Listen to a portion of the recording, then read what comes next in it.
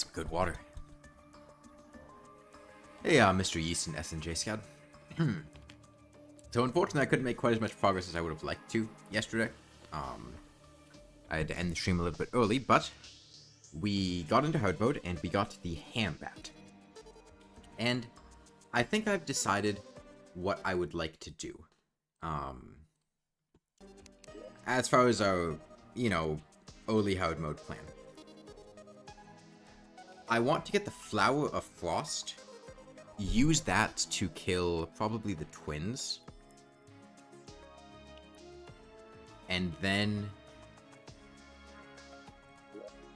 get the Mushroom Spear, and I think use the Mushroom Spear. Dirt Rod? I don't know if the Dirt Rod is forgettable, because the Dryad sells it and you see it all the time, I just never use it.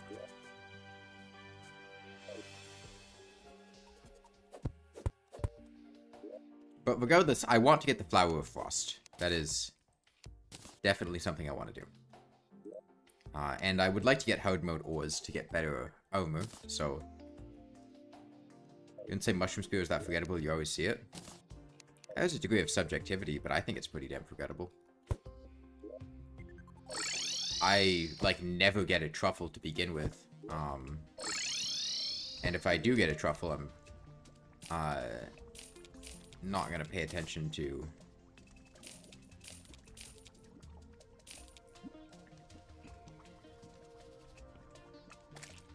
I'm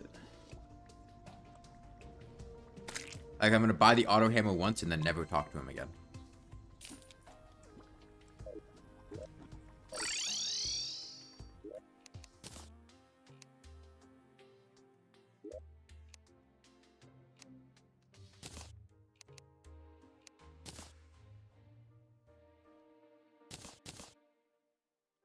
But, we don't have to. It's just one of the options. We could also potentially go for, a Ghastly Glaive. If that is piercing, or one of the other, Ogre drops after we kill a mech boss. But we need to kill a mech boss, and I'm going to use a Flower of Frost in order to do that. Which means we have to go back to the snow biome, and just mine around down there. So I'm going to get mining potions.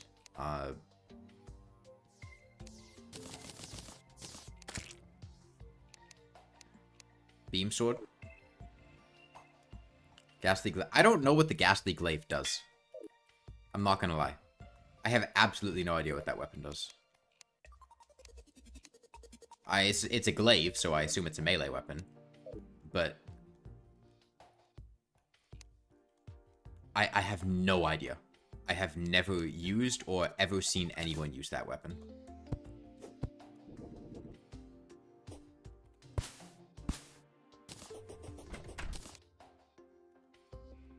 I mean, Beam Sword is forgettable, but, we already have the Ham Bat, and the Beam Sword would fit in the exact same category as the Ham Bat, except it's worse than the Ham Bat. And it's just...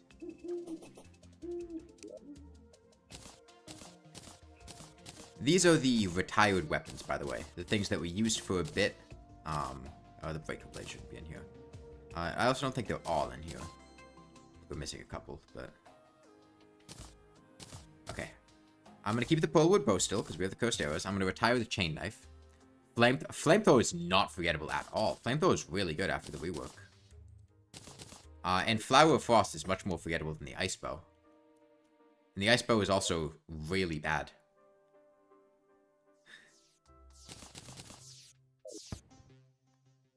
Nah, Flamethrower is great.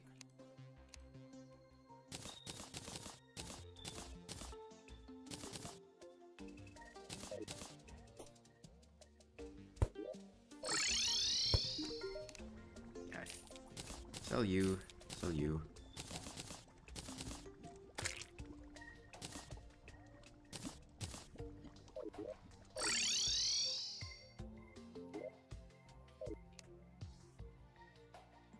I want potions. Hunter potions probably helpful for finding the ice mimics. Speaking of which, I should actually take these battle potions.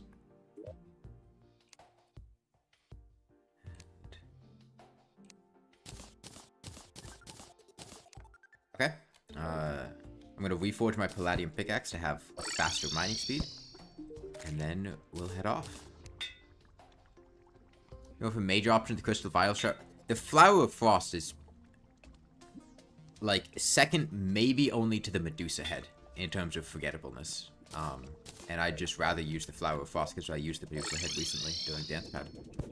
Like, the crystal vial shard, you're going to, like, if you go for a stormbow or the flying knife, you're gonna get crystal vial shard. You're gonna see it. It's not really that forgettable. Have you heard of the Dripple Crippler? Yeah, I love the Dripple Crippler. Dripple Crippler's awesome.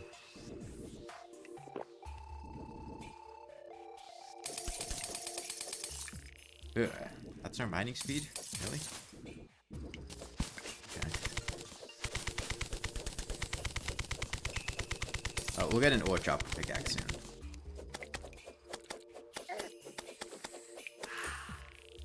We get the HP regeneration from the Howdy Meal buff. Okay, I don't need another hand bat. And I think I'll get more mimics if I go into the ice biome proper. So I'm gonna go ahead and head off to the left, away from the hollow.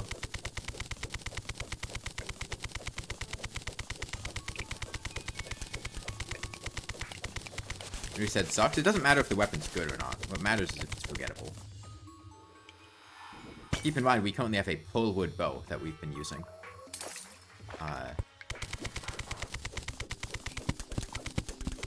But it needs to do something, like, have some kind of value over the other things. I'm using the pullwood bow to apply Coast Inferno as a debuff. Which is why it has some relevancy.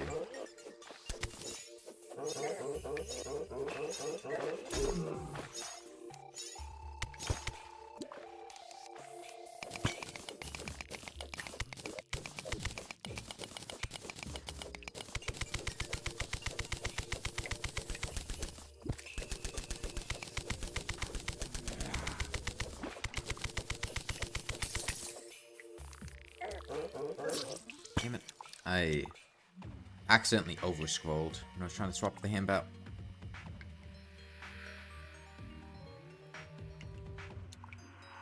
Oh, right, I have the gradient. I can use that. That'll be a lot easier than trying to walk at things with a hand bat.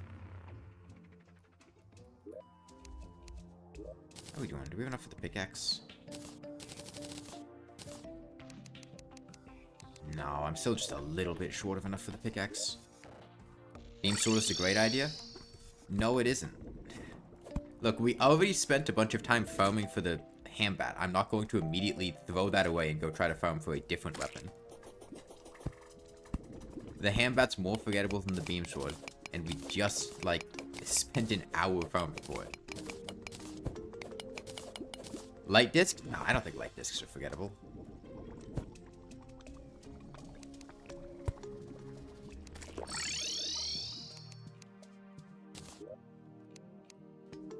I think it's 15. More than 16? Jeez. Must be 18 then.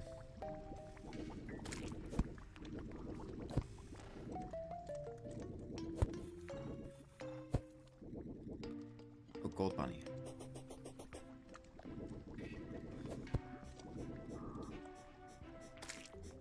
Oh, okay, gold bunny dead.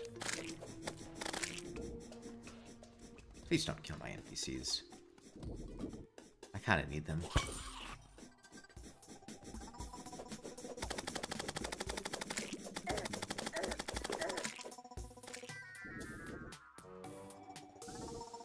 Dripple Crippler is not forgettable. Dripple Crippler is incredible. Use forbidden armor, putrid scent. Oh, armors and accessories. Armors and accessories are just less interesting.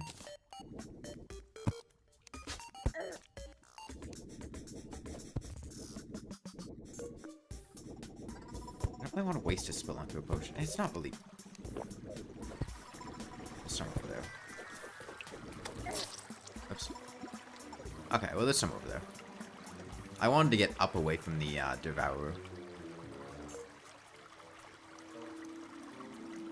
Problem is, it's just really difficult to hit things with a hand bat without getting hit myself.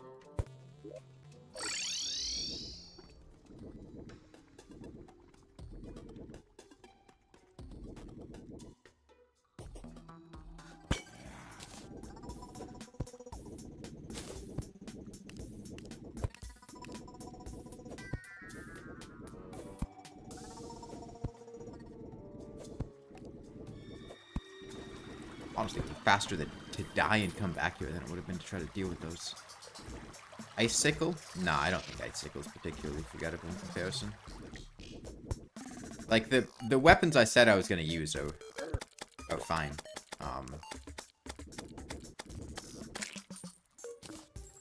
I can't go out of my way to get every item in the game. Oh, what are you doing here?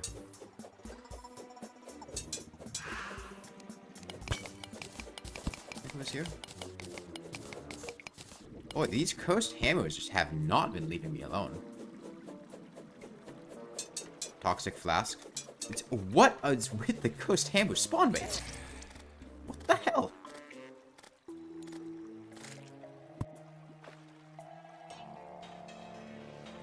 How do you even get the hambat? It is a rare drop from Pigrons, which spawn in corrupted or hollowed cavern layer snow biomes. Would nettle burst from... We'll figure it out when we get there. I really don't plan that far ahead. I'll think about what options I want to use post-mech bosses when we get there. For the time being, my interest is on the Flower of Frost.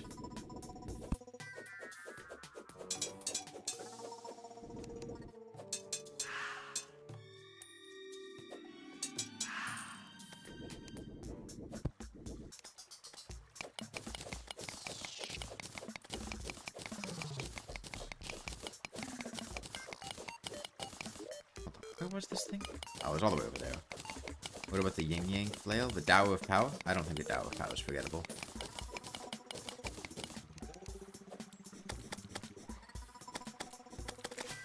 I don't know what world the Dower of Power is more forgettable than the Mushroom Spear.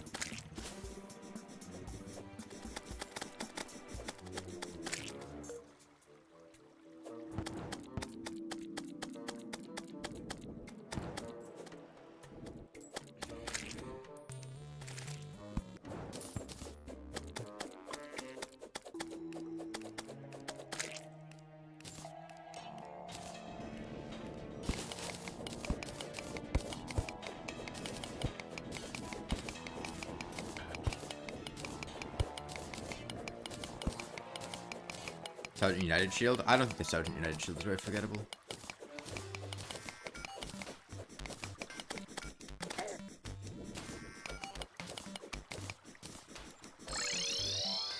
Wasp Gun? I do like the Wasp Gun.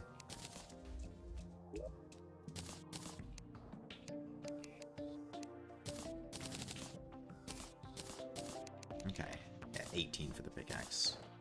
Nasty have a speed buff? Yeah, it does.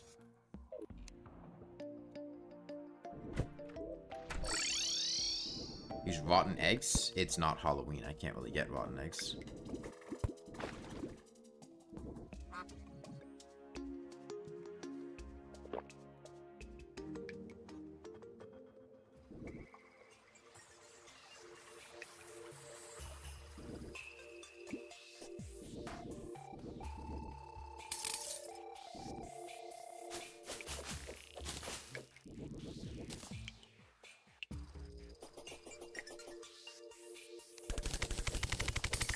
Mining speed's still not great, but it's better.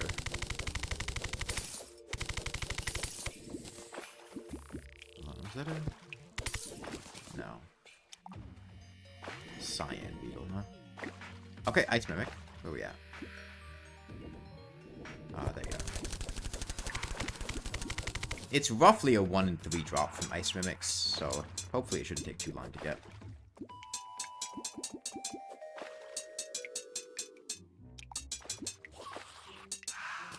That's another Frost brand. Stinger. Like I said, I'm really not... Another ice mimic immediately. Thinking too far ahead. We'll figure it out when we get there. There we go. There's a flower of frost. That was easy. This is just the hard mode version of the flower of fire.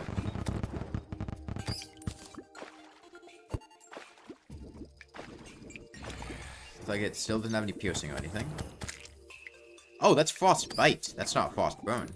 Okay. That's pretty good.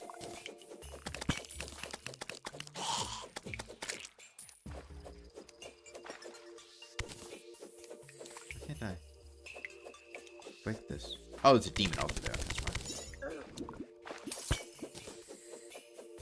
Happy grenade from Partigo for the destroyer? No.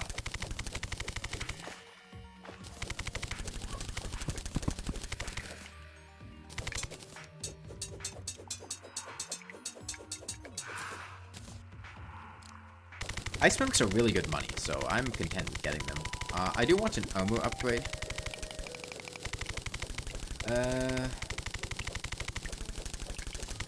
I mean, it'll be super quick to get palladium, so we might as well. Because there's tons of it all over the place. Another ice mimic. Where?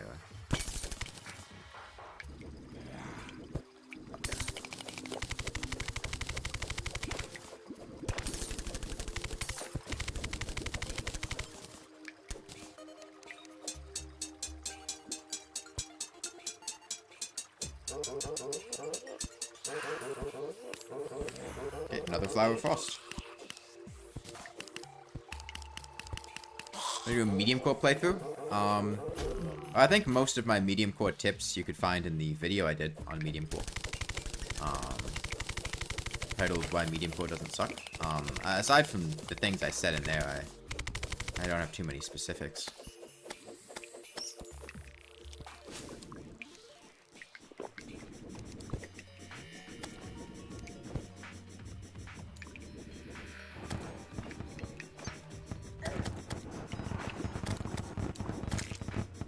Okay, I think I'm gonna walk kind of like a boxy area to fight the twins in. So the flower of frost can like bounce all around, maybe?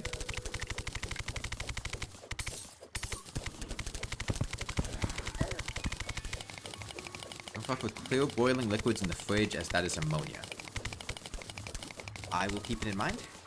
I didn't really have any plans to. I think Ice Bow is forgettable enough. I don't think Ice Bow is forgettable because it's one of the weapon swaps in the remix seed. It's also very bad. The reason the Ice Bow is so bad is it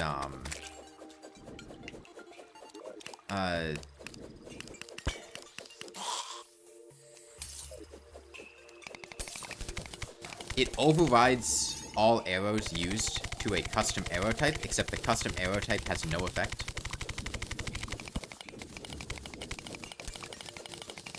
One of the guys you mentioned in the video saying medium core sucks, Dan thinks he's your Steam friend. Cool.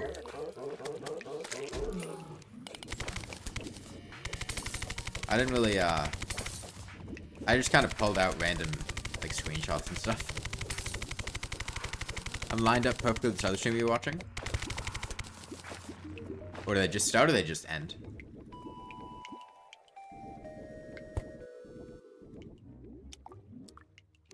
Yeah, there were a lot of people who, like, thought I was... Or there were a couple people who, like, thought I was calling them out specifically with the medium core video, and I wasn't really responding to any one particular person. It was more just a sentiment that I would see everywhere all the time. Oh, I wonder if, I'm actually kind of curious. The stream ended, and mine started. I wonder if the Hambats... It probably functions so that enemies hit by the Hambat as the final blow will give you the buff, but I wonder if it just checks if you're holding the Hambat when it No, it must be enemies hit, because otherwise if they died in the lava, they would have given me the buff, and they didn't do that.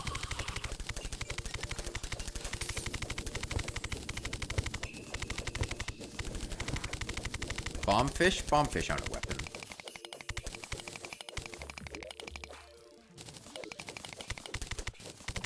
Oh, did I see something up there?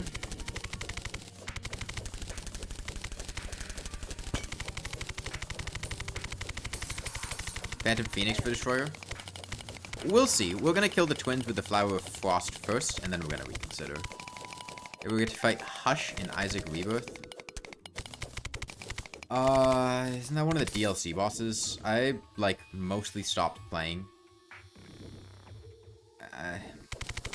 I think I, like, did a lot of Isaac Rebirth's first DLC, and then I just never went back to play it more because I just lost interest. I think because, like, my save file had gotten corrupted because or not corrupted, but invalid to use with the regular game because I was like, oh, okay, they released the DLC. They're not going to release another DLC. I'm not going to need this save file. So I, had used the save file for some mod that I played a bit, and then was like, oh, I can no longer keep the save file I had when the new DLC came out. I just don't really care anymore. I'm not going to continue. It was an Afterbirth, the first one. Probably then. I don't really remember that boss though. Sounds vaguely familiar.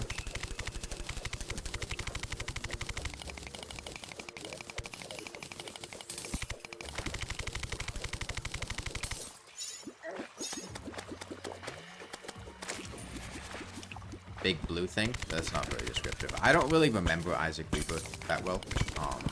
It's been a long time, and I didn't remember the DLC feeling particularly notable.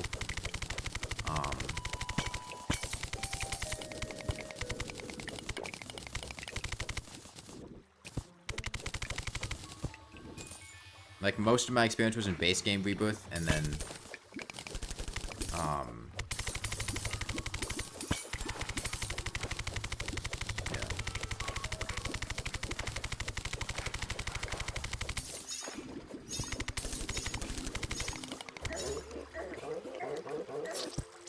okay. Fuck that turtle, I guess. The Venus Magnus is not forgettable. The best thing the DLC is going forward is the music. I don't remember any of Isaac's music whatsoever, I'll be honest. Fortunately, I got stuck in a very small spot with a turtle on top of me there.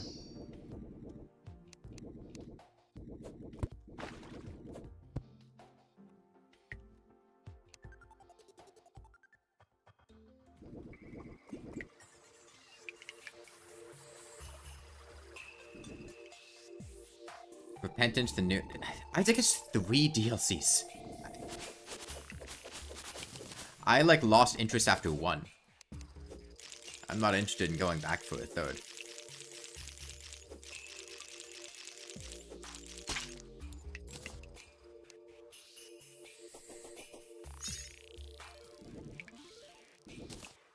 I mean, the things with games like Isaac, big, expansive, roguelites, and this is, you'll hear me mention how I want games to be done before I play them.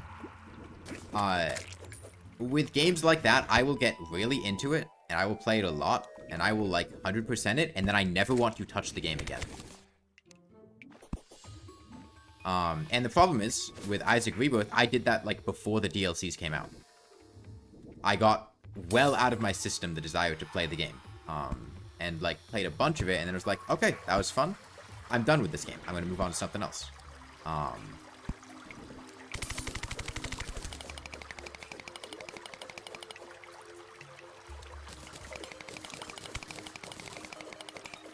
The mod I played? Anti-Birth? Maybe?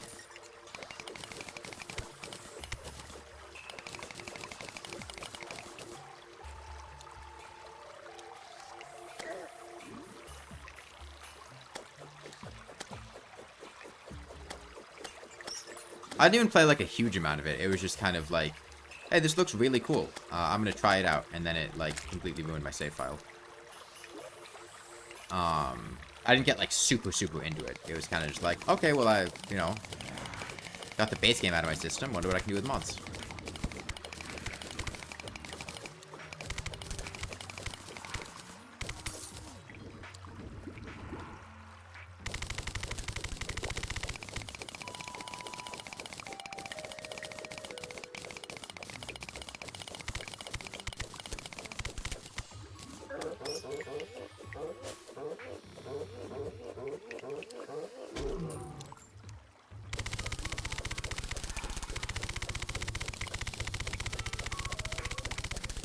For a Celebration Mark 1? I mean, maybe. It's post-Golem, though. We do have a Pody Gold, so we could get it. What am I doing right now? I was mining for better armor. I have enough Palladium for an armor set. Also, almost have enough Orichalcum for one. I'll wear out the rest of this Spelunker potion. See if we can get enough for an Orichalcum armor set.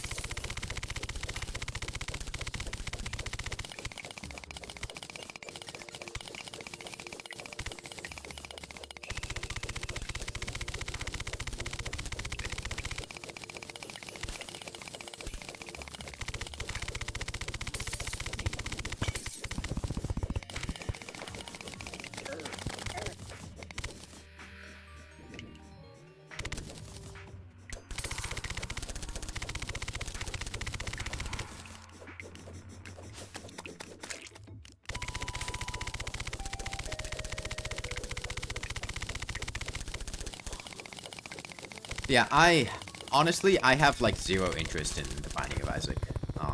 And I haven't for years.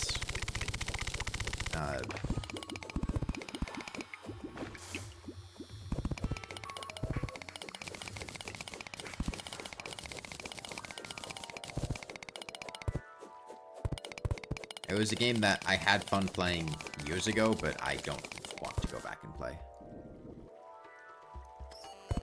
Played any of the Dragon Age games? No, I haven't. I think I have like 1,000 hours between Rebirth and the original Isaac combined. With I think most of that time being in the original Isaac. I think it was probably like maybe like 500, 400, or like 400, 300. And I just don't feel like playing more.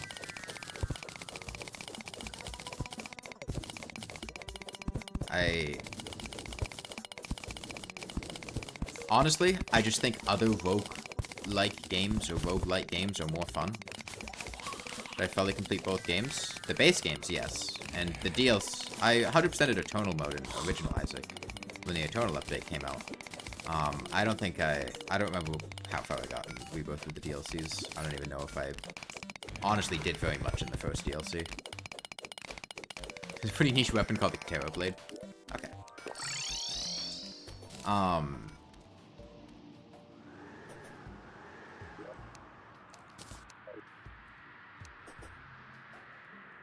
Yeah. Like, I think other roguelike and roguelike games are more fun. Nuclear Throne or roguelike? I didn't actually play Nuclear Throne. I've watched people play it, but I don't actually know a huge amount about it. And from what I remember, it would get, like, updates and rework how things worked a lot.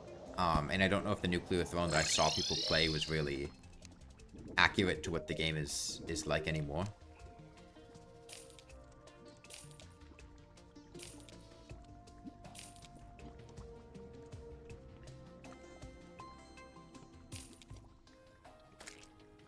Yeah, I think Isaac is a classic, but I don't think Isaac is, like, a super amazing roguelite.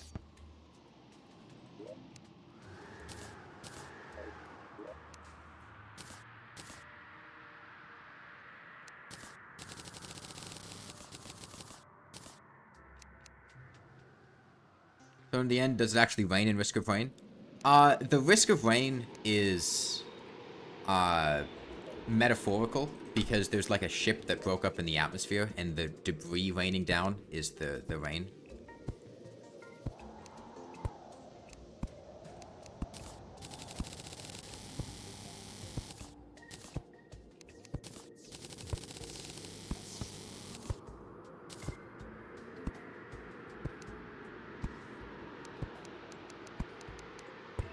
Constant risk of death? I heard that it was the risk of things falling from the atmosphere when the ship got destroyed.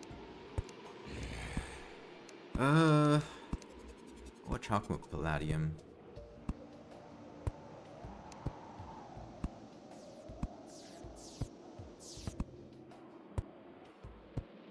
Hang on.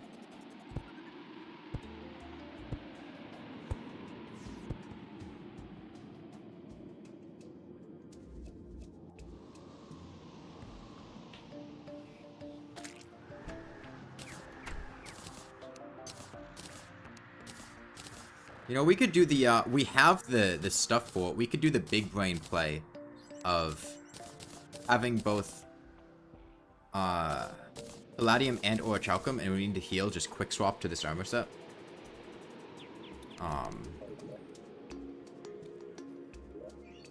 That could be fun.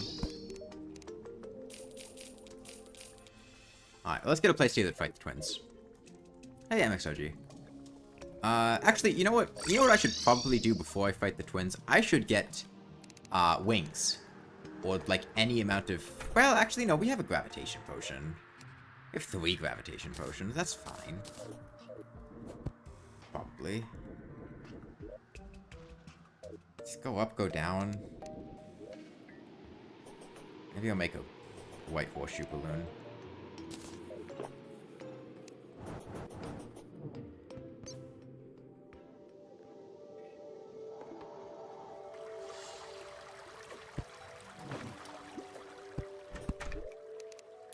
Okay, well, there's a balloon. That was easy.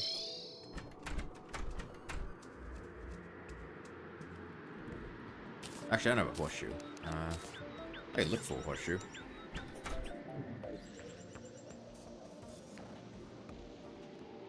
What's the name of the meat thing? The hambat? It's called the hambat.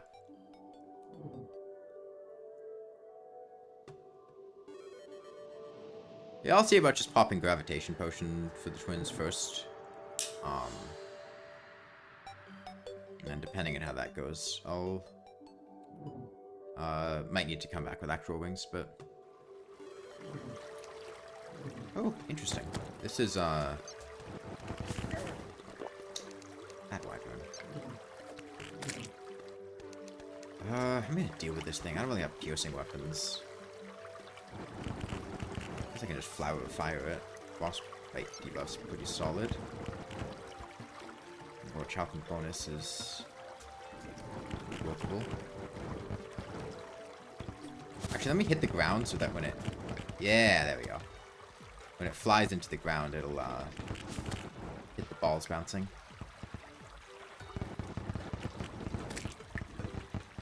It deals a dot, which is really good against worm-type enemies.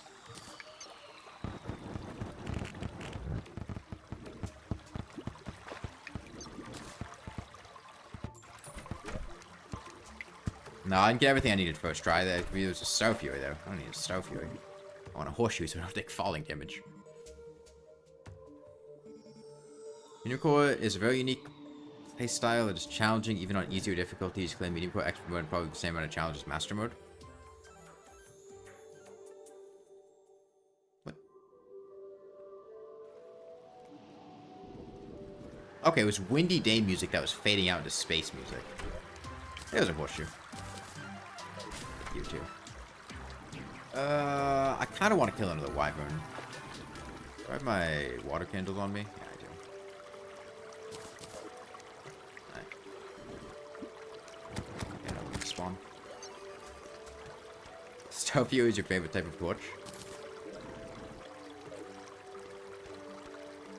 You have 3,000 hours and you're never going to medium for a playthrough? I mean, it's not for everyone.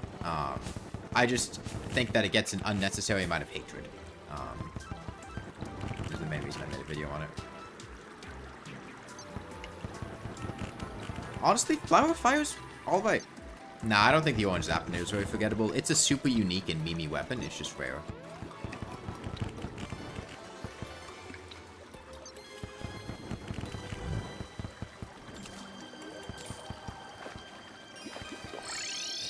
Okay, well, I could get a pair of wings.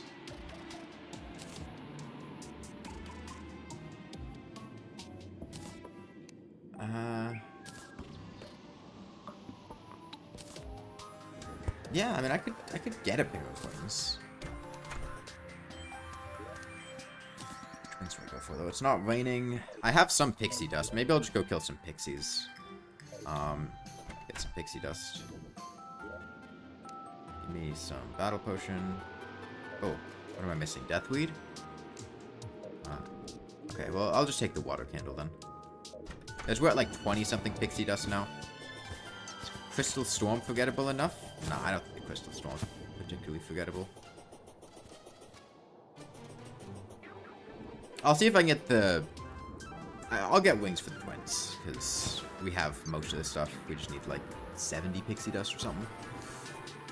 Ooh. This isn't a very good hollow. Do you have a better one? Yeah, over there. Let me go over there.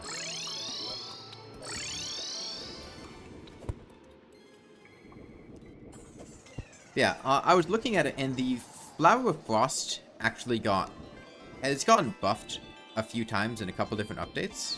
So it might perform surprisingly well. We'll have to see, but it is a little tricky to aim, but it's got potential.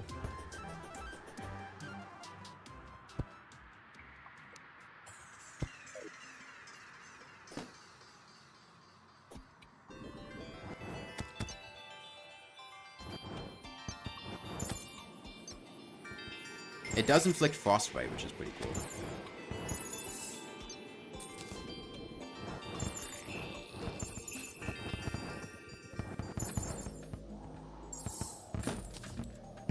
Exotic Scimitar? I mean, the problem is we're in hardmode. Like, if I were to get the Exotic Scimitar, it would be completely 100% useless at this point. Unironically, Resonant Scepter? Maybe.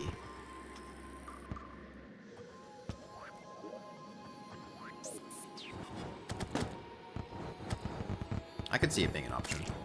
Pirate Staff? I don't want to farm pirates.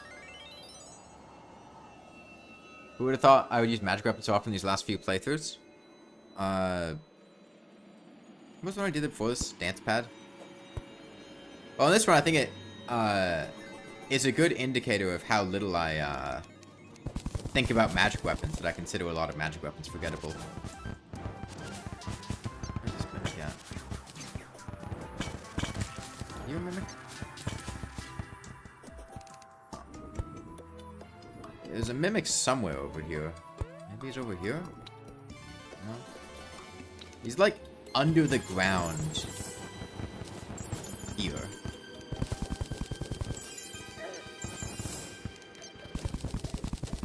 Yeah, in there. There he is.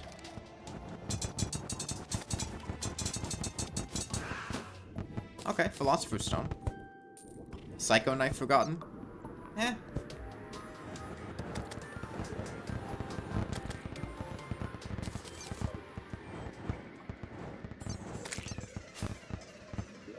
Why did that not? Lances? Lances are not forgettable at all. Get the Ice Staff from the Wizard, the Ice Rod? I don't think that's particularly forgettable. No, the Flower of Frost is way more obscure of a magic weapon than those, I feel like.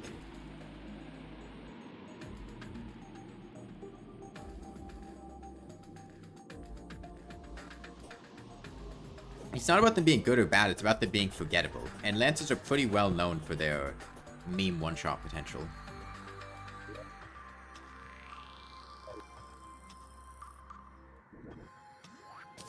Magic Harp? Nah, I don't think the Harp's particularly forgettable.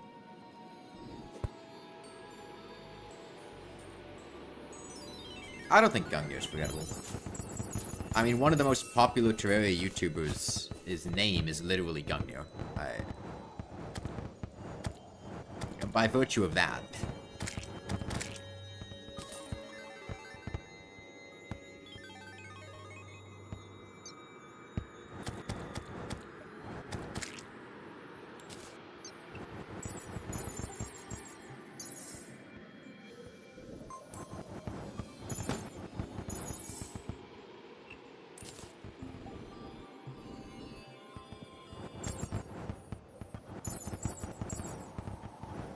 Yeah, Princess is a child, so she leaves. She doesn't die. Will Terraria add a reference to Sifo and McCrae? I don't know what that is.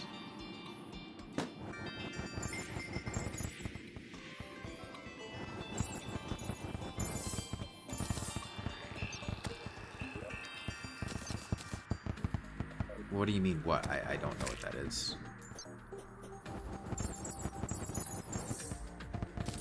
I'm gonna say it louder. I don't know what that is.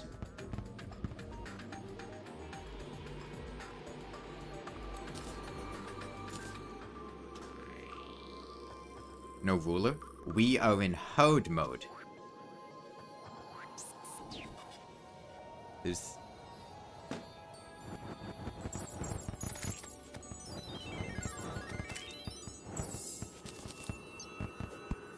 They're arguably one of the most popular Terraria YouTubers. Oh, you made the mistake of thinking that I actually watch Terraria YouTubers.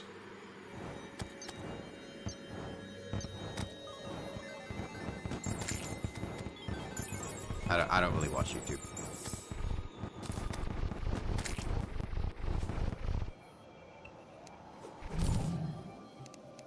Oh, actually, that's a... I don't really need wings at all if we have a unicorn.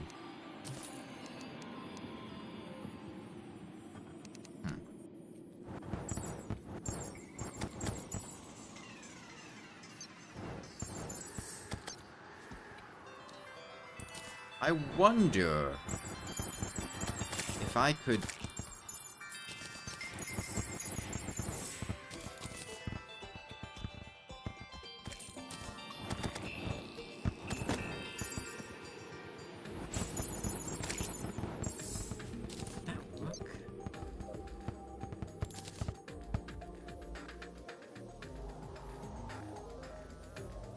Doesn't watch Terraria YouTubers. Yesterday talks about Socrates for like a minute straight. I don't think any of what I said had any amount of I actually know anything about Socrates' content. It was acknowledging that other people kept mentioning Socrates all the time.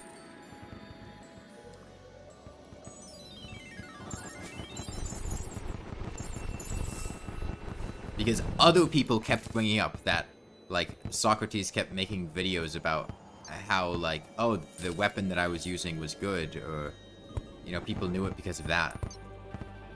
And, like, I have enough of a baseline understanding to know that they make a bunch of videos on, like, underrated weapons or whatever, but I don't watch them.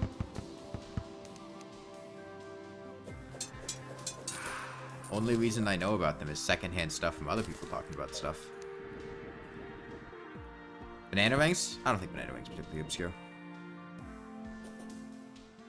Ox Cup probably counts. Okay. Consider whether or not the weapon you're mentioning is more obscure than the Flower of Frost and the Hambat, because I don't really feel like they are. What do I watch? I usually just, like, play things instead of watching something. Like, if I have the option between watching somebody play a video game or playing a video game, I'd usually rather just play the video game. I mean, I'll watch things on YouTube sometimes, but not, like, super frequently. Banana Ring used to be forgettable, but then in, what was it, 1.4.4, they buffed the hell out of it because they reworked how the stacking boomerangs work.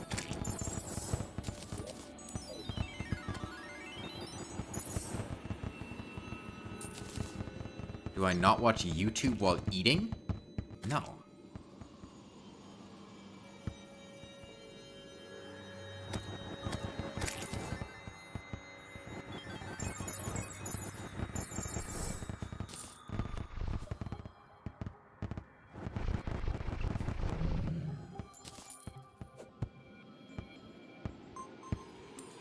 I had 28 pixie dust in a chest, so we need, what, 61?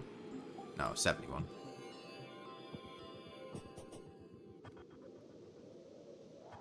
I mean, things that I watch on YouTube, I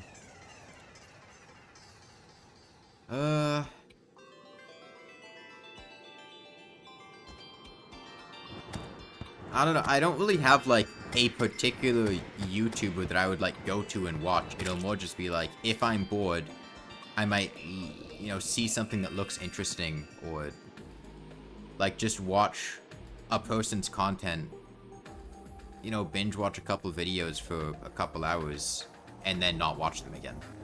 I don't. I'm not subscribed to a single person on YouTube I don't have recommendations on. My homepage is blank because it says it doesn't show anything unless you have, like, personalized recommendations turned on.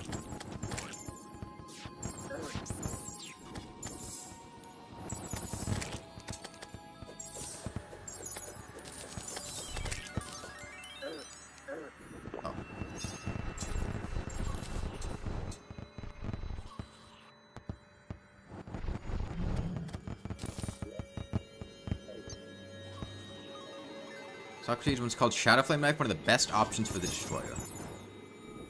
It's an interesting take.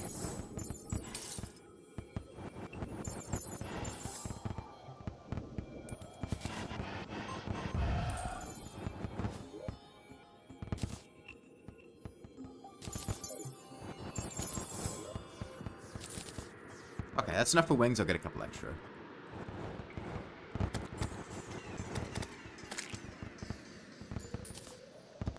I mean, I think...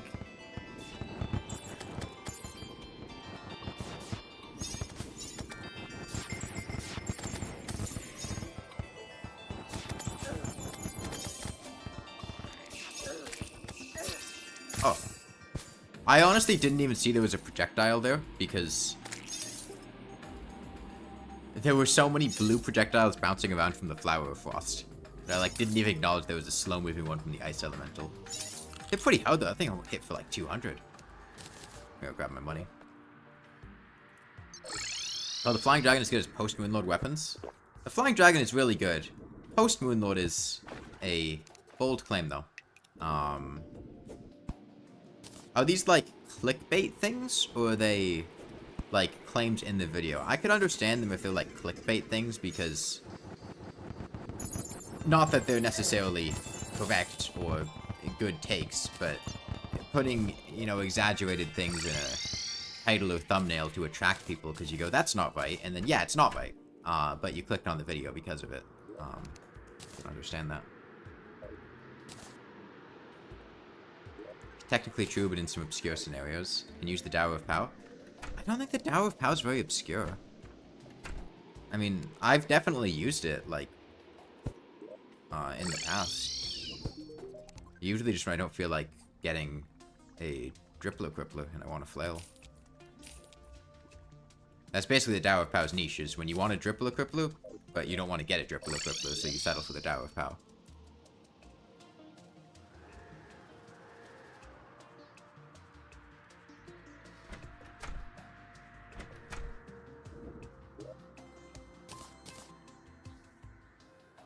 Unholy Trident? I don't forget the Unholy Trident. Unholy Trident's also a weapon swap in Get Fixed Boy and Remix Seed, and is actually quite good in, 16% damage, 23. Let's think. Are the Orichalcum Petals...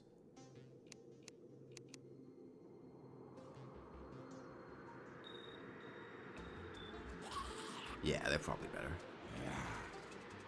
The terrible case of YouTube accent? Just like the, like, happy, or like enthusiastic inflection on everything? Like that kind of thing?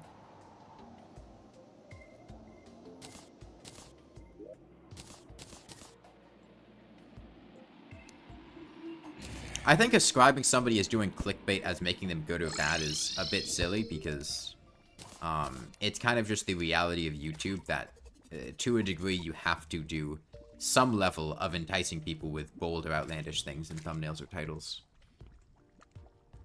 Got a leaf blower from Plantera. We'll probably get something from Plantera. I don't know which one of Plantera's drops, but honestly, we'll probably just go until we get one that feels obscure. Clickbait can be bad. Yeah, but I feel like the problem is the way that YouTube works is you're in direct competition with other people constantly, non-stop.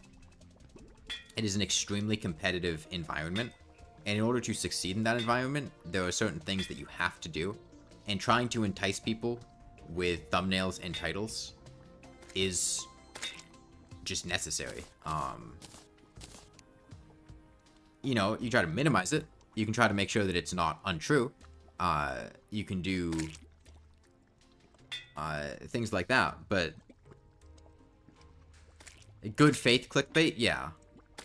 Wasp gun doesn't count. I kind of want to use the wasp gun. I wanted to use the wasp gun on our mage playthrough.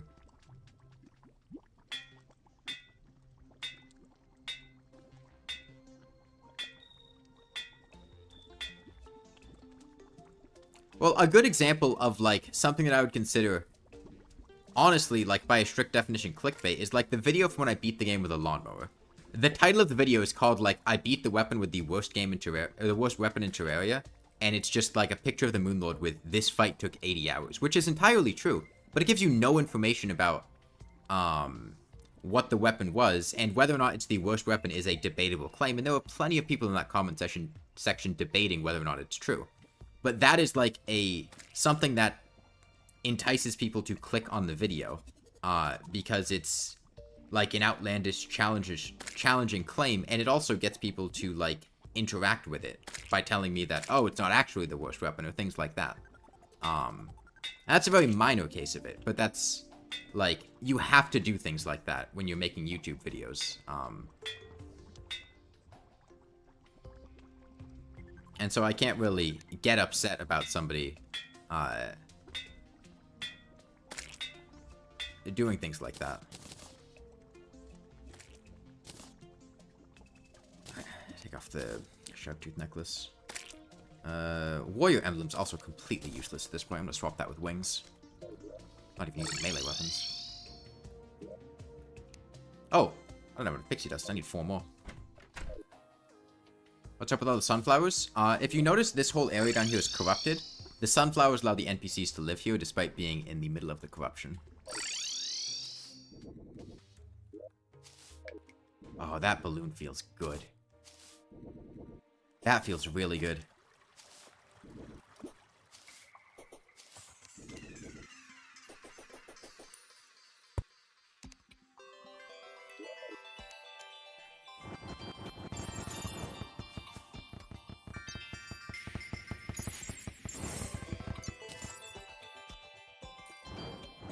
It's a very niche thing, and you need a lot of sunflowers in order to counter corruption in large amounts, as you can see by how many I had to put down there. How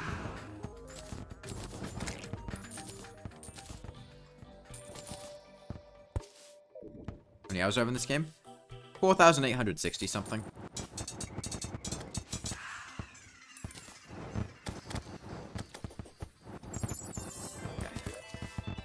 God, we have really not been getting much luck with these pixie dust drops.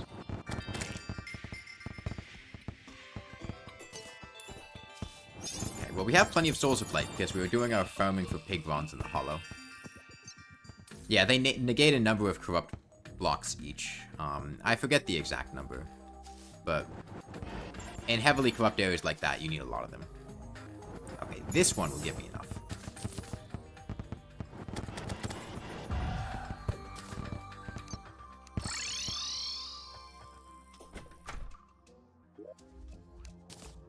Fairy wings.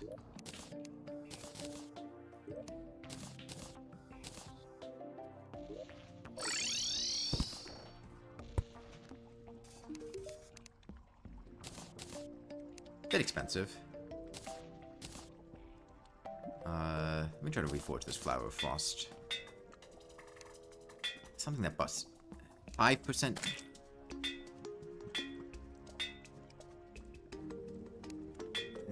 Okay, Mystic. Mystic's good. He's got a pretty high mana cost to begin with.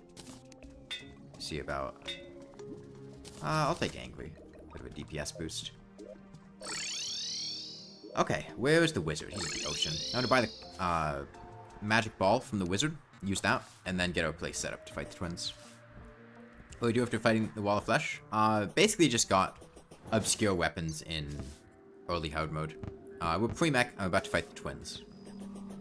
I haven't entirely worked out how I'm going to fight the twins. We'll figure that one out. I plan to use the Flower of Frost, but beyond that,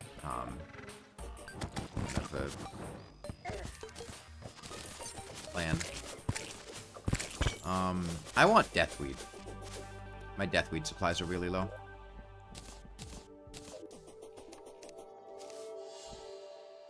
Why always the twins first?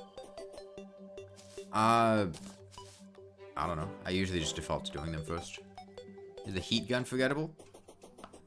Eh. Get a pylon? You probably have a pylon. Yeah.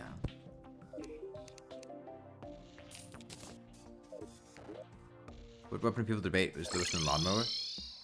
Paper airplanes, wooden hammer, stuff like that.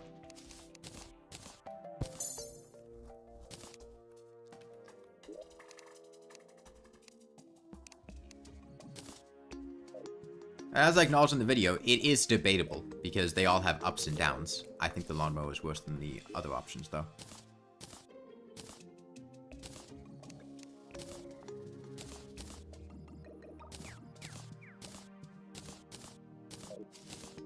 Okay, let me get some deathweed. Can cross and plant today? Probably, yeah. Hello there, person with a Korean name. But they're so much better you can actually attack stuff and the hammer can get buffs. Yes, but their actual DPS is considerably lower than the lawnmower. It's considerably higher. No, considerably lower than the lawnmower. Like, the lawnmower hits for 8 damage 5 times a second. That's pretty remarkable in comparison to something like a wooden hammer that hits for 2 damage twice a second. But yes, the wooden hammer does have access to flasks, and it can have its speed buffed. It can get armor penetration. And it is much easier to actually hit things with, but it's not a super clear-cut, this is, better or worse than the other one. They have ups and downs.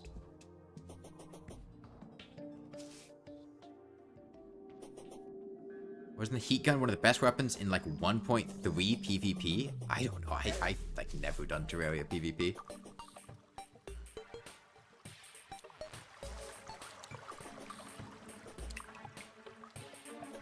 Get deathweed anywhere? Huh. Yeah, Terraria PvP does kind of suck. Boulder Staff this run? I don't think any of...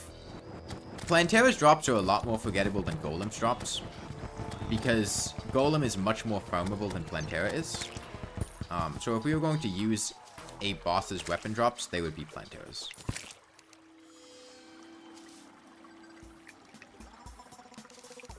Hello? Deathweed. Okay, there's some deathweed. Is that grown? Honestly, don't know.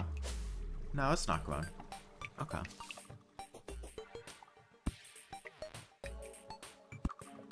I get some fully grown deathweed then.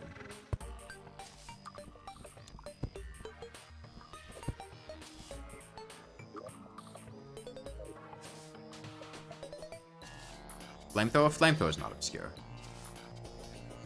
Is there another corrupt pit down here? Yeah, there's a deathweed. Yeah, that's what a fully grown deathweed looks like. Okay.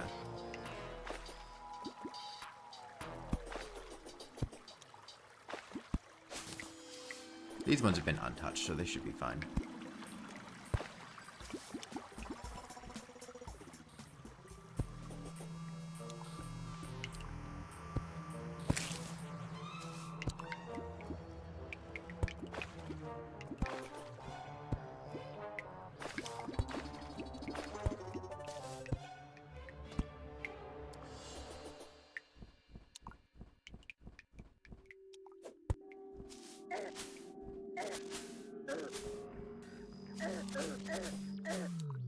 Okay, that's enough.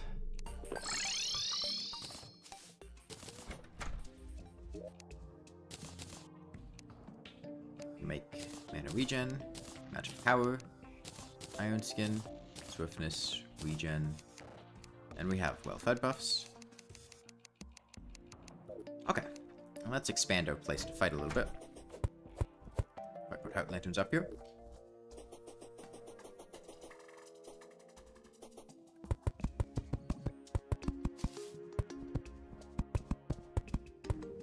Actually, that height should be fine. if I just go further to the side.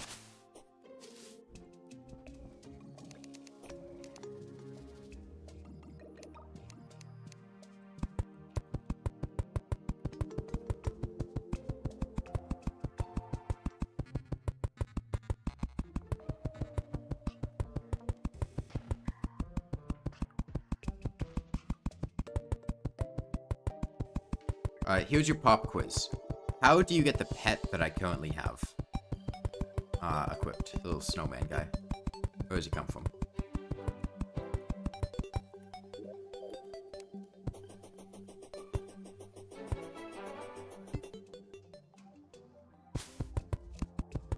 Yeah, it's from the Ice Mimic. It's the toy sled. Yeah, it's the toy sled one. If you asked me in a vacuum what the Ice Mimic's pet was, I would not have remembered.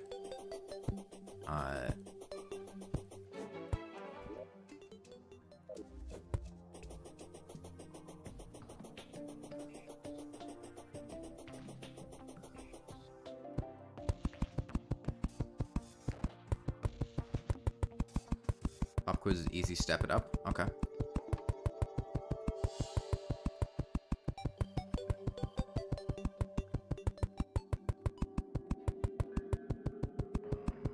Problem is, I usually just, like, mention most of the, like, pop quiz facts in offhand comments.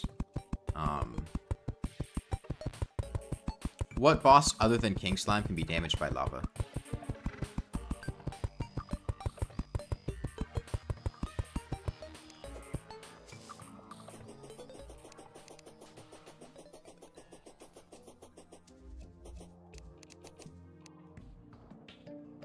It is Golem, but that's also, like, I made a huge point saying Golem when I was doing, no, not Queen Slime. It's Golem. But I also made a huge point saying Golem in the video, what was it, Copper Short Sword only? Because people kept telling me that Golem couldn't be damaged by lava, and like, no, he can be damaged by lava. Shut up, I know the game better than you.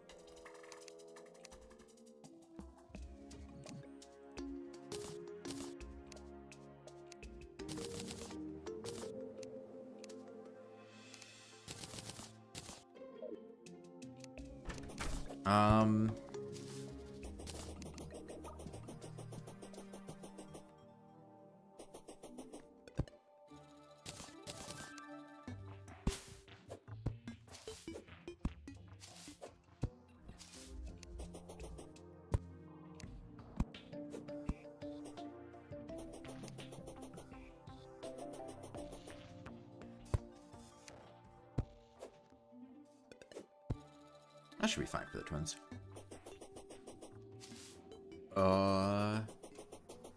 Okay, well, we'll see how this works out.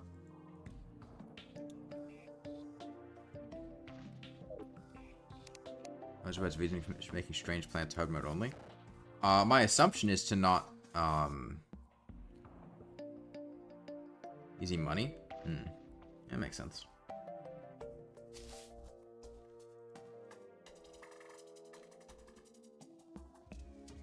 Twins, MXOG.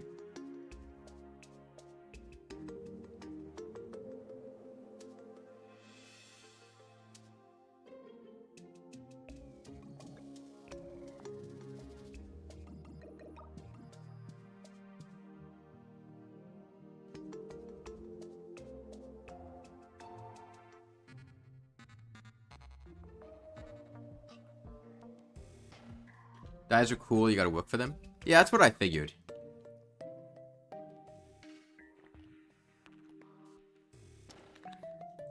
Because they felt really out of place getting them immediately into the game.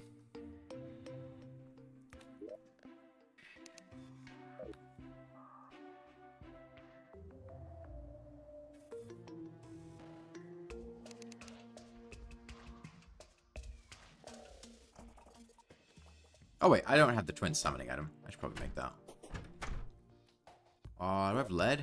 Yeah, I have lead. 5.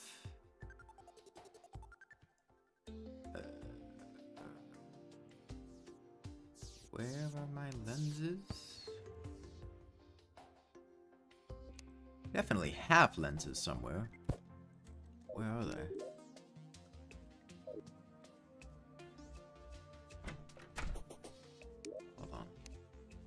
Must have dropped them in the wrong chest somewhere. They must have been in there. They wouldn't be anywhere else. Hold on.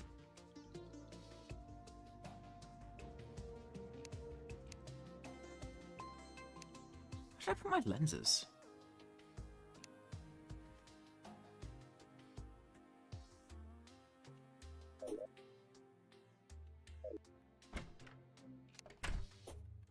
Left chest, top right. Here? Or here? Ah, there they are, yeah. Must have accidentally put them in there instead of the middle chest. Okay. That guy. Okay, well, let's see how this goes. Ooh. It's a bit awkward. I'm gonna hit him on the way down. Okay, I can hit him on the way down.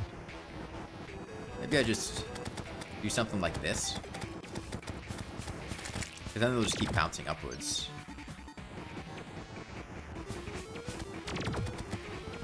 Oh! Hold on. That is interesting. The Flower of Frost and the Flower of Fire fundamentally work differently. The Flower of Frost does not bounce on platforms and planter boxes, but the Flower of Fire does. That changes how I need to do things, because I can't have them bounce off these platforms in order to come and hit the boss, because they're not bouncing as high. I'm also going to be fucked here, because we're going to hit both of them in their second phase at the same time, and I do not want to do that, because that fight is way more annoying.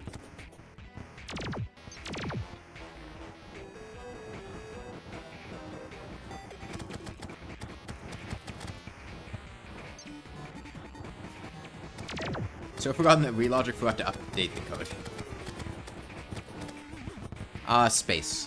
1984 Beetlejuice. No, more effective in space for getting wyverns and motion probes to spawn.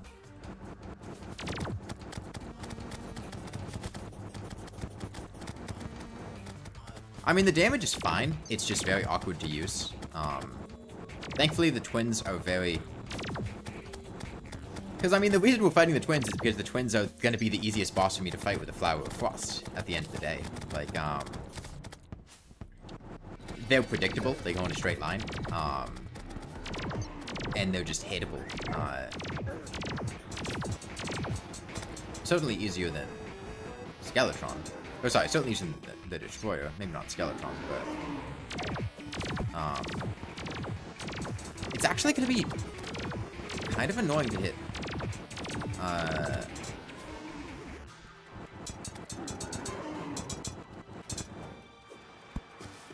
Okay.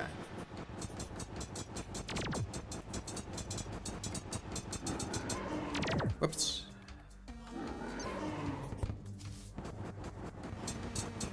Did he even hit me with his mouth? Because I did not take much damage there.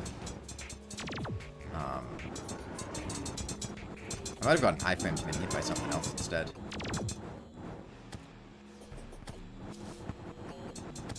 Could I be Astrum Deus not in Terraria? I don't know what that means. Okay. Now we need to hit Retinazer, which I should be able to just do something like this, hopefully, keep him in one consistent spot. And all the shots that miss will just bounce up to hit him. But honestly, I wish this thing did bounce off the planter boxes and platforms, because it would be much easier to actually hit them if they did. That was, like, kind of a nice thing about the Flower of Fire, is I could, the Wall of Flesh would be above the planter boxes, so it would bounce off of that and then be hittable as a result. Yeah. Ooh. Ooh, that's a problem.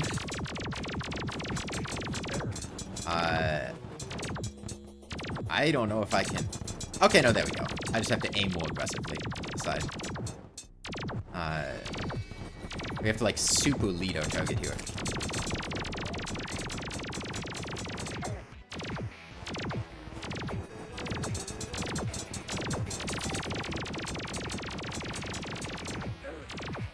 Getting hit by the last hit on the ghost attack.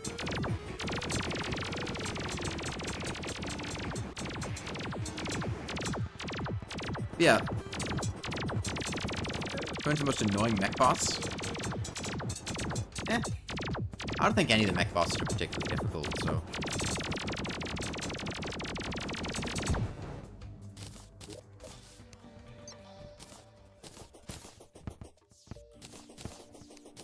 Okay, but now we get to, hit Shield of Cthulhu. It's easy for to dash by Shield of Cthulhu grab potion because I have a hollowed armor plus Star Veil. I mean, I don't think there was a point in time where I went below, like, 300 HP doing that fight. And... to the Rainbow Rod forgettable? No. Craft the old hollowed armor? Oh, we could. How time of the day is it? Let me make a platinum watch.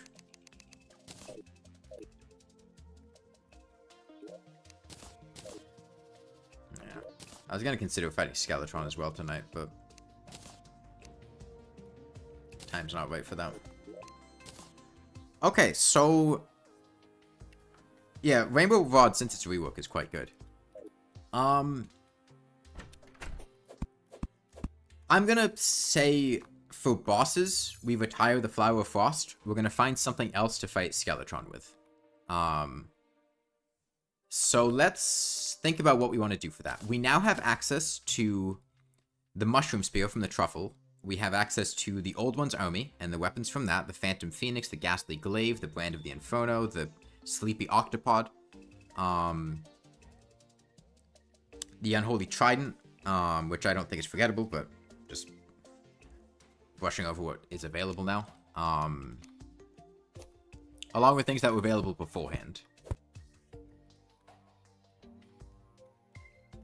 Book Wand from the Old One's Army is OP for the Destroyer. Tome of Infinite Wisdom? Yeah, I'm not going to use the Tome of Infinite Wisdom for the Destroyer. That's, like, the one actually notable Ogre drop.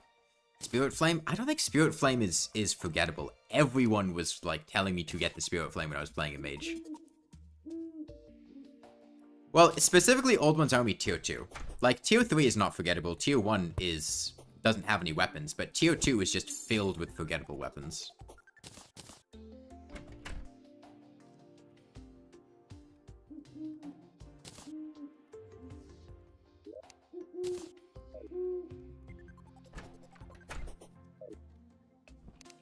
Yeah, let me pull up the list of weapons. And we can look through and see if there's anything we're forgetting about. So as far as melee weapons, I don't really think there's anything at this point that, like, the Handbat Spyfo. Counter Scarf? Isn't that a modded item?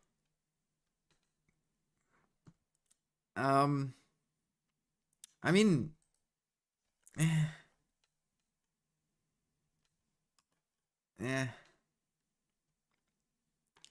Claymore? If we were gonna make a Clawfight weapon, it would be the Clawfight Saber, not the Clawfight Claymore. But we could use that for Plantera.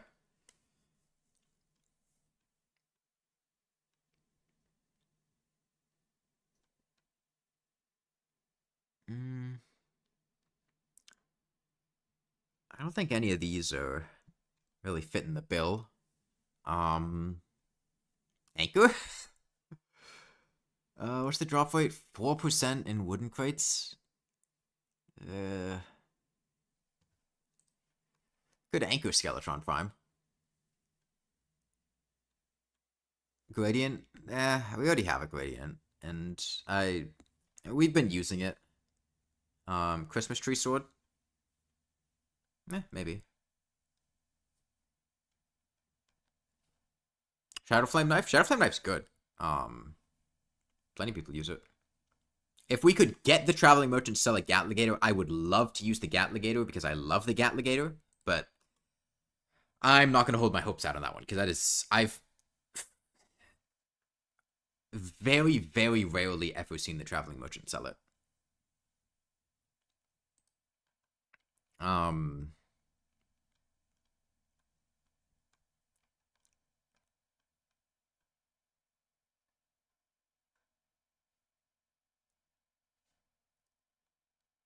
You Shadow Flame every Master Mode playthrough. It's good against mechs. It is very good. Candy Corn Rifles from Pumpkin Moon. We couldn't get that yet. Electrosphere Launcher is a rocket launcher that comes from the Motion UFO. It's pretty solid for crowd control. But it's pretty niche because fuck Motion Madness. Honestly, I'm not really seeing any of these weapons speak to me as particularly obscure. Bloodthorn? We could Bloodthorn Skeletron Prime. That could be fun. Bat Scepter? Bat Scepter is obscure as hell. We were talking about the Bloodthorn before. Ice blocks summoned by the Ice Rod can serve as roots for the Bloodthorn. I'm seeing some synergy here.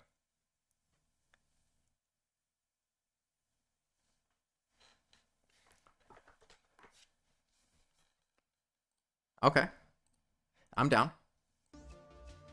We'll need to get some sonar potions. Welcome to the NPC like the mechanic, the combat wrench. We used the combat wrench earlier. I'm gonna take it out of my inventory to retire it now. Yeah, Bloodthorn comes from Hemogoblin chokes. Problem is your hero pack's expensive and I'm broke. Let me get a better fishing pole, because my fishing pole currently sucks. Hey mechanic, do you have a fishing pole? Yeah, you do. Give me that.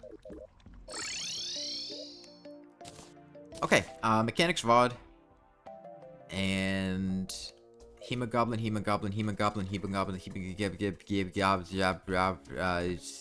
Sonar Potion. Coral, Waterleaf, have Waterleaf, need Coral, Ocean, need go Ocean, Pylon, have Ocean. It's kind of grindy.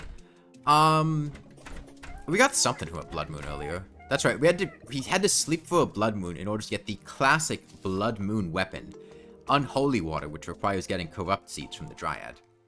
I don't think Shadow Flame Bow and Doll are obscure.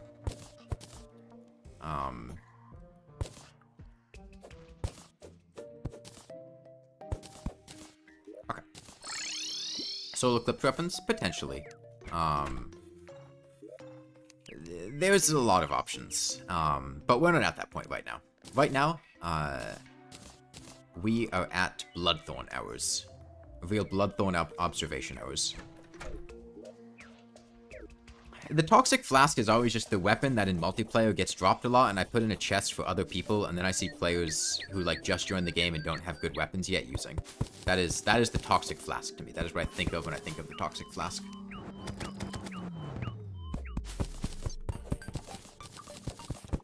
So the Hemogoblin Choke is immune to knockback, I'm pretty sure, and also has a projectile, but is unique because the Hemogoblin Choke is the only one of the hard mode Blood Moon enemies that does not go through blocks, so you can trap the Hemogoblin Choke. But it does have a very big hitbox. We don't have a bloody tear, but we do have a bed, so...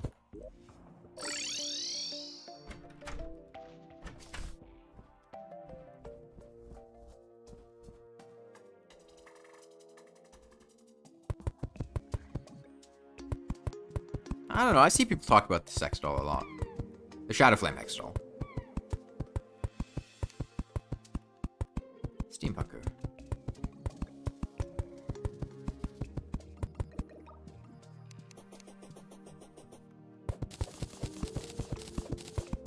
Like a titanium chainsaw? I could. The Shadow Flame Hex Doll. Chainsaws are actually pretty solid to use as weapons. They're not that bad.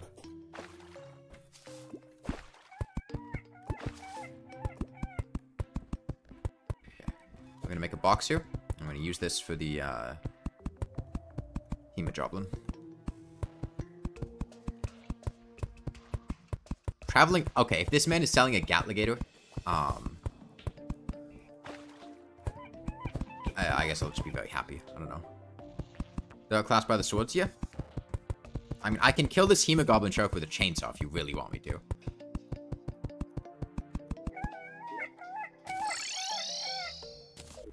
Like, realistically, we're not going to be engaging it in direct combat anyway.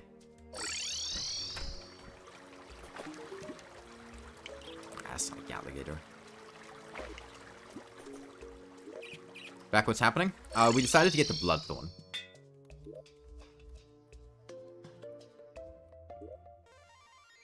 Yeah, sure, we can make a titanium chainsaw.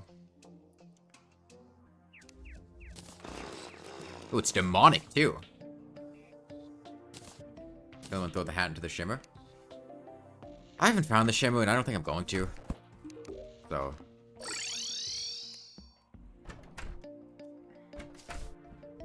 I'm aware that you can do that. I don't feel like it.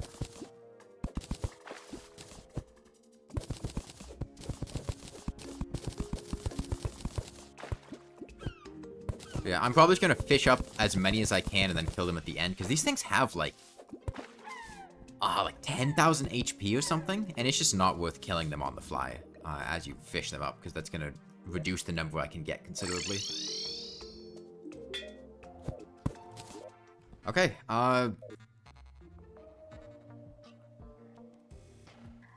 can try and breathe in outer space. They're cool. Class am I? I mean, I'm not ascribing to any particular class. Right now we're using mage weapons, but I'm not really playing a particular class. Okay, well, let me get that fishing stuff too. I need my pole and my bait.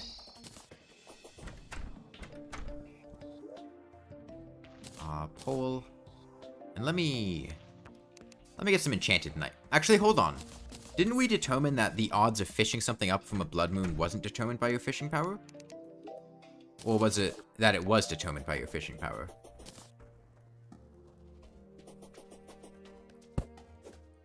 I forget.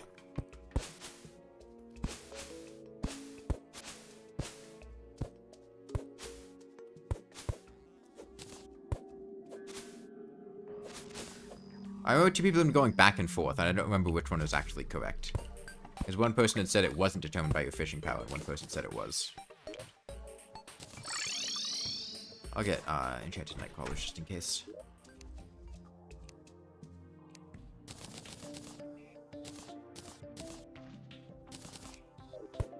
Yeah, unfortunately I don't have a blood eater, but I do want the bloodthorn, so hopefully we don't have to wait too long. But eye fish and zombie moment for a chumcaster. Oh, we could. But that still requires a blood moon to begin with. You said rogue thrower class in 1.5 and respective pillar? No. Thrower class was a mistake. Zombie arm count as forgettable? No. The throwing class is just an edgy phase that Ranger went through in 1.3. It didn't exist before 1.3. It didn't exist after 1.3. It shouldn't have existed. It barely had support. It had, like, drastically, it basically only existed in pre-hard mode, and sucked. Fossil armor and ninja armor. Yeah, Beetleman. And then ninja armor was reworked to be generic armor, and fossil armor was reworked to be ranged armor. It should have been more. I don't agree. I don't think conceptually thrower class was a good idea.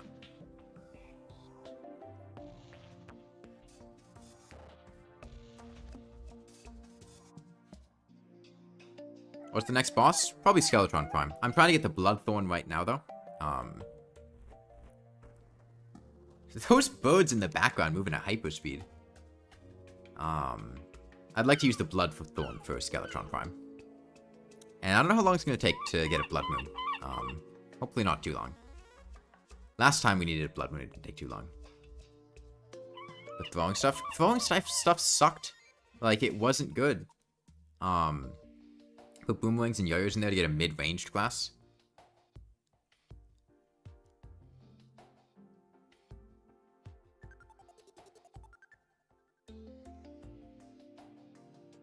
I think at that point you're just taking... You're making another class that doesn't need to exist from melee and ranger. You're taking, like, some overlap space that they have and just making something else entirely, when they fit fine into how things are now. No, this is softcore.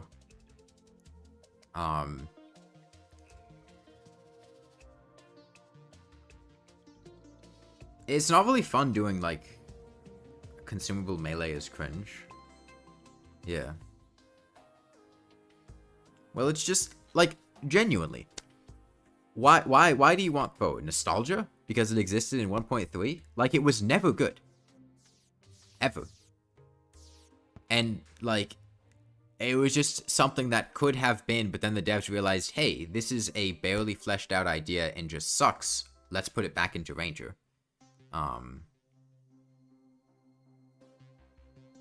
welcome back, Mr. Yeast. It just... Like, yeah, mods do things with forward class and rework things. Missed opportunity for Rouge.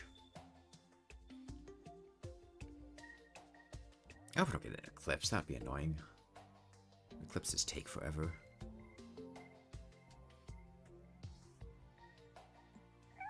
Starbound has the best ranged implementation with no consumable ammo. Starbound sucked.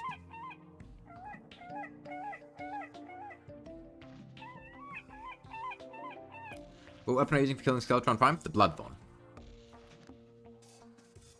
We really need another class? No. And I don't think... Like, again, I had mentioned this the past couple of streams, but an idea like that, if you wanted a thrower class... the Cutlass. Zorbus is the name of that weapon. If you wanted a thrower class, it would be better implemented in another game than trying to fit it into Terraria.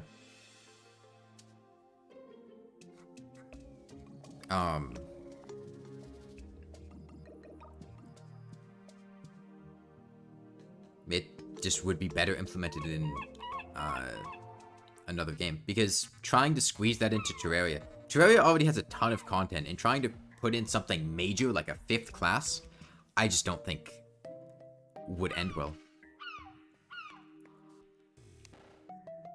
Oh, okay, another traveling merchant. Hold on, you got a Gatligator? I would love you if you had a Gatligator.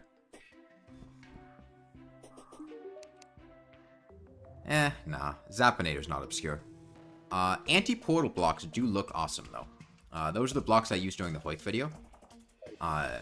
They are a wonderful block for building stuff out of, because they are just a square. That's very easy to count numbers on. That's the state of Texas. What? That's a snail, that's not Texas. Unless you meant this. In which case, that's Railgunner from Risk of Rain 2. And those are the red squares that Railgunner is shooting at. Total Shell or Scale Mail? You mean Beetle? I'm a much bigger fan of Beetle Shell than Beetle Scale Mail. Queen Slime's weapon is what no one uses, the Blade Staff? People love the Blade Staff, what are you talking about? Blade Staff's, like, probably... in 1.4, one of Summoner's most, like, iconic weapons. The Expert Drop, Volatile Gelatin? Volatile Gelatin does suck. I don't want to talk about 1.4.5. Jawako Afi. Favorite Risk of Rain 2 Survivor? Bandit, followed by Railgunner. Her grenades? Those aren't a weapon. Are you talking about the like, throwable items that inflict, like, the Slimed debuff? That you can throw in the Shimmer to get the Diva Slime? Those aren't weapons, they don't deal damage. With spikes on this obscure, you can't even remember its name? Someone with spikes on it. Oh, the Deadly Sphere? Nah, the Deadly Sphere's not obscure. Deadly Sphere is great, at least since they reworked it in 1.4.4. Blood Moon, damn it. Thank you, Quiet Things. Yeah, I like Bandit in Risk of Rain 2. It's fun gameplay. Getting close to things and having good payoff, high damage. And then Railgunner really just plays itself, but it's fun sniping things. I have good aim, so. Crystal Bloodthorn kind of not used? Nah. Nah. Deadly Sphere got reworked? Yeah.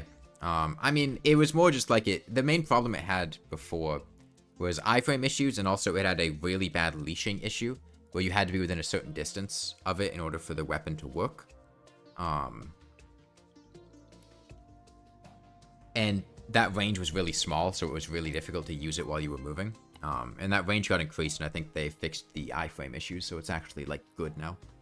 What bots have you done so far? The pre-hard mode stuff.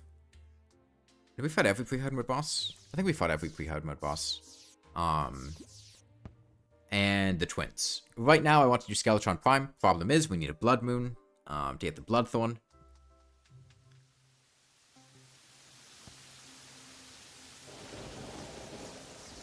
You always use, it's trash. Fishron staff is better.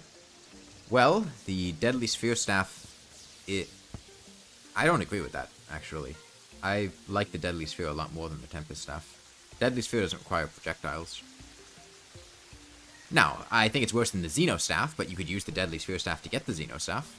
It's really good at crowds, which is what motions are, and there's 4 hitboxes on the motion saucer, so the piercing actions of the Deadly Sphere are pretty effective.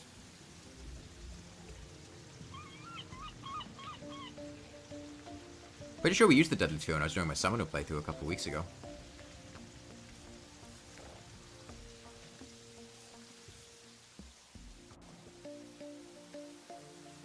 It's a good weapon.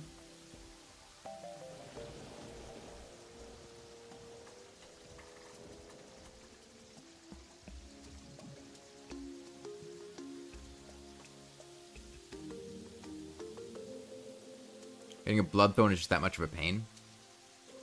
Yeah, but I do want to get it, so. I mean, part of the flaw of this challenge is that it requires getting, you know, obscure and out-of-the-way weapons, and usually they're obscure and out-of-the-way for a reason. Charged Blaster Cannon isn't forgettable? I don't think it is. And I just kind of want to use the Bloodthorn. Baller Hood is uncommon? No, it isn't. What? I mean, if you're playing Corruption, the odds of you getting a Baller Hood when you're breaking orbs to summon the Eater is pretty good.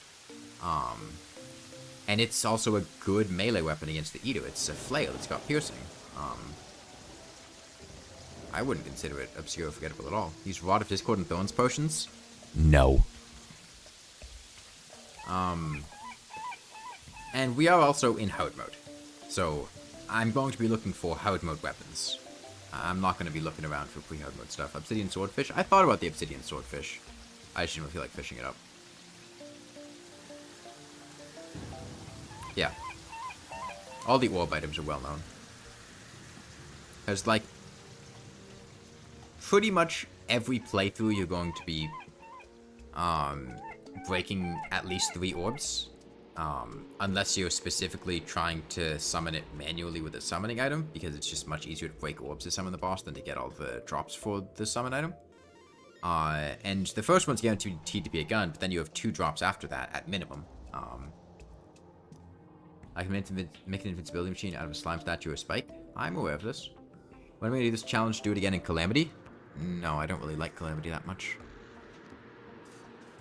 Need a hotline fishing hook for the obsidian swordfish? No, they reworked lava fishing in 1.4. You can do lava fishing by making a lava-proof bug net, which you can make with hellstone and a regular bug net, which allows you to catch lava critters, and by using lava critters as your bait, you can fish in lava with any fishing rod. Hey, Snoop Shake. Please behave yourself today. Isn't Blade Tongue underrated? It's not as obscure as the Hambat, which is the melee weapon we're going with right now.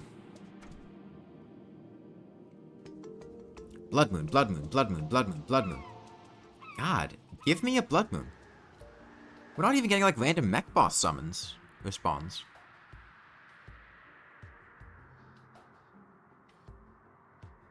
Actually, hold on. I have an idea.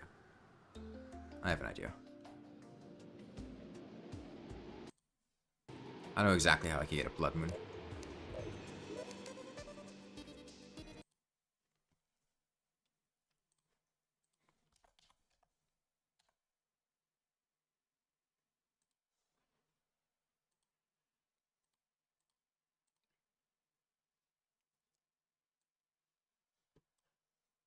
I'm just going through my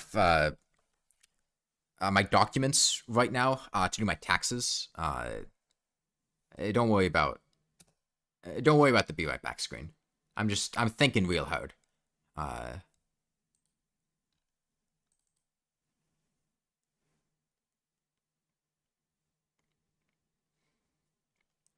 Crimson Mimic's weapon is very popular. Yeah, Crimson Mimic drops are pretty good. Cut this guy, make it bleed yourself. Beat Plantera staying in one place.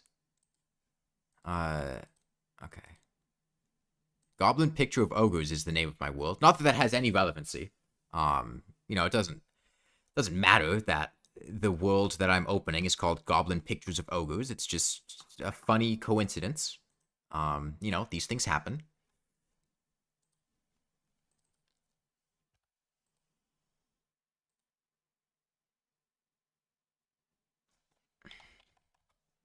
No, not a blood butcherer is another word that starts with a bloody goblet is apparently an item. I didn't know that. Actually, I did know that, which is why I said that, because there's no external piece of information that I'm looking at right now, which is telling me that that exists.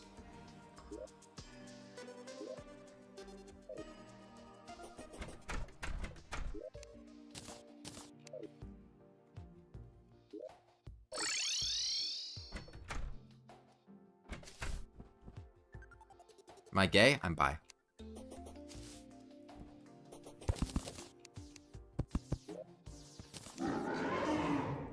Yo, it's a blood moon. Holy shit. Wow, that's wild. Damn. That's fortunate. Glad that happened. Hey, Goober. Okay, Hemogoblin Sharks are what we're looking for. I will also settle for Zombie Mermen and Wandering Eyefish because they can give us... Oh.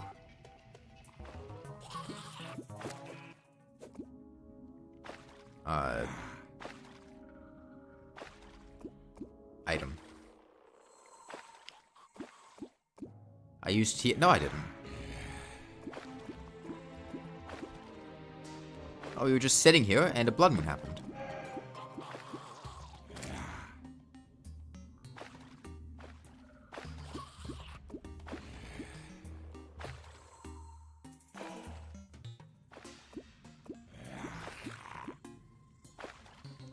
For men or women, I prefer getting blood moons so I can get a bloodthorn. What's the current goal? Bloodthorn. I know I need Hemogoblin, but they can drop a Chumcaster, which could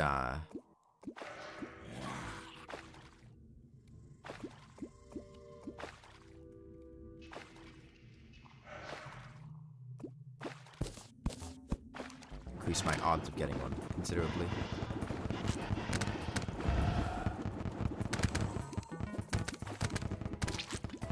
Yo, Chumcaster. Okay.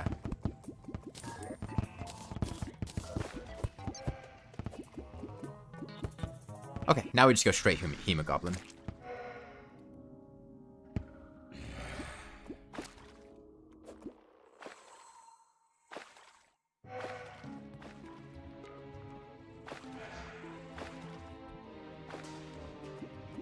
Now, I'm pretty sure Hemogoblins can't fit through 2-block gaps, but just in case. Who said Flower of Fire and Ice are forgettable? Me. Is Bloodthorn viable for normal mage? I have no idea. I've never used it before. Use them each and every run? Why? I know they puke, but I mean in terms of actually fitting. I think they have a 3-block wide hitbox.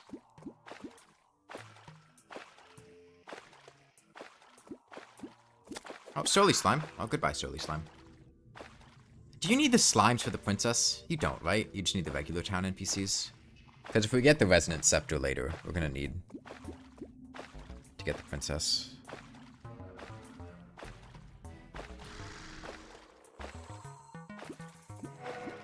And just NPCs. Fight the mini-boss if it comes up? No. Only thing I'm here for is the Bloodthorn.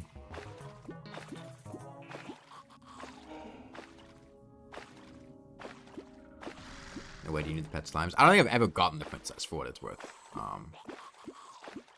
Because I just don't care to get all of the NPCs. But Get Fixed Boy Princess can't drop the Resonance Scepter. We start killing, they have a lot of HP. No, I mean, I'll kill them after the Blood Moon. They can still drop it after the Blood Moon's done, and they're not going to flee, so... They can't go through blocks.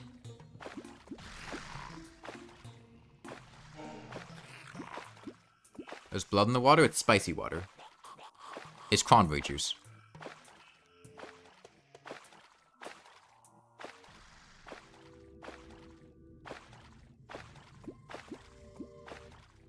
We're at the Elfbower.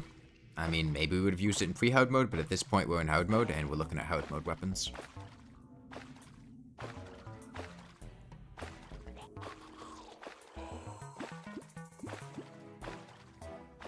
Yeah,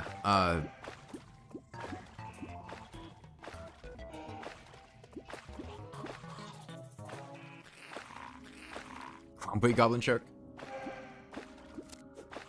Okay, we're at 4. Gives us about 50-50 odds.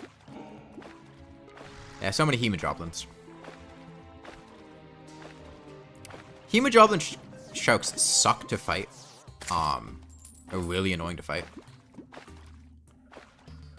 They are super fast, they're knockback immune, they have a lot of HP, and they also have a very annoying projectile attack. Like, actually trying to fight one is pretty miserable. Unless you have something like this where you trap them. Bloodthorn is really cool. I've never really used the Bloodthorn, so we'll see how it goes. We could also get the Hemorax. Big fan of the Hemorax. Mushroom Spear. I considered the Mushroom Spear. We might use it for the Destroyer, but then again, we might also use the Phantom Phoenix, or the Ghastly Glaive, or the Sleepy Octopod. I do want to get the Sleepy Octopod, at least. And the Bloodthorn will probably maybe do fine against the Old One's army? I don't honestly know. We may, depending on how things work out, need to do the Hoik for the Old One's army. Because we don't have any of the tier 2 sentries. And our weapons are gonna suck.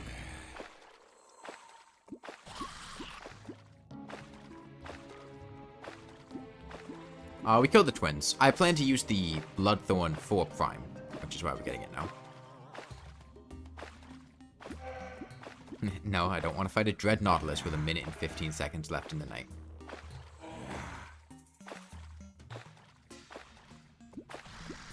Oh, Dread of the Red Sea. What about the Deerclop Sentry? No one uses that thing. I mean, we just didn't get it. We got the Pneumatic Horn. How to kill the twins? Flower of Frost. It's specifically weapons, Cheng.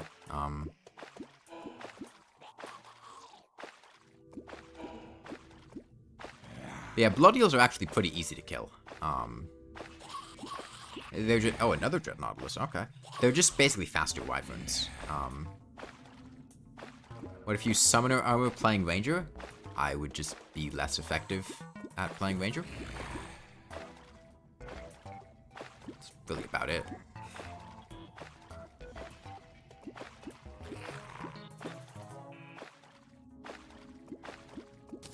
Okay, Titanium Crate. Are you strong because nah, I'd win? Or are you the one that left it all behind and stand proud because with this treasure I summon always bet on Hikari? Oh, whoops. Hey, go away, sir. Hey, no, you're supposed to go away. What are you doing? You are supposed to go away. I guess he still attacks when he's going away.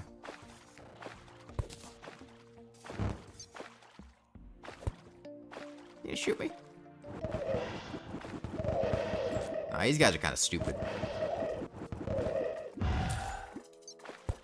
Hold on.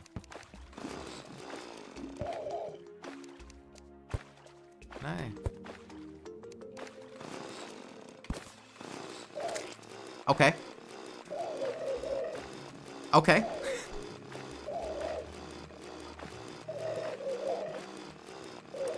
The sharks would run away if they could, but they're trapped in a box. You actually see they're not really trying to attack me anymore. In fact, I could probably trap them to hit them. Okay, I'm going to use the Flower of Frost. This chainsaw sucks.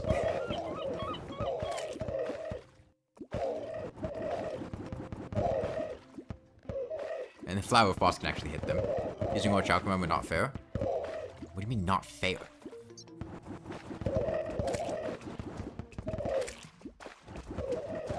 If you want to see me beat the game with bad weapons, go watch me beat the game with like a copper short sword or a lawnmower. Chainsaw really a forgettable weapon? I mean, we just made it because we could. I said I was going to kill them with the chainsaw, but then remembered they had 15,000 HP. So, in the interest of not being here all day.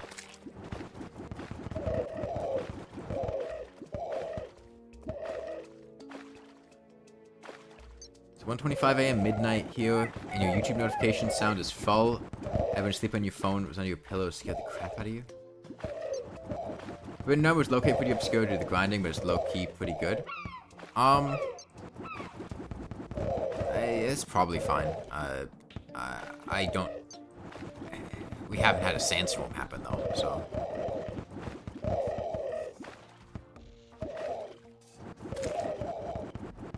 Hopefully this gets us a bloodthorn.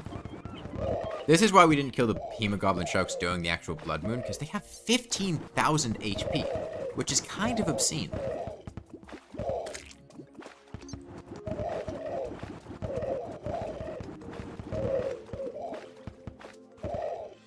Oh wait, hold on, there's a goldfish. But I don't want these things to despawn. I'm afraid if I go off screen, they'll leave. In a straight line, it ain't gonna work? What are you talking about? It literally is working. How do you think this weapon works? It doesn't pierce. Put an angle to it, it's not gonna do anything.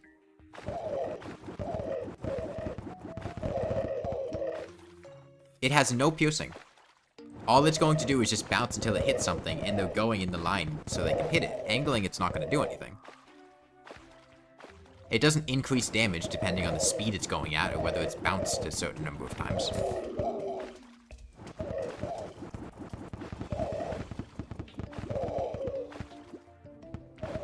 This looks like I'm pissing on them. You got a problem with that? I'll piss wherever I want. You telling me not to piss here?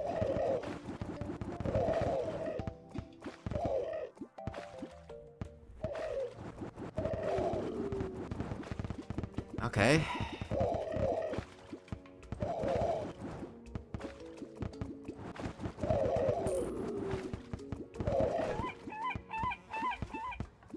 Please drop a bloodthorn. Yo, a bloodthorn. Okay. Well, that solves that problem. Boy, that's not very high base damage. Oh, the bloodthorn can sprout from platforms. That's interesting.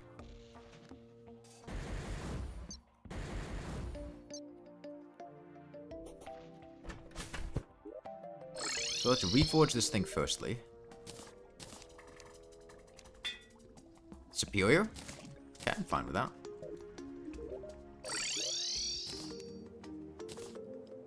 Power of the game, are we? I'm about to fight Skeletron Prime. Let me see the Wizzy Boy. That is 50 gold. Okay. I'll bite the cost. So, the Ice Rod's projectiles can spawn Bloodthorns. Yeah, we'll post one mech. I really don't know how this is gonna go.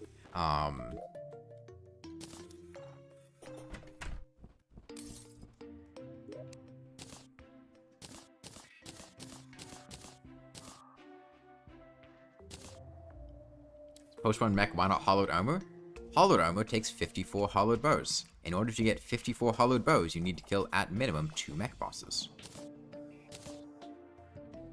Yes, I could make the hollowed hood, and it might be statistically better. I haven't actually checked it. Hollowed headgear. But honestly, against Prime,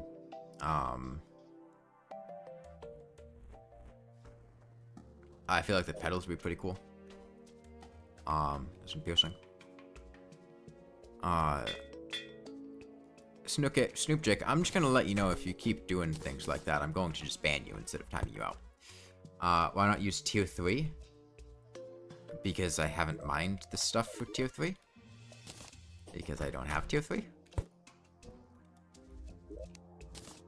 I mean, I was gonna use tier 1, but then I just happened to get enough stuff for tier 2. Why? Because I don't need it. Why spend the time mining for something I don't need?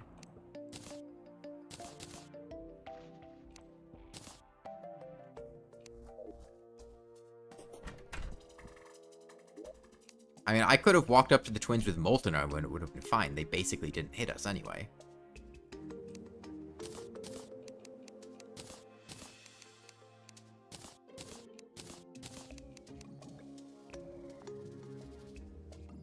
So the thing with Skeletron is he actually has quite a lot of defense. Damn, bloodthorn is mana intensive. Okay. But it also hits 3 times with each cast. Okay.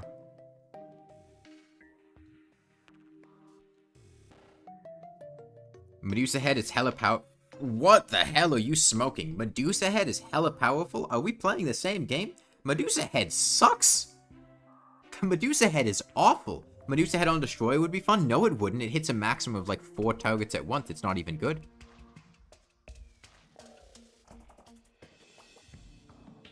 We used it during Dance Pad only. It's bad. It's really, doesn't it do like 100 damage? No!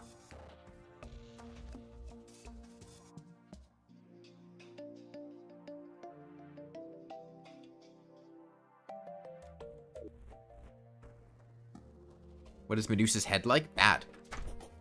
Lots of teeth.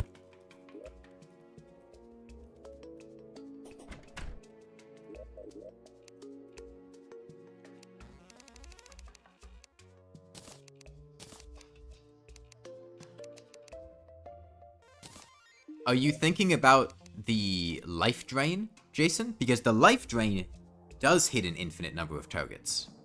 And the life drain is basically just the much better version of the Medusa Head. The life drain can also attack from a distance. Yeah, the life drain's great. Medusa Head isn't.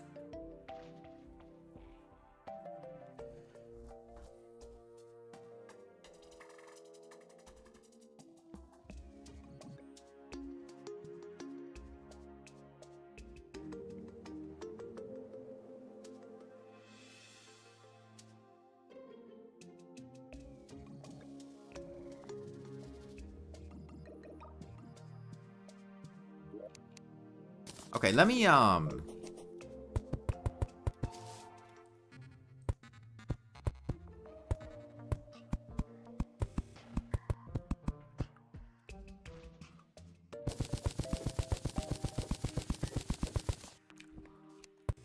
bloodthorns can sprout from planter boxes, so I'm gonna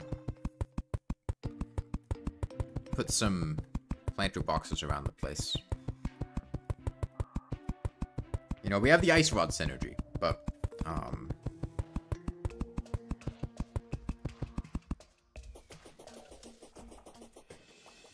getting a couple more things to sprout from would be good.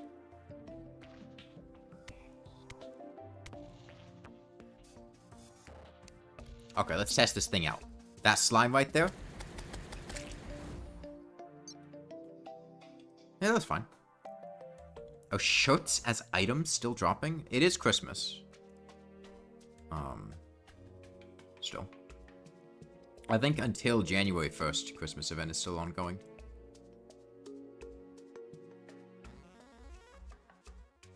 Bloodthorn overpowered, trash it.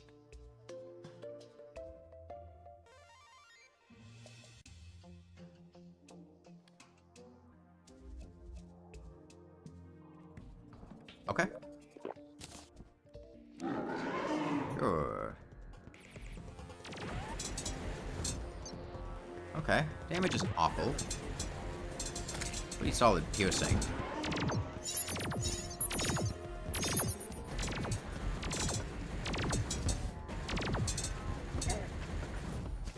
Okay, I'm digging the ice rod synergy.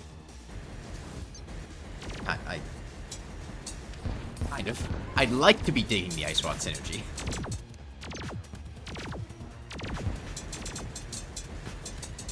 I kind of need to take him down here, honestly, and just use these platforms. The ice rod's cool and all, but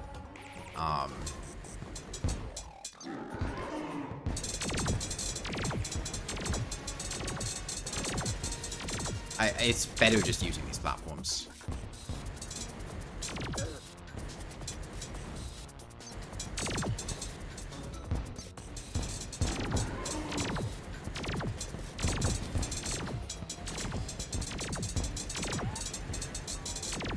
This thing kind of sucks.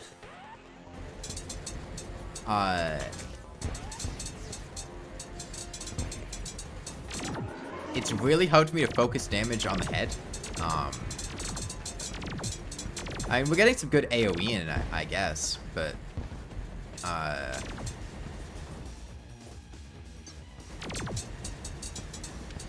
mean, once we kill the hands, we can focus damage a lot more on the skull.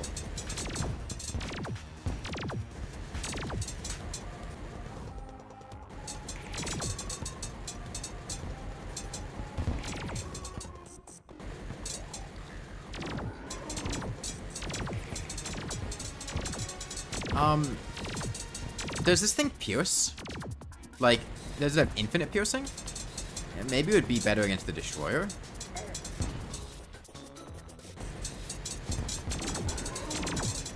Bro, we're not even going to, like, kill the hands by the end of the night at the rate that we're dealing damage to them. Hold on. Let me just...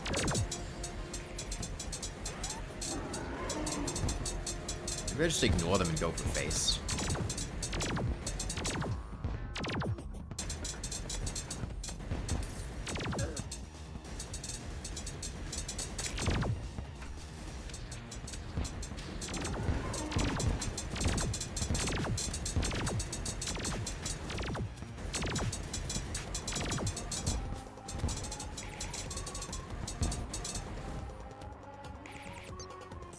It's not like they're difficult to dodge.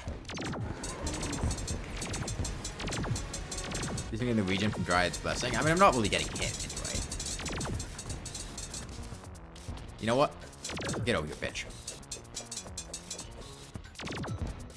See, the problem is now I get way up there, though, because he moves with you. Like, we can handbat him, but then we're not in a position to hit him with the bloodthorn.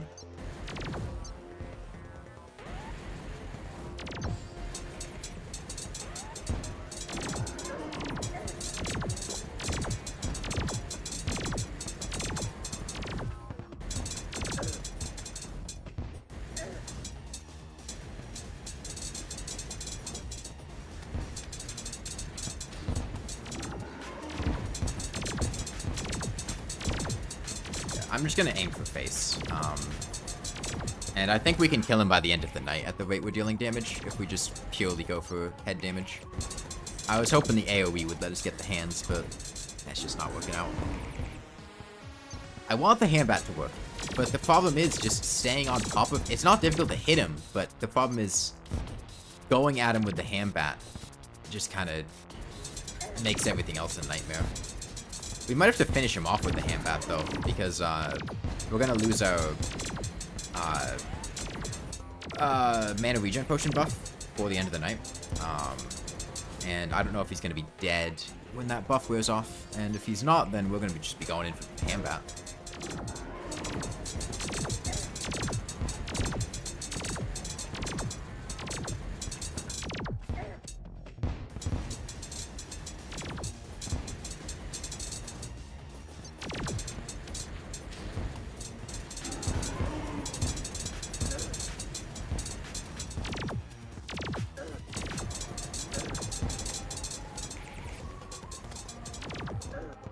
Oh, don't hit me.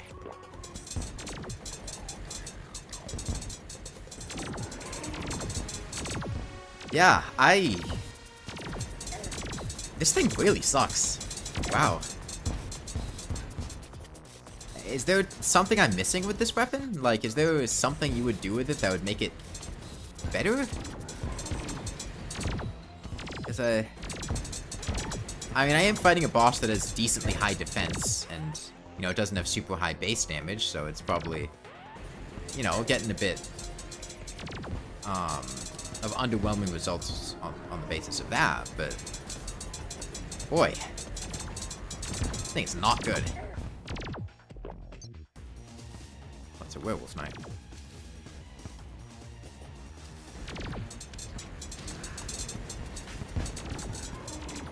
It's more like crowd control. How many times does it, like, does it have infinite piercing within its range? Because Tome of Infinite Wisdom's used often. More so than the other, Tier 2 Old One's Armies drops, at least.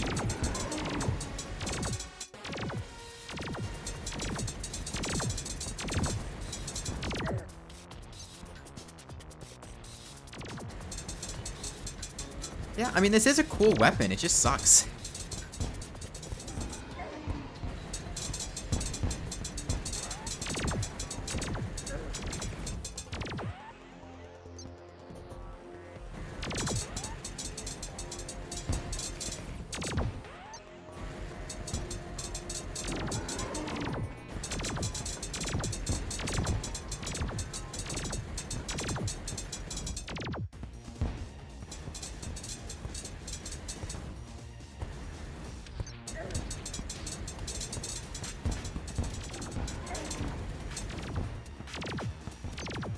The buff's gonna wear off soon.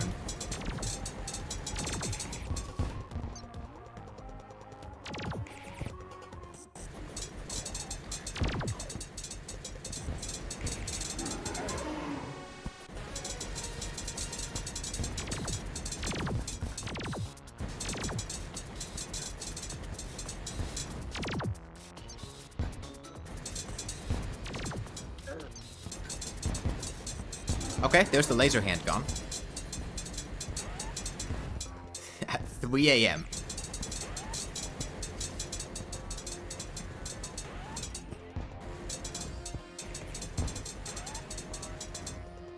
Alright, finish him off with a hand bat. Get over here.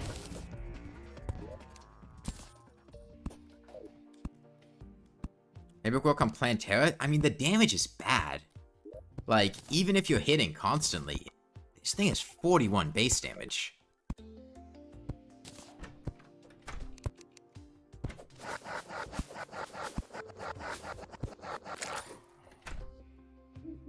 Okay, there's that Howdy meal buff, increased life regeneration.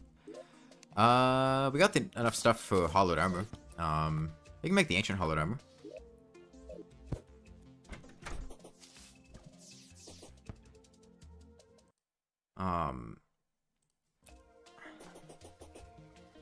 Check the wiki for magic weapons. We don't have to use only magic weapons. It's just learned about the Roman candle. I mean, that doesn't exist on PC. Oh, I destroyed all my altars here, though. There's an altar down there, though.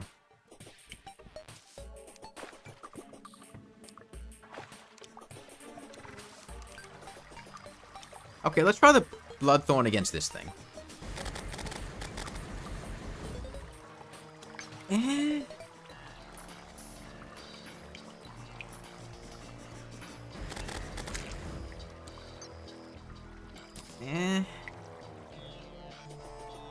Okay, well.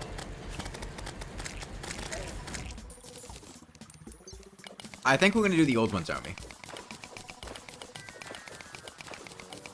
You're literally asking me, why do you talk the way you talk? I don't know what kind of answer you're expecting, just a random smurf.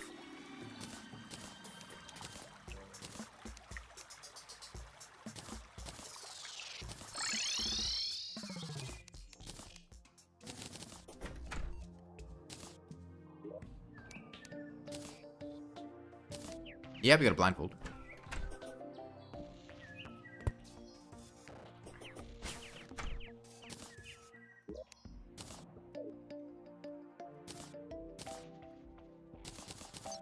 How much?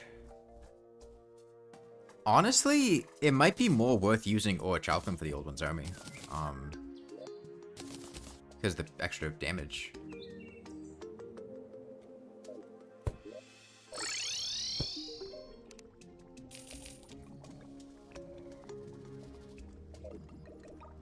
No, that's Railgunner.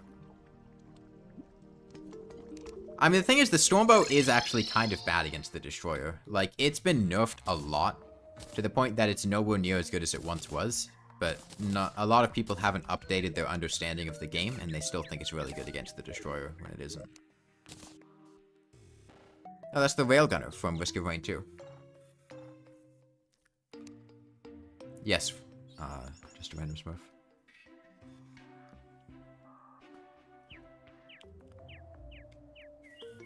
Okay. So, Old One's Army, huh?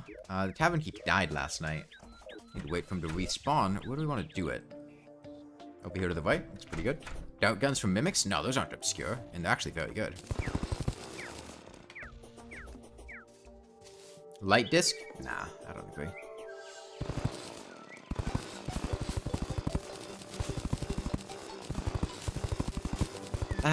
I feel like I'm gonna have to,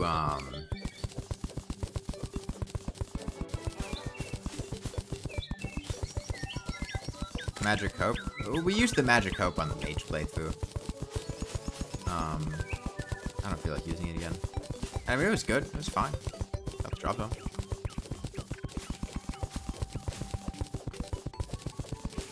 Drippler Crippler? Nah, I don't think it's very obscure. What we're going for... the Ogre drops 3 weapons. And I honestly have no idea what, like, any of them do. The Ghastly Glaive, the Sleepy Octopod, and the Phantom Phoenix. He also drops the Brand of the Inferno and the Tome of Infinite Wisdom, but those ones are actually memorable. I want to get these weapons. So we're going to do the Old One's Army. Now, Phantom Phoenix is cracked against the Destroyer. We can use it. I've never used the Phantom Phoenix before, so that'll be interesting. Ghastly Glaive is absolutely cracked.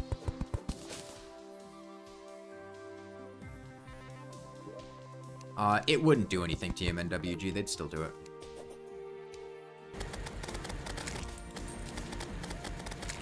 I mean, the Bloodthorn might do well against the Old One's Army. Not against the flying enemies. I'm honestly not sure how we're going to deal with the flying enemies, but... The Octopod is pretty bad? Yeah, I know it's bad. Angler's back. We need the Tavern Keep, though. Unfortunately, I think we're gonna have to... I'll do a run of the Old One's Army without using the Hoik, but I don't see any world... Yeah, Bloodthorn only works if there's a block to spawn the projectile on. Platforms also work, though. I don't see any world in which we have the DPS to do the Old One's Army on Master Mode. With the weapons we have right now, being a Hambat, a Pearlwood Bow, a Flower of Frost, and a Bloodthorn. So I think we're gonna have to use a Hoik to cheese the ground-based enemies.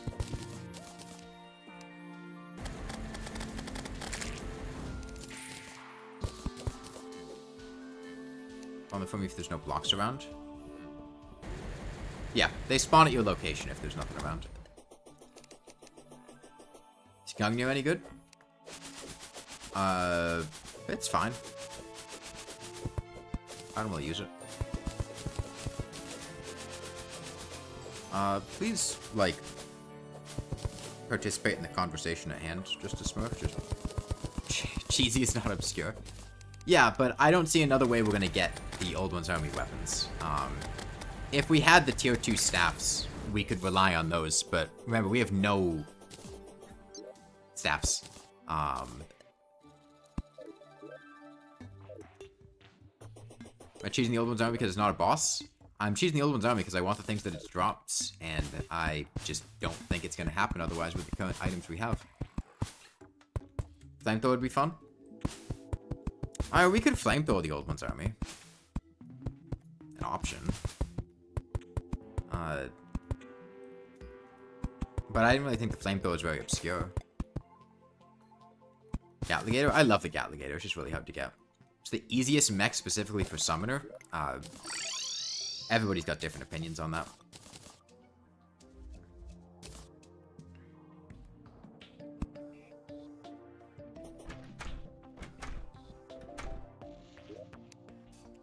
But in order to get the flamethrower, we'd have to get illegal gun parts.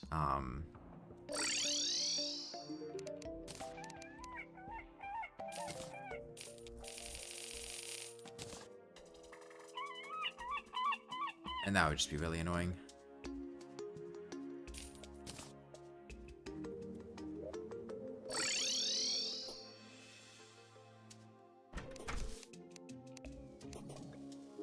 Yeah, like I said, we'll try once without the Hoik and just see how we do, but,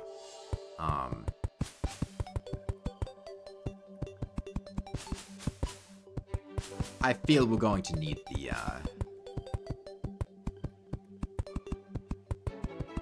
the Hoik to make this doable. Let me get some mana regen potions.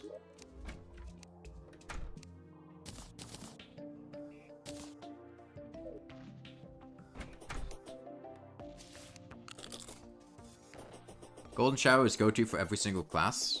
I don't agree.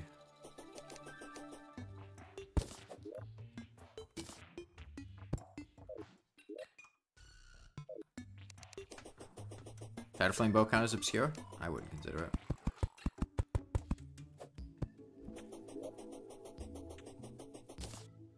I already bought one. Eduardo.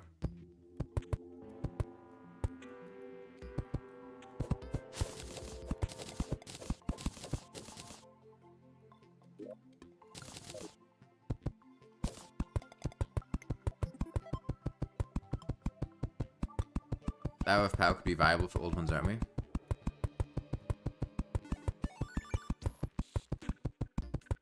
You're Italian? I'm sorry to hear that.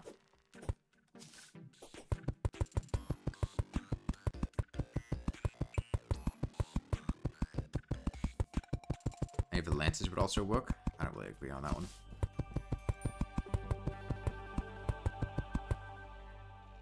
Desert Spirit Lamp weapon any good? I've heard it's good.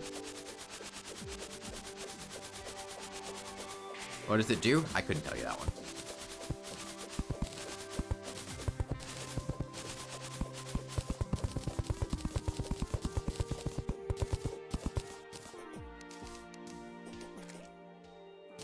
Okay, let's see how this goes.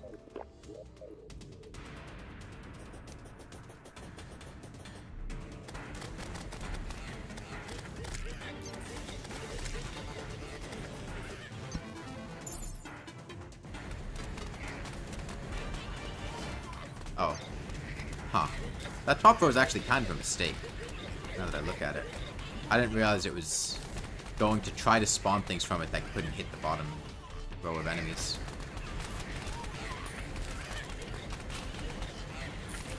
I wanted it there for the flying enemies, but...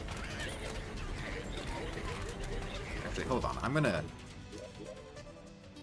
I think this setup could work decently, but I need to get rid of that top thing. Try to get the mana flower? No. What I'm trying to get from this? The ogre drops 3 weapons that I would consider using. Like, most of the things the ogre drops, I'd say are fair game.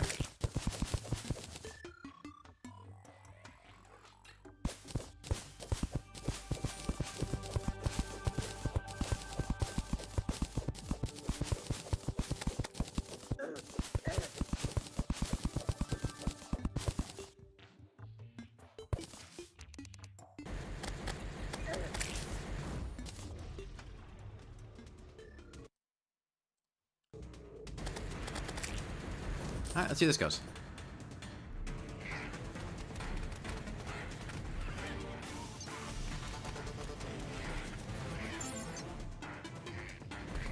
The two are unrelated. That's both true.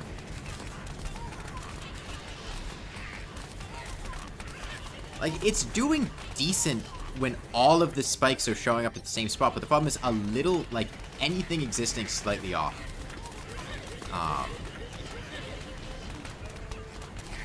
will stop it from properly hitting stuff.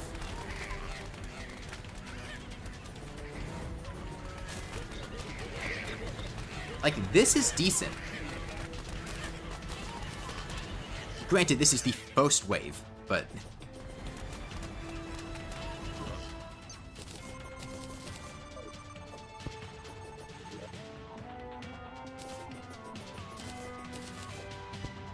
I'm going to use a turret. You don't need to backseat me, Dwyer.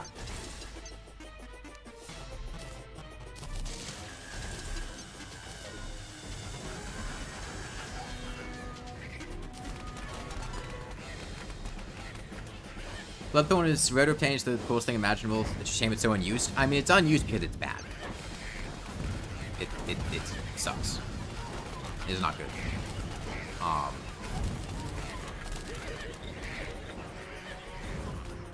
Like, this is a pretty underwhelming performance. Saying that this is, like, the ideal situation to use the Bloodthorn in. Consider using... Damn, man. It's almost like I was just talking about how I was going to have to use a Hoyt in order to make the Oldlands army doable. But I said I wanted to try it first without the Hoyt to see how it went. That's wild. I wonder if that's something I said, like, 5 minutes ago.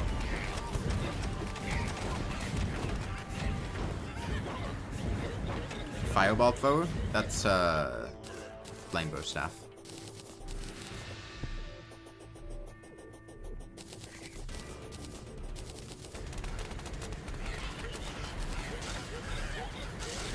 While I appreciate the intent to help, I am very familiar with this game, and I don't need backseating.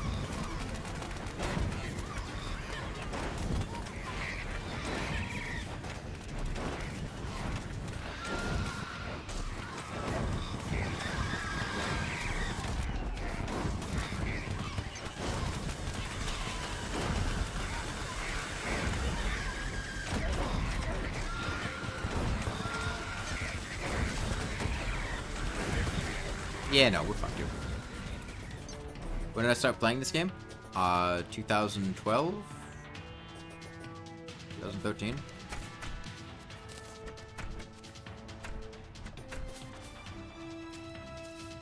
Okay, well, like I said, that was just to see how it went.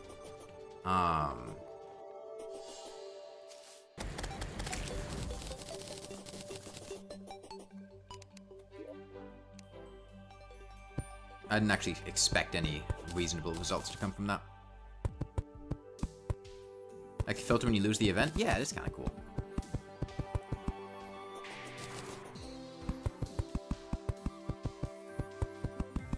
Problem is I need the whole area around where the Bloodthorn's being used filled in, otherwise it won't, properly attack them.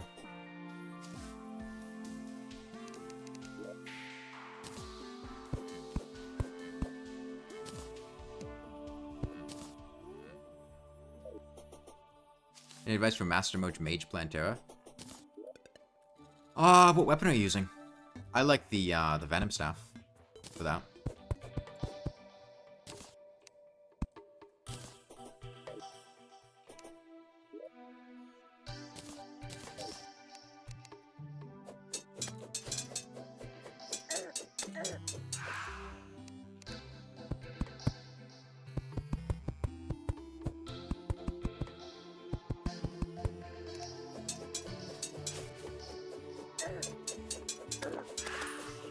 You're trying Summoner, but you don't know how to start hardmode?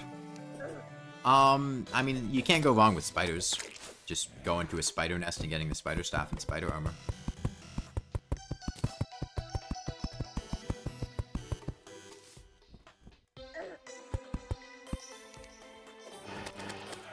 Thoughts on Terraria's music? It's got good music.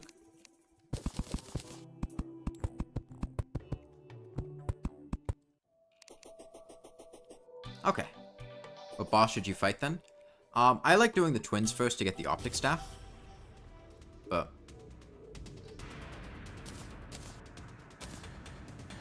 you could also do Queen Slime for the blade staff. An option.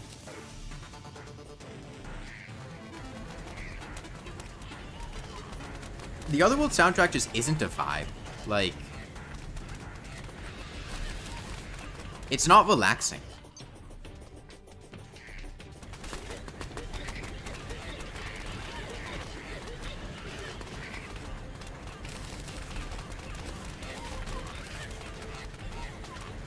Yeah, Cool Whip from Ice Golem is a good place to start as well.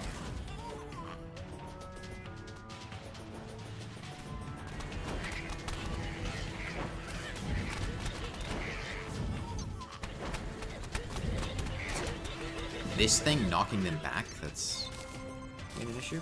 It's odd. There's a strangely large number of them that got through. Just on the ground level then. Otherworld Underground Ice theme is fit for a horror game. Well, it's very, like, orchestral, which I wasn't really vibing with.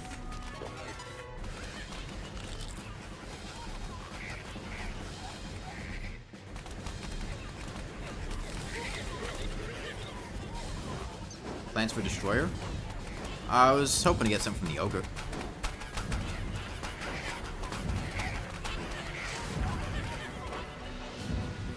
I mean, I think orchestral music has a place, but, like, a lot of the Otherworld soundtrack was orchestral. I don't know why these guys are getting through. That's odd. And it didn't... I feel like part of the nice part about Terraria's music is it's very, like, relaxing and peaceful.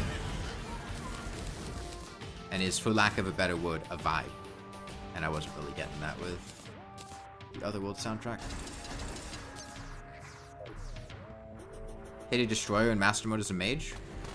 Tome of Infinite Wisdom annihilates Destroyer as a mage. That's kind of like the cop-out insta-kill option.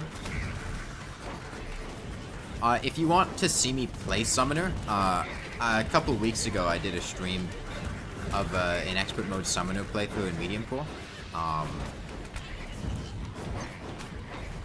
Might be something there that helps out.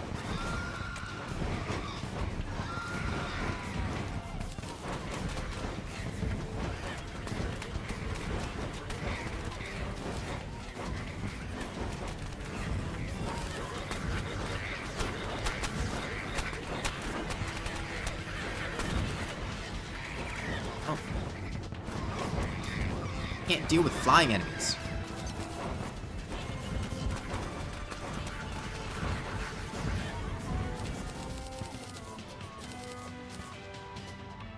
What? I feel like you guys are all just like asking to be banned.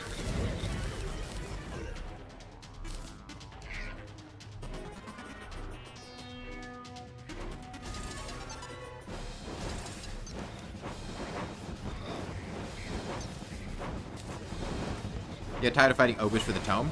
Fair enough.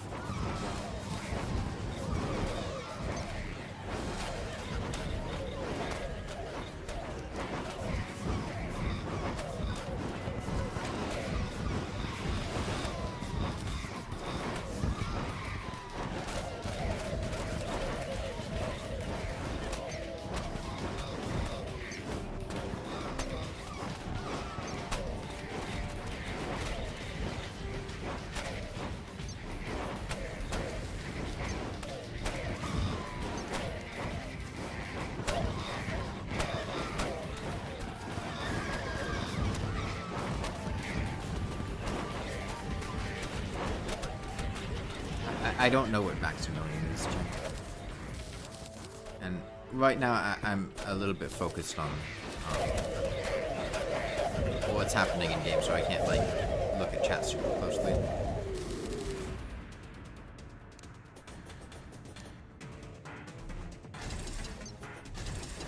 There's 6 or 7 words.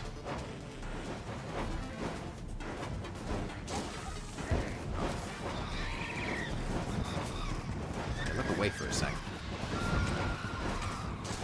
Whoa, what are all these flying enemies? Jesus.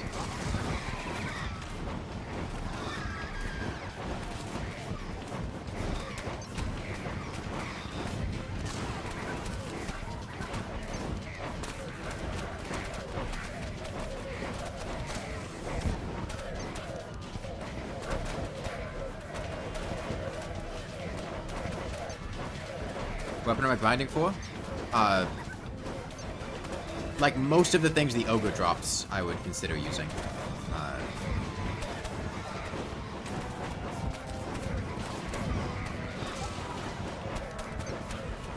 Jeez.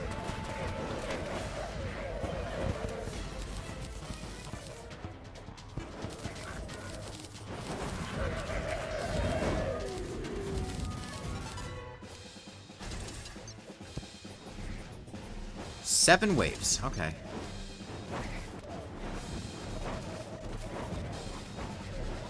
I gotta be really proactive with this then. Much easier without the flying enemies. Yeah, but like the flying enemies aren't inherently bad. The event would kind of be a pushover. It's just enemies walking in a straight line on the ground. I don't think it's bad that they're there. By any means.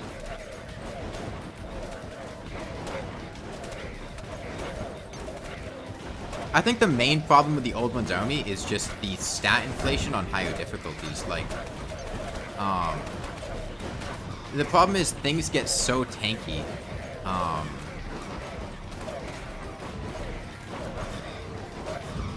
That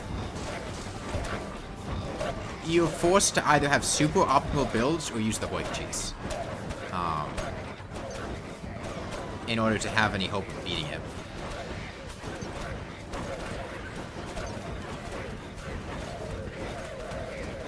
Even tier 1 Old One's army again. There were the 2 accessories, and there's the mount, and that's really about it. You also get the rights to use the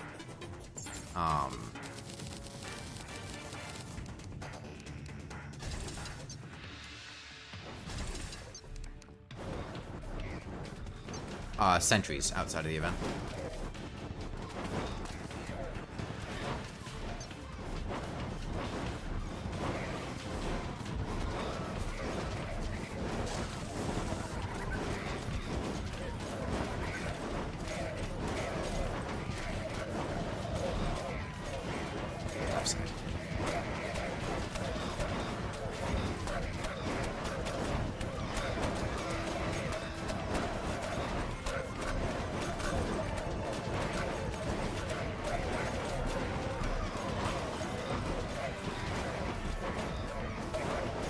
I gotta put all my focus on just making sure the flying enemies don't get through.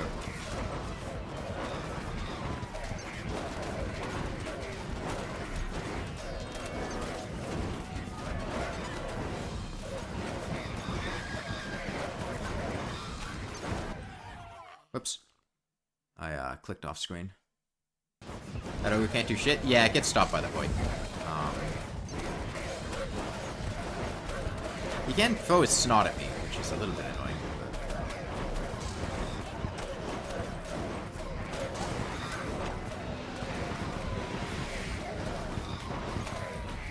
Honestly, maybe I better try to hit him with this. The bloodthorn just does so little damage against him.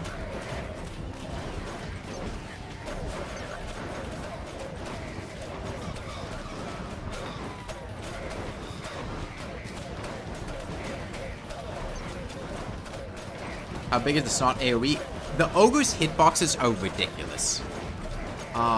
There was, when I was doing the Old One's army in legendary mode, there was that one point in time where I was behind the ogre and like 10 feet, like 10 or 11 blocks above him, and his like big AoE slam box still hit me. Yeah, I'll just drink the mana potions.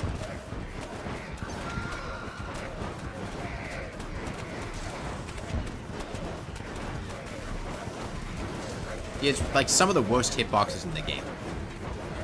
Just die. Yeah, Queen Slime type AoE, yeah. I'm using Flame Burst because it's forgettable or it's uber powerful.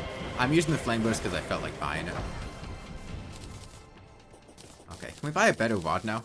Okay, we got the Ghastly Glaive. I don't know what this thing does. Summons ghosts as it hits enemies.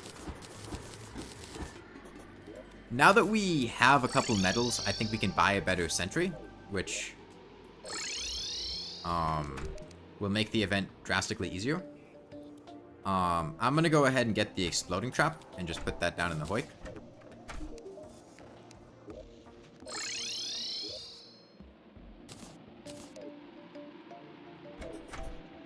I got the better weapon.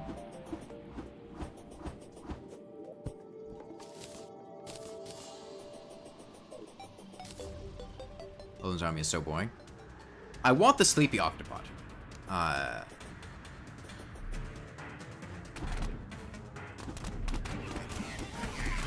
Okay. Does this thing have, like, infinite piercing? Could be a decent destroyer pick. Oh, it, like... I see. That's interesting.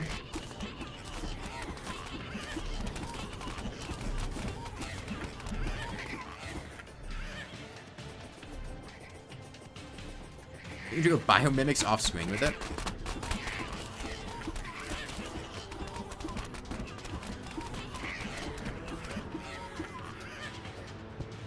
Horseman's Blade Jr. Seems like it.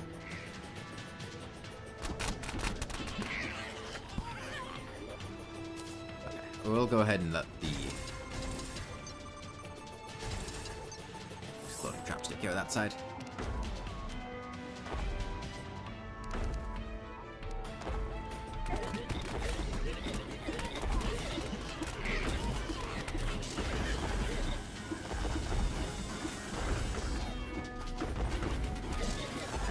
I mean, this is okay, I guess. I'm not using melee armor, so I'm not really getting good buffs on it. It's fine. Will the really tall arena would Meteor Staff be good for Plantera? I don't know why you would use the Meteor Staff over the Venom Staff. What is the Sleepy Octopod? It's like you like swing it around in a circle. I honestly don't know what to call it. A quarterstaff, maybe? I don't know what it's supposed to be. It's bad.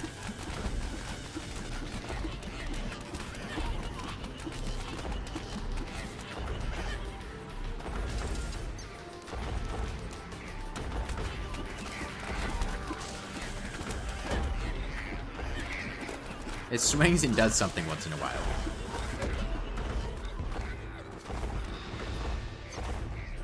All melee ogre weapons are bad. I mean, this thing at least seems like usable.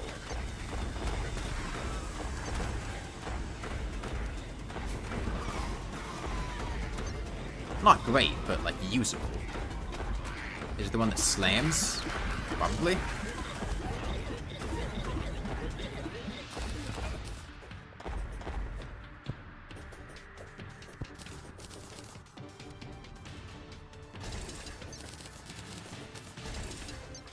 There's a sandstorm right now.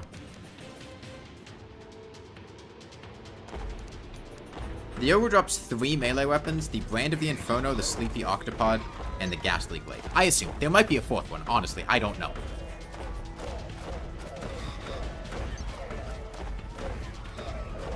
Honestly, what I think could be a cool idea is if you took some of the ogre's weapon drops and moved them to pre-hard mode and reworked them a little bit.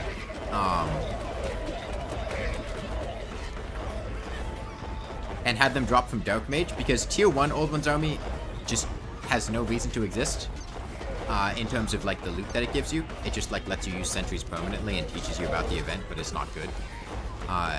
And the Ogre drops so many weapons, and that kind of suck.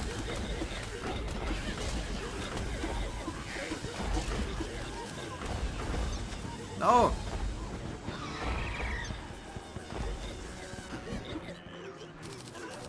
Like, give the Sleepy Octopod to the Dark Mage or something. Is anybody really going to be upset at the loss of the Sleepy Octopod from the Ogre?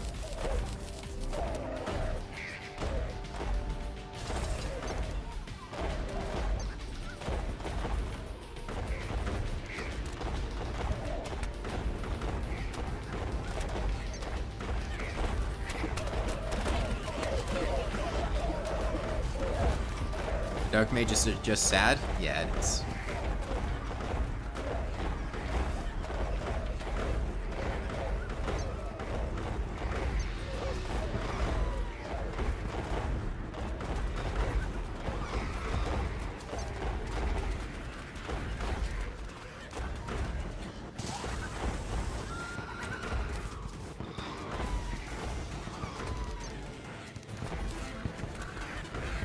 Honestly, the bloodthorn's better than the ghastly glaive.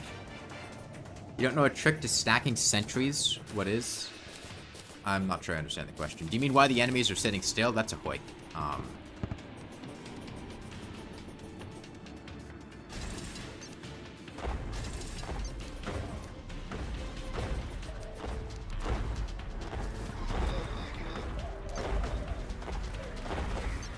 Oh, this funky way to put sentries on top of each other? I'm not familiar. Whatever it is.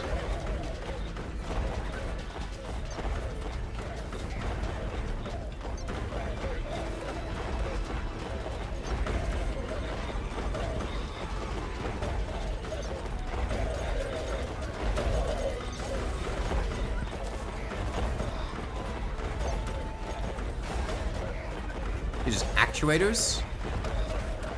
If I were to guess, it's that the sentries are affected by gravity. So you would put it on a block, and then you would actuate the block, and the sentry would fall to the ground. And then you would reactuate it, and put another sentry there, and then it would fall again.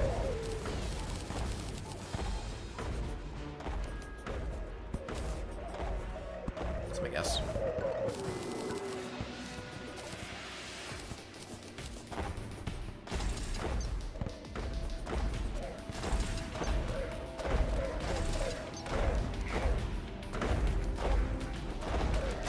The orange Zappinator is not that broken. It's fine.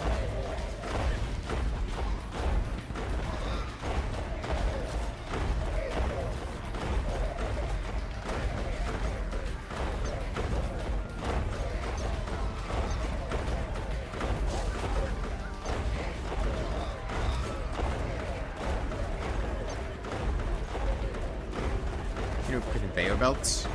If they get moved by conveyor belts, that would make sense.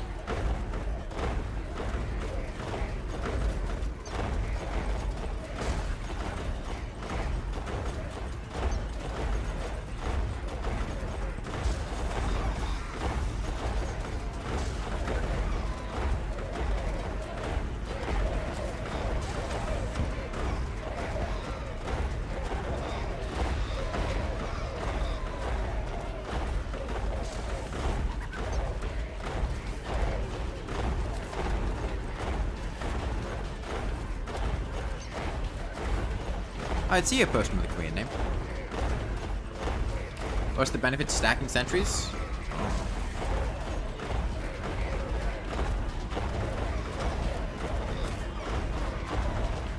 Okay, Kobold Banner. Which boss have I defeated and what weapons have I used? Today, for the twins, we used the Flower of Frost, and for Skeletron Prime, we used the Bloodthorn. Okay, I want the Sleepy Octopod, though. Like, we got the Phantom Phoenix, we can use the Phantom Phoenix on the Destroyer. I'm fine with that, but I want the Sleepy Octopod.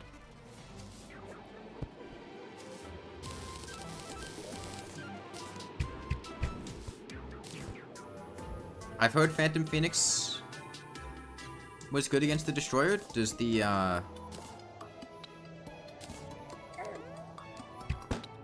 does that Phantom projectile pierce? Or, like, explode? Phantom Phoenix is pretty well known.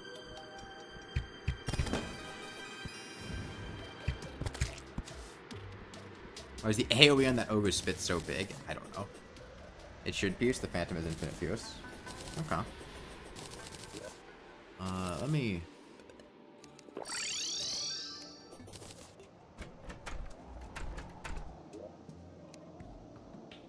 And mana regen potions. I'll just make a stout in a bottle.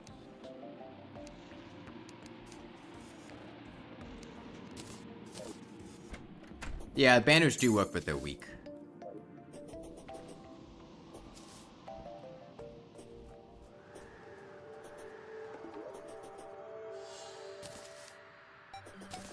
Okay, Ethereal Goblin. Kobold.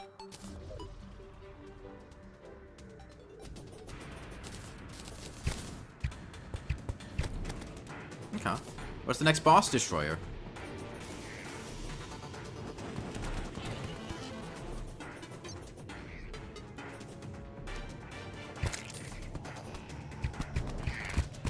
Okay, yeah, infinite piercing. I imagine that'd be pretty effective against the Destroyer.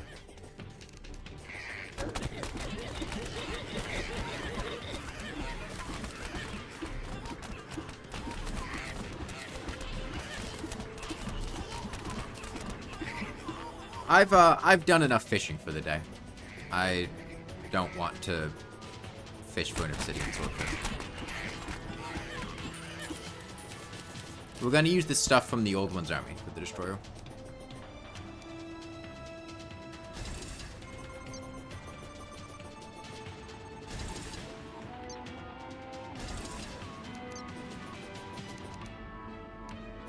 Whether that be the Ghastly Glaive, the Sleepy Octopod, the Phantom Phoenix, or the Bloodthorn, whatever. I think the Ogre's Bow does not fit the theme of the challenge. I don't think it's particularly noteworthy.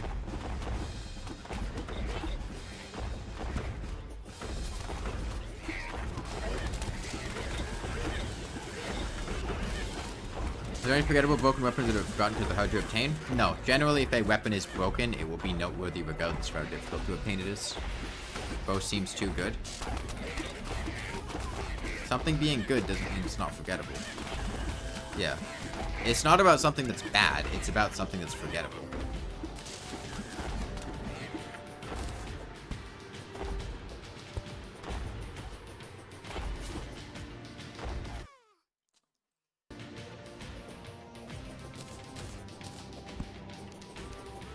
I think using a bow for one boss is pretty homeless.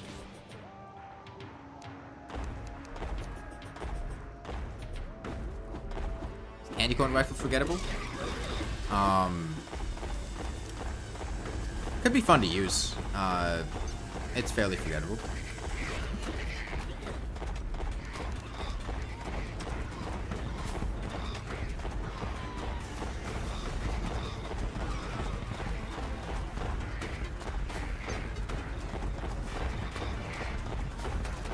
Ravenstaff? Do you mean the Bat Scepter? Ravenstaff, I don't think is very forgettable, but the Bat Scepter, which is the magic weapon that shoots bats that you get from Pumpkin, is pretty obscure.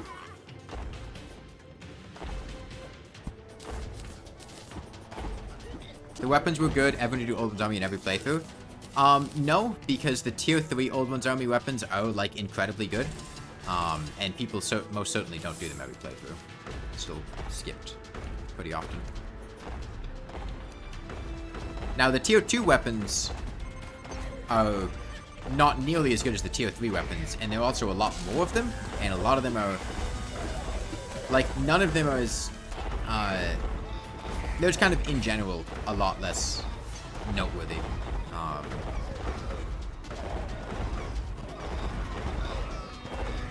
Ravenstaff is pretty good. I don't think Ravenstaff is... The problem is there are so few summoner weapons that, like, none of them are really obscure because they're just out enough of them for them to be forgettable.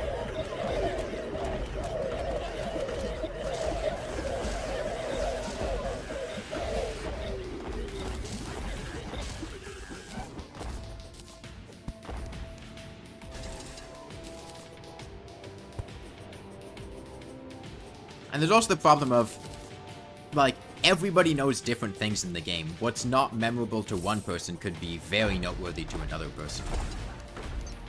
Like the person earlier who said they always get the Flowers of Fire and Frost every playthrough and use them. Like, yeah, there's a degree of subjectivity here.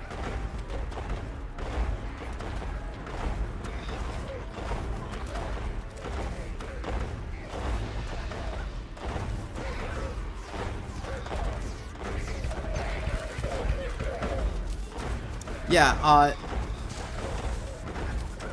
I do notice a little bit of a discrepancy here with the melee and ranger weapons from the tier 2 Old One's Army, and the... Oh, sorry. With the ranger and mage weapons from the tier 2 Old One's Army and the melee weapons. Because the ranger weapon and the melee and the mage weapon seem to actually be pretty good, whereas the melee weapons suck. More or less right. Right. Obscure desert mage weapon, the spirit lamp? I don't think that's very obscure. When I was playing mage legendary mode, people were constantly bringing up the spirit lamp and telling me to get it.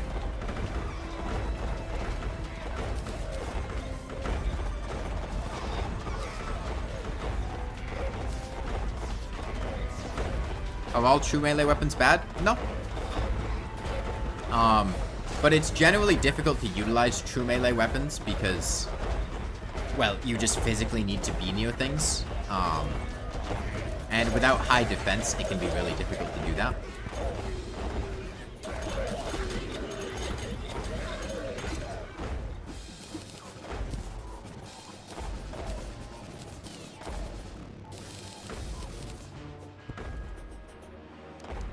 The event was added before whips were a thing, which is why it doesn't drop whips. And as far as sentries, yeah, I imagine it's just kind of having the bases covered with the summons, having the bases covered with the sentries. Phase sabers, we had a phase saber. We replaced it with the handbat, which we still have on us. We finished off Skeletron Prime with that handbat.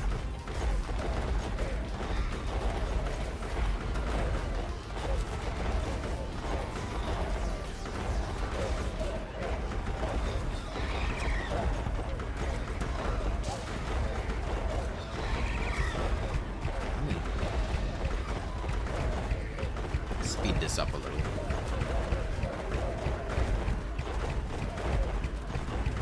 God, it feels like cheating using a bow. Because bow, like, no matter what it is, a bow is inherently a good weapon because you can just use whatever arrows you want and you can stay a distance away from things. And it's not like I have to use bad weapons, but like, comparing the jankiness of trying to angle shots with the Flower of Fire or the Bloodthorn's annoying things, or having to be super close up with the Ghastly Glaive, and then just going to, I can shoot things with a bow, is such a stark contrast.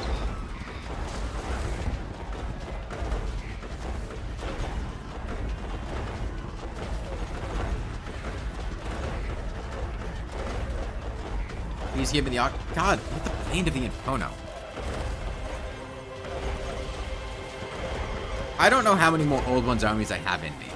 If we don't get the Sleepy Octopod next time, I don't think I'm gonna do it a fourth time. Or a fifth time.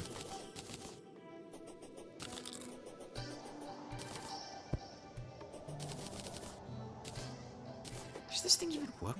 It's a sword that you can block attacks with? Oh.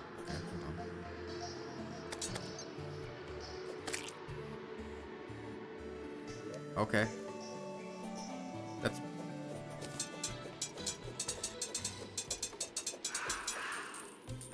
Eh. Probably fine. I don't know.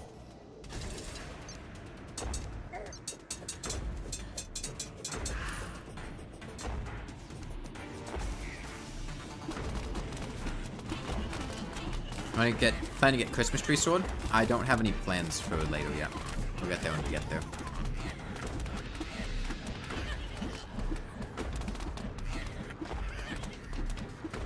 You wish these kind of grindy weapon drops could be shimmered, Old One's Army, Wall of Flesh. I mean, on the one hand, it would be nice. On the other hand, it kind of defeats the point of, like, having some randomness, I think, is a good thing. The timing on the parry, like, didn't feel great. Which might have just been because the speed stuff was walking towards me at. Use Leaf Blower and Wasp Gun for events. We'll figure it out when we get there.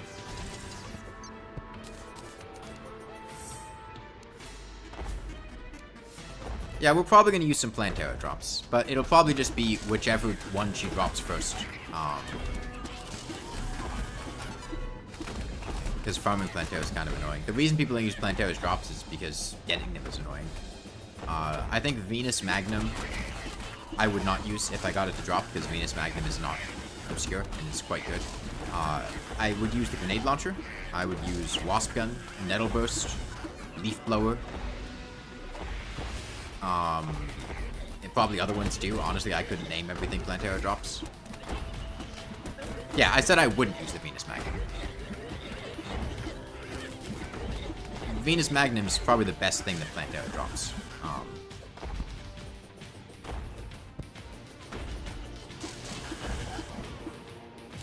Pygmy Staff? Pygmy Staff isn't really as obscure, it's just bad. Because the Pygmy Staff,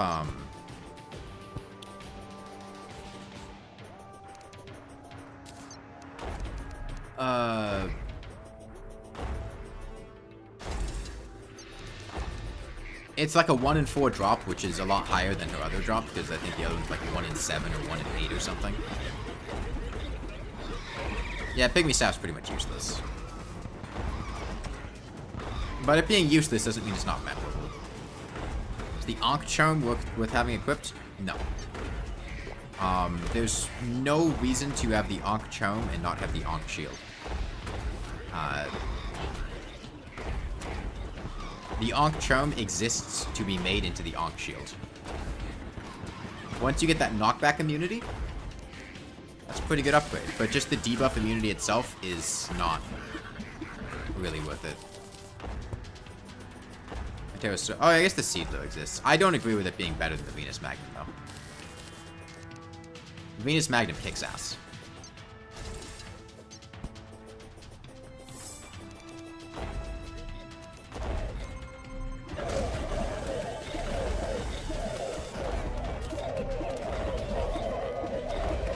Pulse Bow obscure?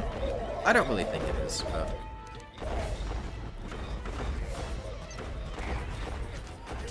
not as much as, like, the Gatligator.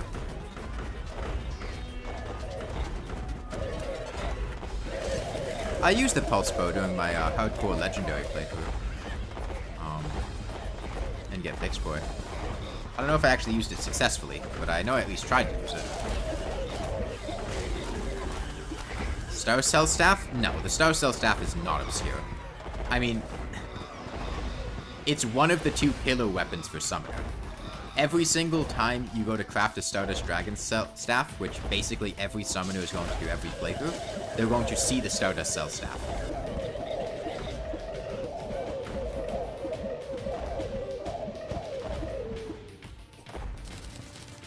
I'd consider the alternate magic weapon more forgettable than the Stardust Cell Staff. But I also don't like magic weapons, so...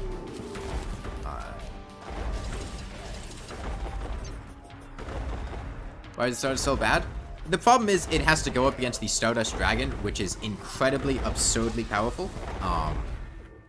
It's not a bad minion, but the Stardust Dragon is obscenely strong and far and away the best minion in the game.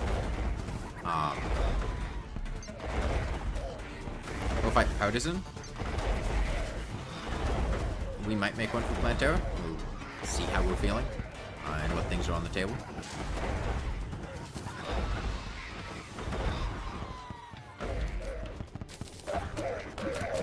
Dragon better than Terra Prisma? Yes. For the Moonlord? Yeah. And for the Pillars? Probably also, yeah. The Terra Prisma is more consistent, but it doesn't match the Dragon's raw DPS with a Firecracker.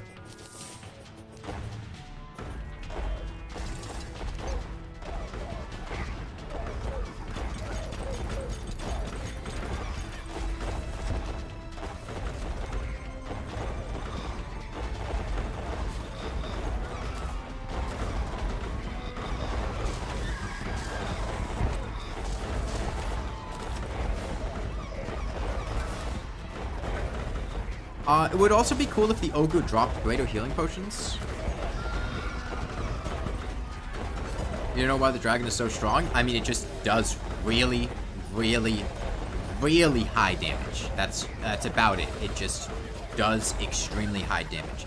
And specifically, it synergizes very well with the Firecracker, which is a whip that explodes for like 2.75 times the base damage of the minion that hits. And because the dragon is one minion that has very high damage, it explodes for like 2.75 times that damage, which is a lot, and it hits really hard. Yo, Traveling Merchant. Give me a Gatligator.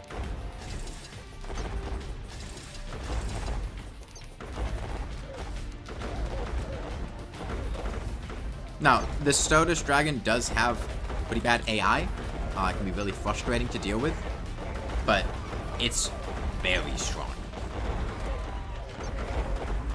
Yeah, it scales with slots used. It's one minion that gets stronger, which is very strong with the Firecracker. The Desert Tiger has a similar thing, but it works very well with the Firecracker.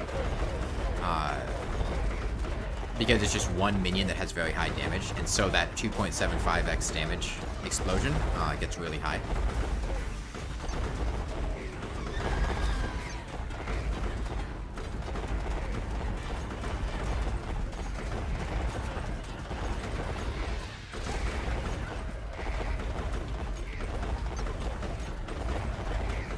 Honestly, the Flower of Frost is better than I was expecting.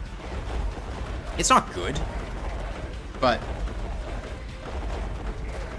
it's mostly just that it has a very annoying attack mechanism with the bouncing. The damage itself is not awful. It's just, if the projectile moved like noticeably faster, or it just had more velocity behind it, I could see this weapon being a lot more fun to use. Hambat the Ogre? Nah, Master Mode Ogre hits really hard. I don't want to get close to him. I think his melee swing does like 500 damage or something.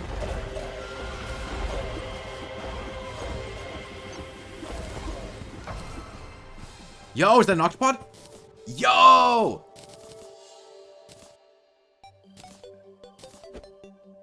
This thing's so bad.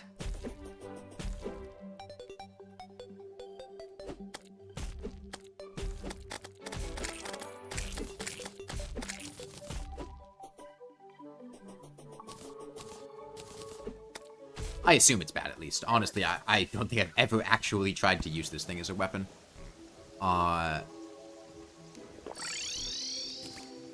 So this thing charges power as it's swung to smash enemies. It has no alt fire. Okay, so its swing animation is it like swings around you twice and then has a very small AoE shockwave in front of it, it looks like.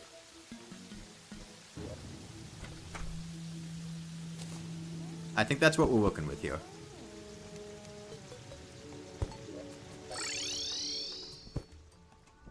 Give me a Galligator. No, that's not a Galligator.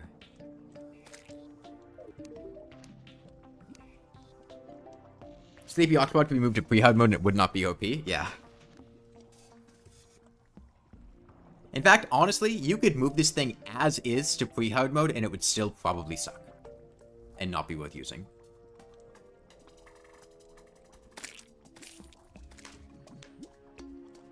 You know, maybe be a bit strong for post-evil boss, but...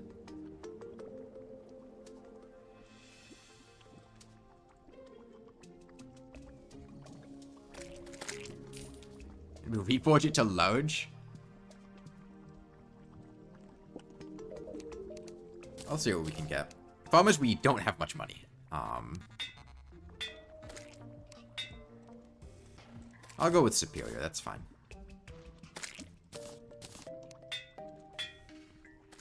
Ruthless is fine. This is an inchworm, vertically. Even the game knows not worth a lot. And the tier 2 Old One's Army also, like, doesn't give you any money. The tier 3 one gives you money. You know what I'll do? Let me call up my buddy, the Tavern Keep. What do we got?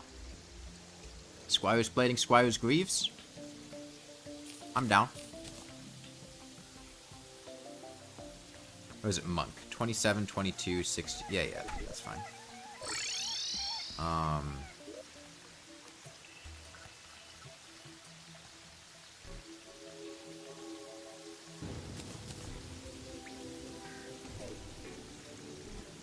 I do kind of want to find the Shimmer now. The stream's not going to be ending soon.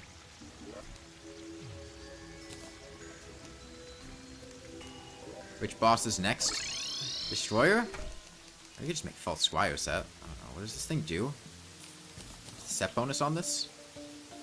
Ballista pierces more targets and panics when you take damage. Okay, let's get a Ballista. I'm down.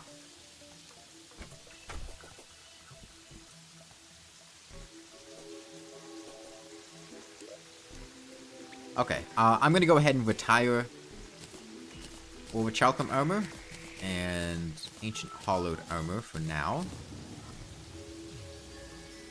And I'm gonna retire the Gradient, I think.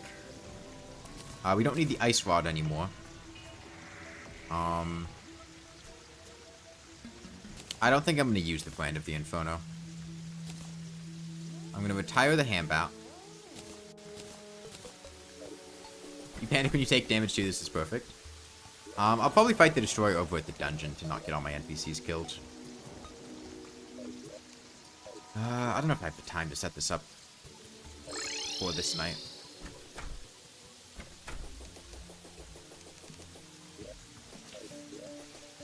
I don't have great defense.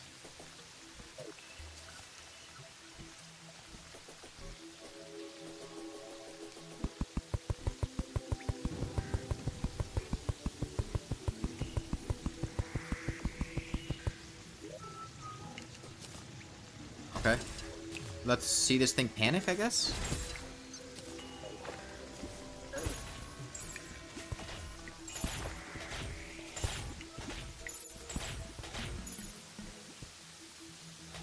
Okay, that was pretty panicked. That was pretty panicked. I buy it. I believe it.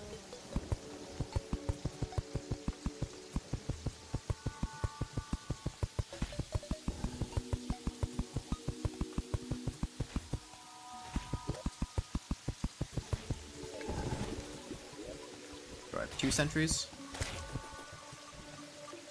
Yeah, 2 sentries. Actually, no. How many sentries can I place? Because I have a set bonus, too. 3 sentries. Okay.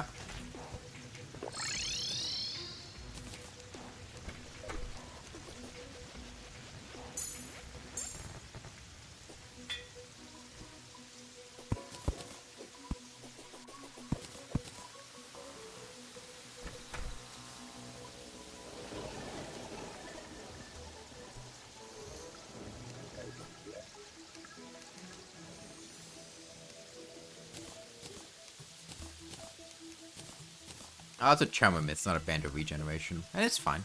I mean, it's helpful. So I'll use it.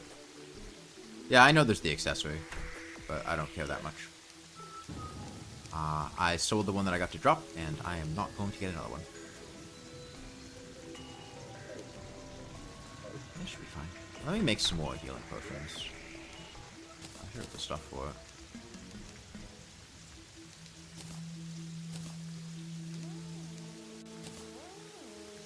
Okay. Oh, I don't have enough Souls of Night for the Destroyer. Okay, we won't be able to fight him tonight. We'll have to wait till the next night anyway. Get some Souls of Night then.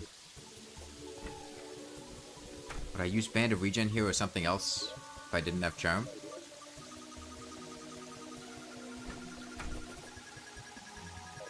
I don't know. I don't really think that much about my accessories, I'm not gonna lie. I just use whatever I feel like putting on. Are they talking about? The set bonus of the Squire set is that your Ballistic panics when you take damage. And then they've just been gradually going down the panicking line. Accessories, the best part of the game? Yeah.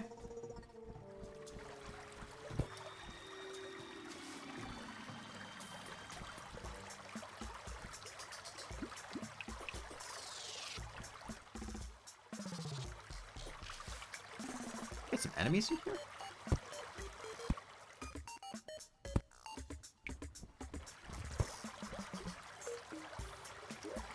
I mean, I only got wings.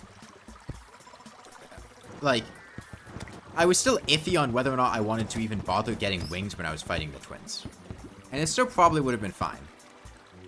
Had I not gotten wings. It was just kind of convenient to get them, so. I put too many sunflowers? I didn't. I literally didn't. That is like exactly the number of sunflowers we need.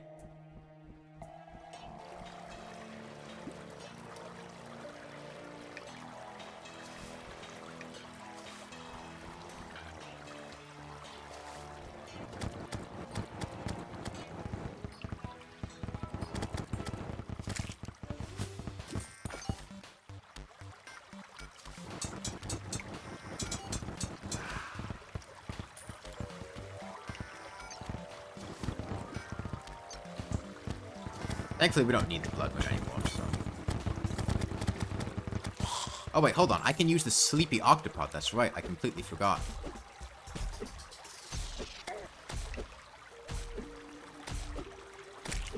Okay, so it's got a bit of like a vertical hit. Sunflower power reduce spawn rates? Not over here. Unless we just got that strong of an effect from placing having that many sunflowers. That crit for 422? I mean, that was pretty, that was an impressive damage amount. If that's 422 piercing, it could be alright against the destroyer.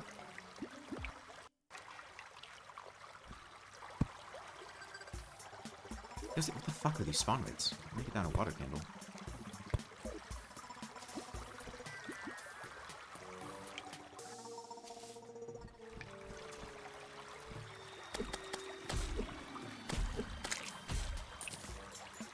Okay.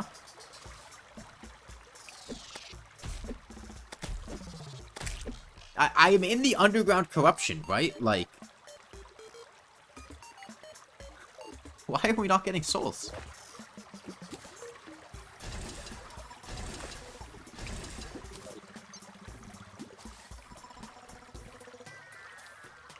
At a war table? No.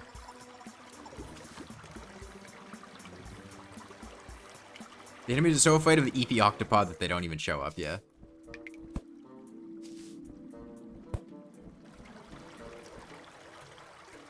Clinger over here. Oh, maybe there were just a bunch of, like, clingers off-screen that are soaking up spawns. Maybe there's something like that going on.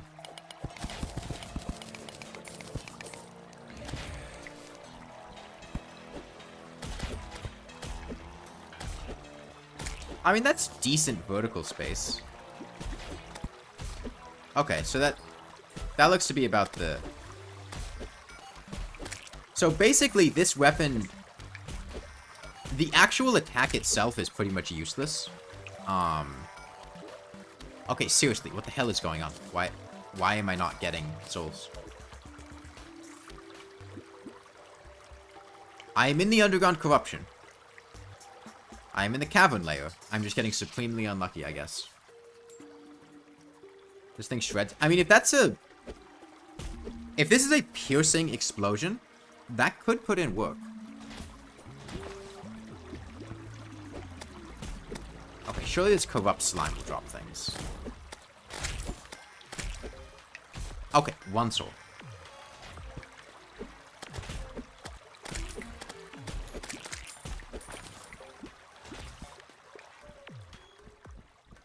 There's a mimic. They feel what they can't understand. Ah, the mimic's off screen somewhere. Oh, but I do really need money. It's down here. Hold on, does the thing go through blocks? No. Hey, Crimson Matrix.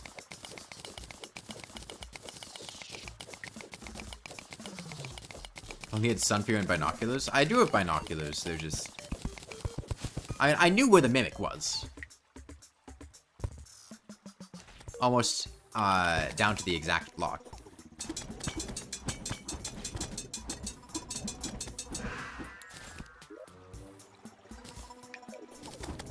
Yeah, they are all just sitting slightly off screen. Ghastly Glaive is actually kind of doing a lot here. Because it's hitting them.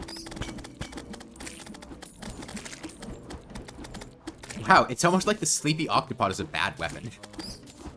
And using literally any of my other weapons would be better.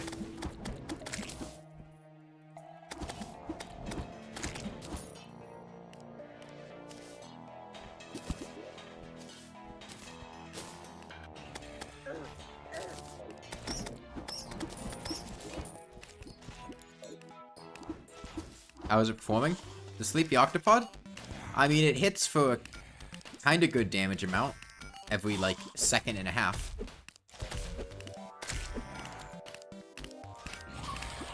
No, get back here, get back. No, I want my money. Get over here.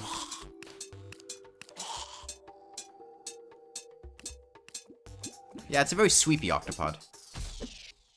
Oh, it also doesn't hit downward at all in that explosion.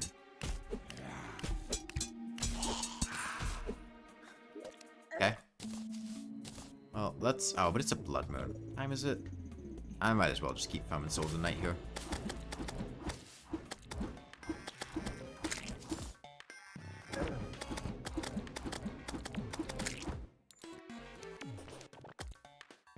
And then we contrast it to the, like, actually good weapon.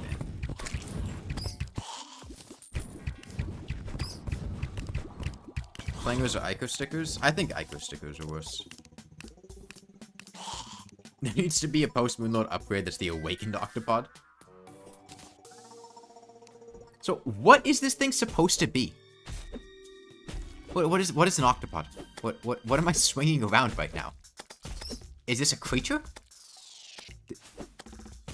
Like, it's a creature, right? Like, it's a living creature that I'm swinging around, and it's, like, juices are spurting out when it hits the ground. This thing's alive. Okay. Try this on a worm. Like, it's an octopod, like an octopus, right? Or is it like the leg of an octopus? Like the pod of an octopus? If pod is, like, an appendage? Hey, Kelly.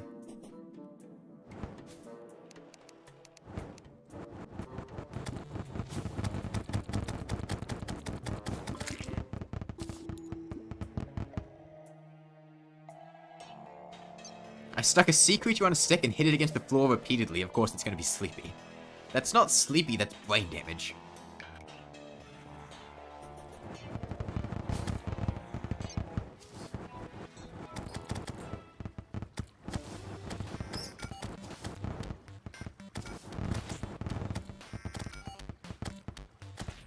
Parry him.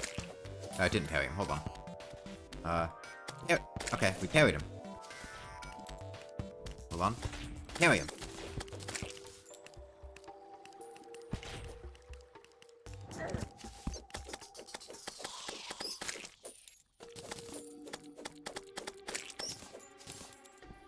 Alright, let's head back.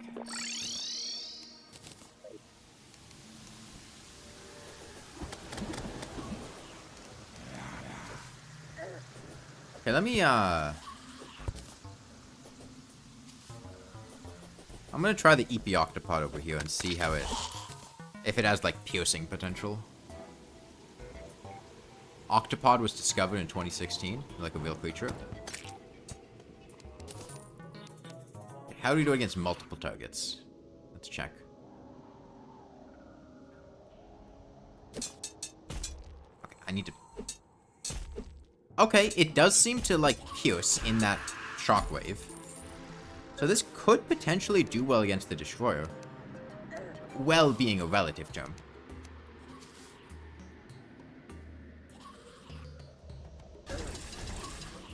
It's an octopus on the end of a stick. It's a bloody tear.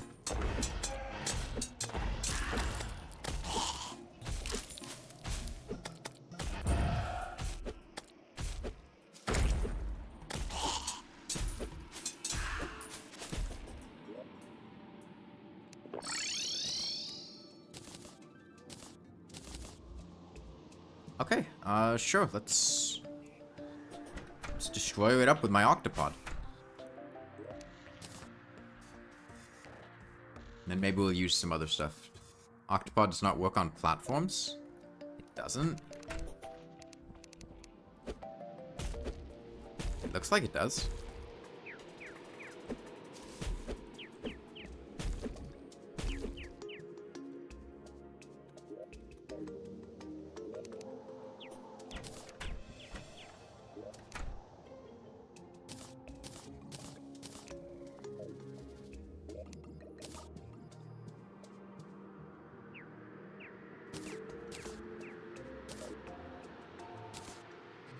Okay, take this bed with me. Make a destroyer summon.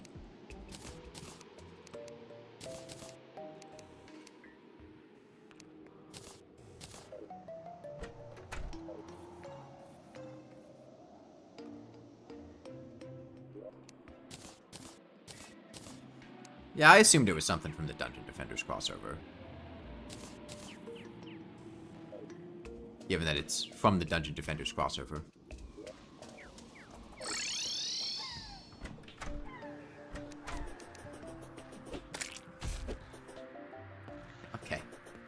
I can't wait for this thing to just be completely awful against the Destroyer and the entire fight to be carried by the Ballista. Speaking of which, I'm going to reforge this thing.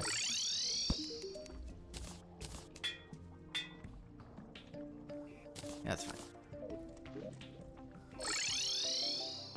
As I feel like using the entire Squire set to use sentries also kind of fits with the thing, because I couldn't tell you what this armor set did.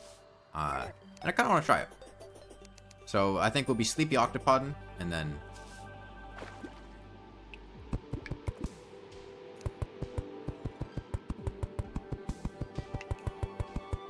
yo, I'm back to asking why are you gay or some. I'm not gay.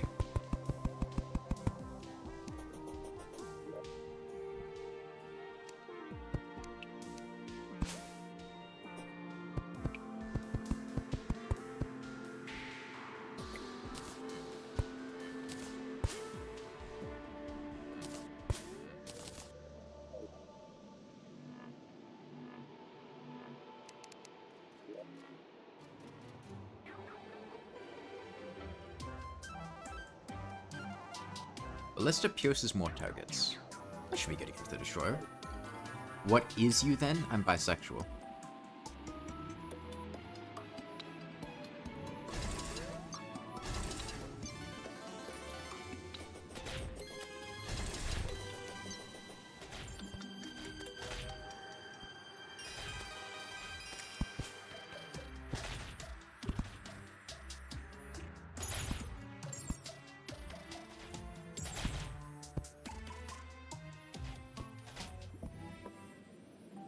Same thing, you would choose to get wooded out. I don't know what that means.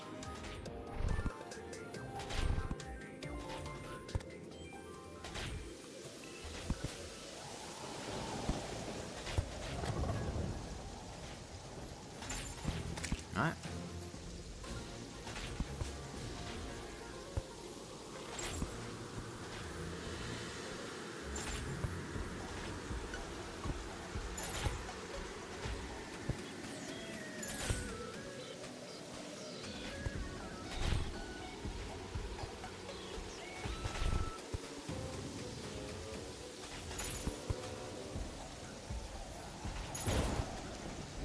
Man, I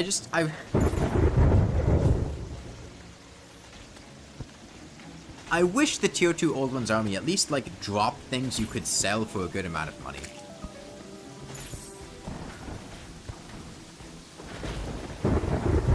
Because the tier 1 does. You get, like, the banners, and those things are worth a lot of money.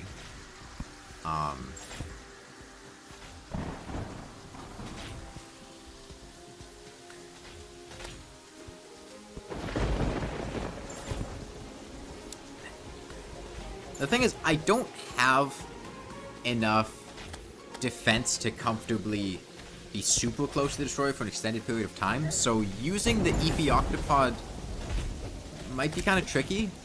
I'm not sure how that's going to play out, because we won't be taking, like, huge amounts of damage, but we'll probably be taking, like, 30 or 40 damage a hit from lasers, if I were to guess. Yo, Rainbow Slime!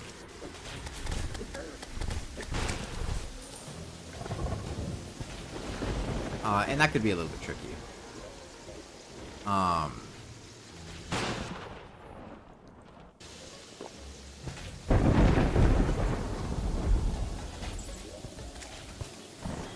Okay. And onto the Destroyer. Get fucking eeped on, kid. Okay. EP Octopod, infinite piercing, high damage. Okay against the Destroyer's Coil. Problem is now I need to actually, like, hit him?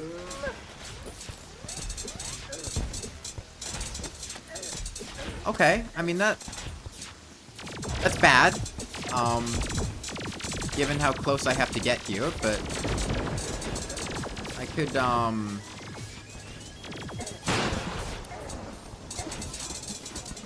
yeah, it's kind of just bad. If I had more defense, it could be better. I also get the distinct impression these Ballista are hard carrying this fight. Although, honestly, the EP Octopod has been putting in damage. It has synergy with the Ballista Panic. True. I do actually want to take damage. In that case, I gotta get in there, hit him with the EP. I gotta eat the shit out of this guy.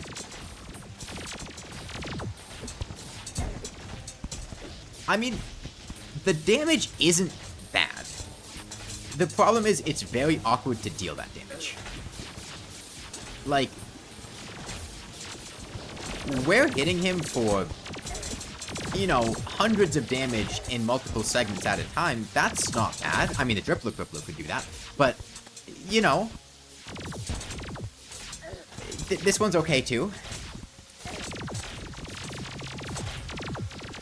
Problem is, I just have to get so close to him, and I have to sit there for like a second and a half just to do anything.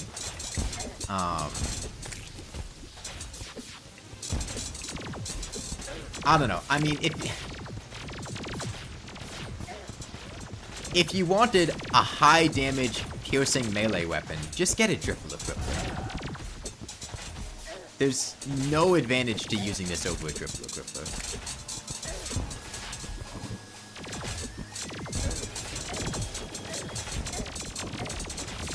And honestly, I mean, the Ballista are putting in work, but the EP Octopod is doing, like, a lot of the damage against the Destroyer. It's not like, this is just the Ballista killing him, and the EP Octopod doing nothing. Like, it's hitting hard. That is true, the Drippler isn't EP. It's just crippled.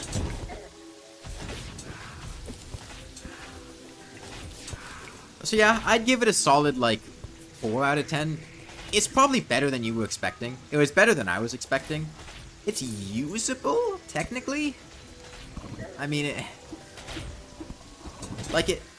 it functioned fine.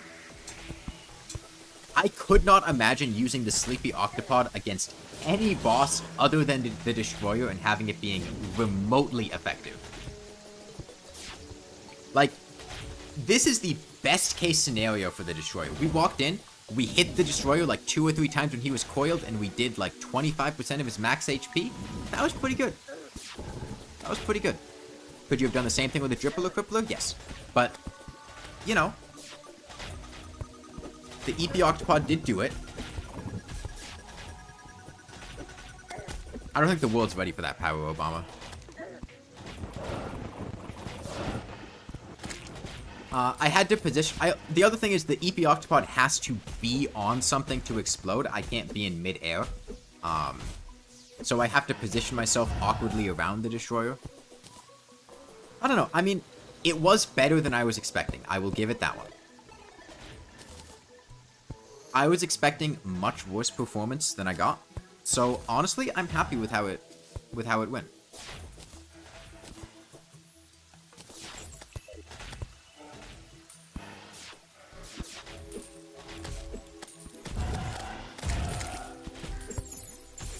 Honestly, this is better than the Ghastly Glaive would have been against the Destroyer, probably. The Ghastly Glaive is probably worse than the Sleepy Octopod against the Destroyer, just because... I mean, that's a juicy big explosion for a lot of damage on the Octopod.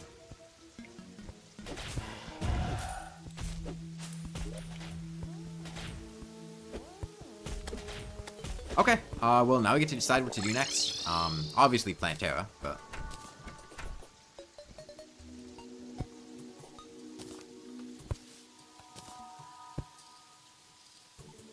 Test the Glaive too? I don't want to make another Destroyer summon. Nor do I really care that much. Alright, let's look at our weapon options for Plantera. So as far as melee weapons go, we've opened up the Chlorophyte Saber, the Chlorophyte Claymore, and the Chlorophyte Partisan, which is further down, I guess. I could make one of those. Not a bad option. We have... I feel like the Chlorophyte Saber is probably the least memorable of them. Although chlorophyte pouch is also pretty unmemorable.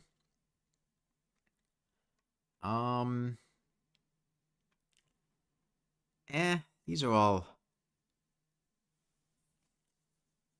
I don't think there are really any ranged weapons at this point that are forgettable. Once we get post-Plantera and get to the moons, though, that's different. All weapons are all memorable because it's so easy to keep seeing them when crafting. Okay, what does the chlorophyte... Do you know what the chlorophyte saber does? I know what the chlorophyte saber does, because I made one during the medium core video.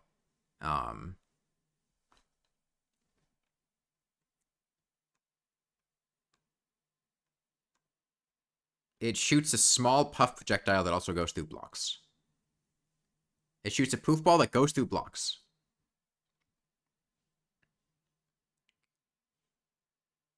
Hydrogen is more forgettable? I could use it.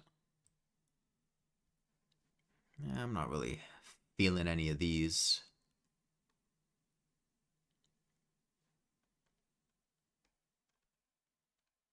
Yeah, I think chlorophyte powderson.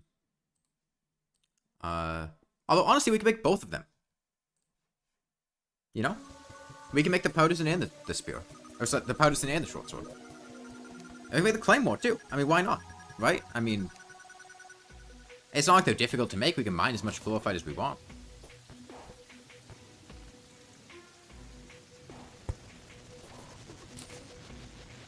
Why not just make all of them?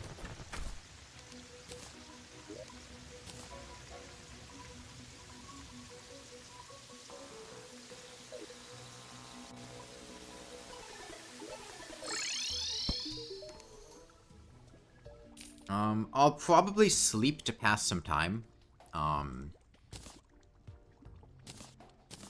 To get stuff to grow. I'm gonna sell the brand of the Inferno. We'd never really used it to begin with. And we'll keep these for now. I'm gonna put the explosive trap away. There's a chlorophyte spear? Yes, there is. The chlorophyte powderson.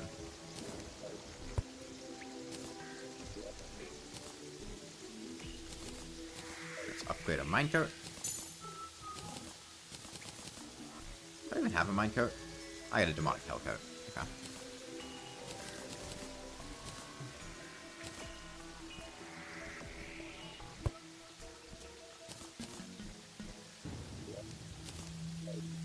Okay, yeah, I'm gonna pass some time to give stuff time to grow. Speedy coat can go 102 miles per hour? Yes, it can.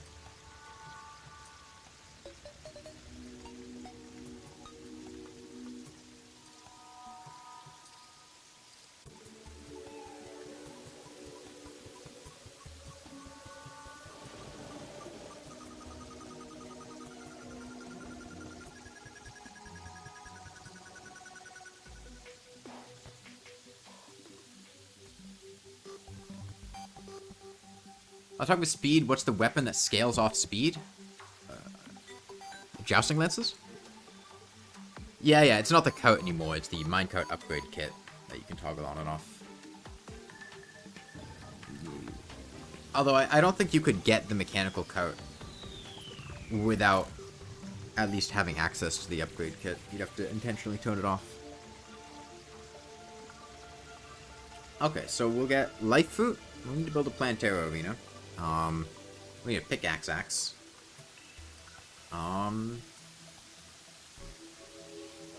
Yeah. We're using melee weapons. What's the #1 best mage weapon for Plantera? I think the Venom Staff's pretty good.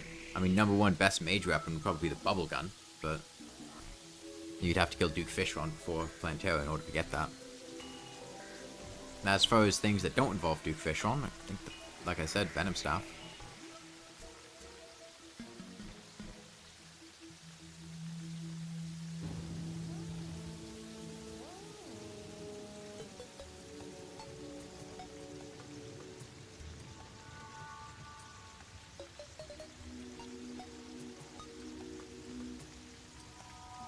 Zappinator.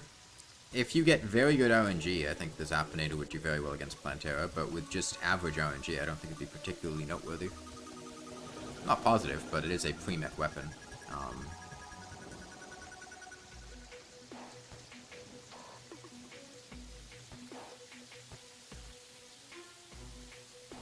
Let me also... I don't need this bow. I was just kind of keeping it around to use it, but I'm going to sell this. And I'm going to retire with a bloodthorn. Bloodthorn's worth a lot of money. Stride good to have nearby for little spore thingies. I mean, she can help you. Truffle also has a pretty good AoE attack if you want something similar. Okay, I'm going to retire with the bloodthorn now. I'm going to retire with the pearlwood bow. It's been long enough. And I'm going to retire with the Flower of Frost, too. So we've got the Ghastly Glaive, EP Octopod. Or really just those two are what we're working with. Oh, maybe I should take something that has range, actually. Yeah, I'll keep the Flower of Frost. It's the weapon that I have that has the most range. Yeah, Dried Circle gives defense. It also gives a very large HP regeneration buff. It's like 3 HP per second or something. It's quite good.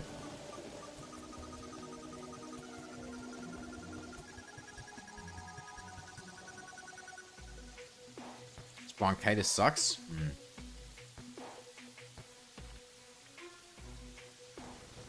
I need dungeon weapons obscure.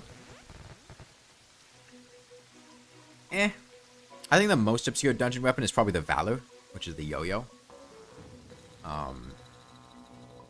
Because it's not really particularly noteworthy, and it was also added in after the other dungeon weapons.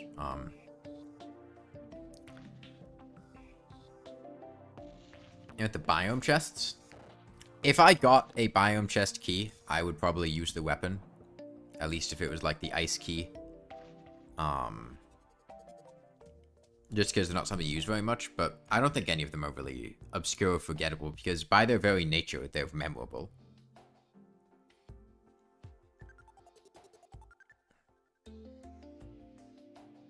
Which boss / pillar am I really not looking forward to? I mean, none of them. I don't think any of them are really going to be that bad.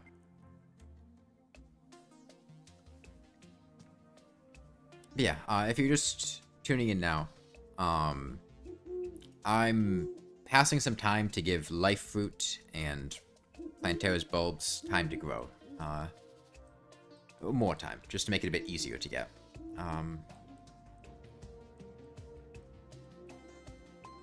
Because the less time we have to spend mining, the better. And I think we'll get nice returns out of this. Vamp knives are really strong, yeah.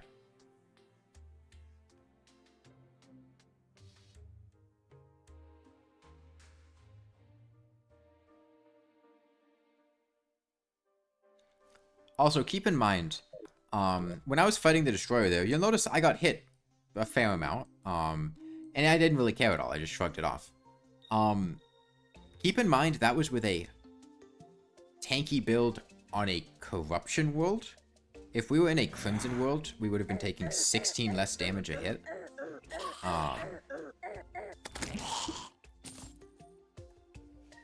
Because we would have had Flesh Knuckles and a Berserker's Glove. Which would have made it even more egregious. And we also could have had a Bass statue on top of that. Along with some other improvements. So we don't have like a... And we don't even have like good defense right now. I would have 11 more defense if I was using the hollowed helmet, for instance. Oh, yeah, I should get the cake from the party girl for the mining speed buff. Okay. Yeah. I'll go like this. This is fine. Let me make a, pickaxe axe.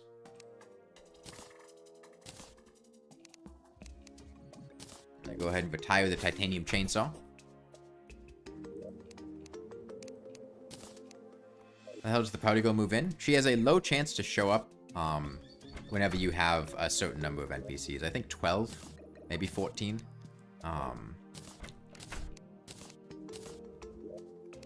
And then they changed it, so that once you meet the requirements for an NPC to move in, they always move in at their normal rates. So once you get a party girl to move in once, even if she dies, she'll move back in easily. You don't have to wait long periods.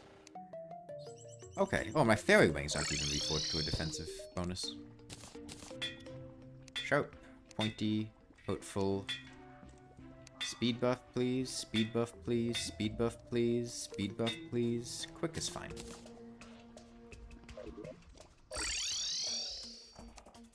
We're waiting for a shimmer. I'm not gonna make ambrosia. I don't care that much. Besides, I'm pretty sure I'm gonna max out on mining speed anyway.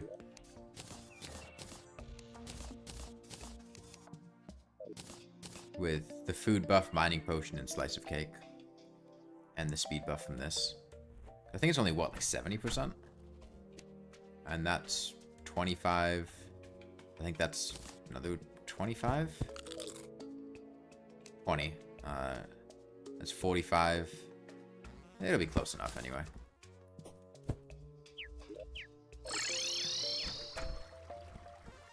Pickaxe are better than drills? Yeah.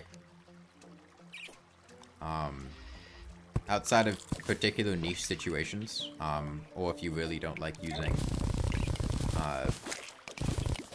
mining speed buffs, pickaxes are almost always just better than drills. I mean, the niche situation is just if you don't use mining speed buffs. It doesn't even take very many mining speed buffs to beat out drills.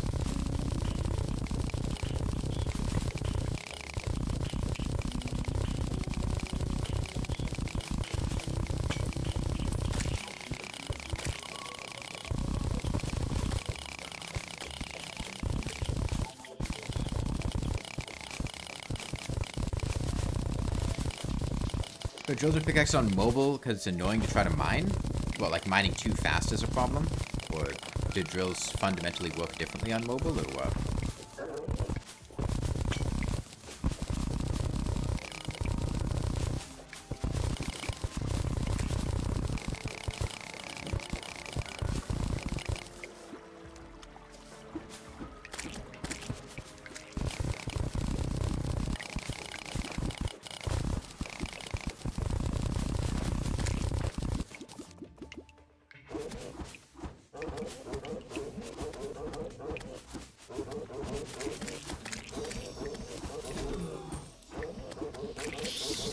If I pass mining speed, it's not so satisfying. Hold on, I need to eat the shit out of this lady.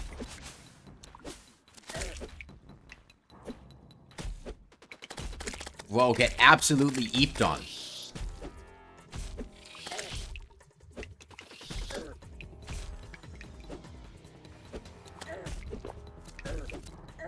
She can't handle the eep. God, this weapon sucks.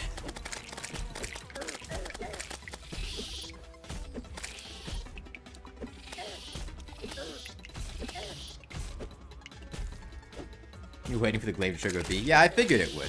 Hold on. Eeper, Eeper, Eeper, Eeper, Eeper, Eeper, Eeper, Eeper, Eeped on.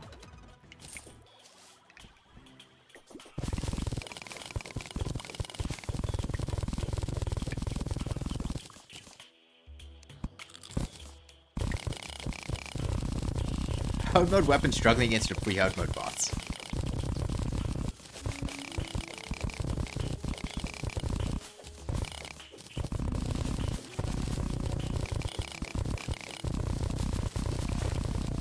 Yeah, I take back what I said about the Ghastly Glaive being able to just be, like, swapped in free hard mode as is. It would need to be toned down, because I didn't realize the explosion damage did that much damage. But it's still, like, really underwhelming for a hard mode weapon.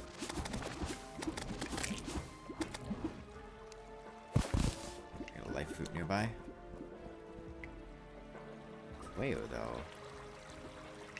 Must be near me now. Probably on screen right now. Oh, there it is. Is there another one? Okay. I guess that was it. Oh, there was one up here. Okay, that makes sense.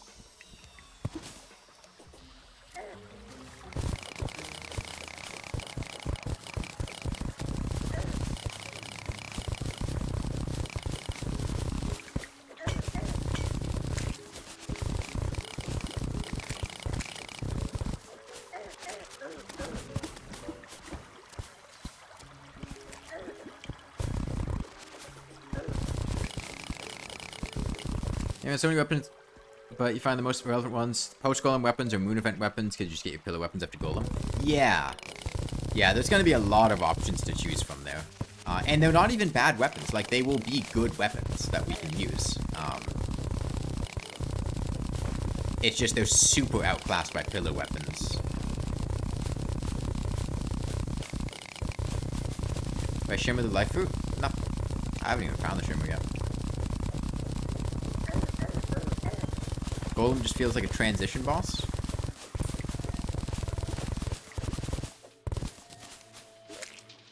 I mean, I support Golem through that. You know, whatever they need to feel comfortable in their own body.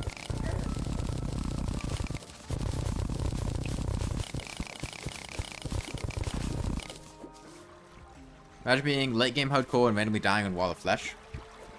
Yeah, that's one of the things you learn to be very cautious of is voodoo demons.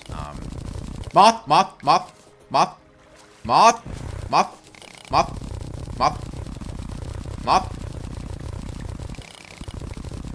Moth. Moth.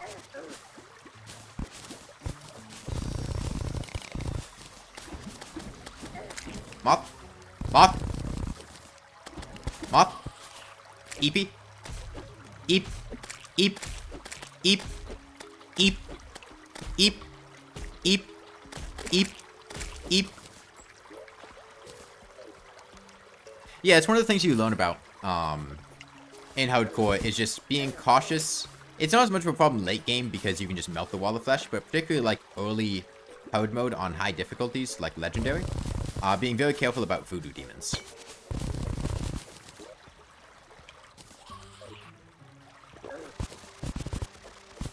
Yeah, you might be wondering, why would you be excited about a moth? And the reason is it gave me butterfly dust. And butterfly dust is very consistently obtainable from moths and is the easiest to obtain post-mech to your ring. And that's nice.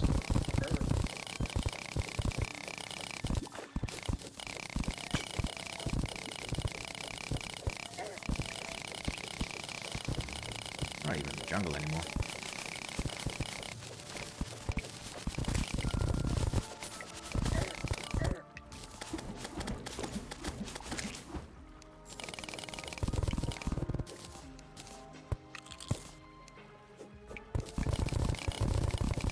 Butterfly wings are actually OP for their stage. Their stage is post-mech boss, and they are tied with bee wings, flame wings, and bat wings, which are also all obtainable post-one mech boss. They're not OP, they're just easy to get. Particularly if you have a life form analyzer and can detect when there's a moth nearby. Star statue? I saw it. I don't really care, though.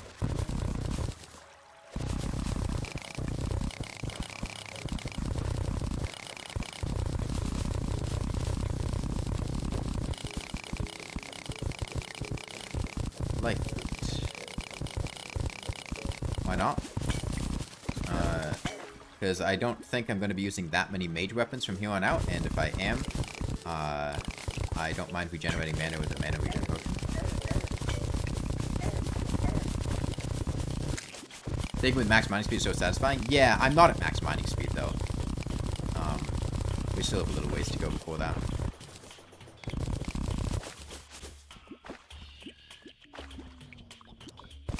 Just a decent mining speed. Hey, we're at 8.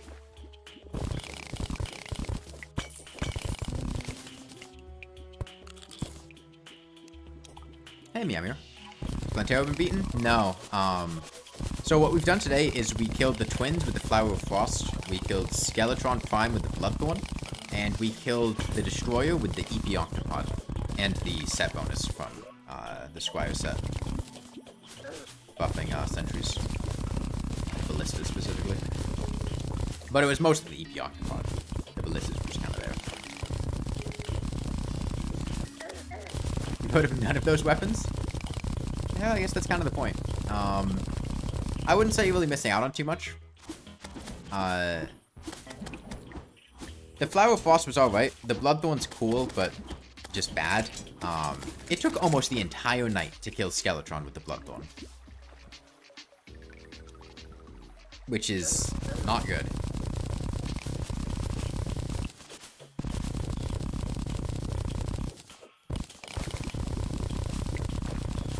And the Flower of Frost was pretty good damage, but it was really awkward to use.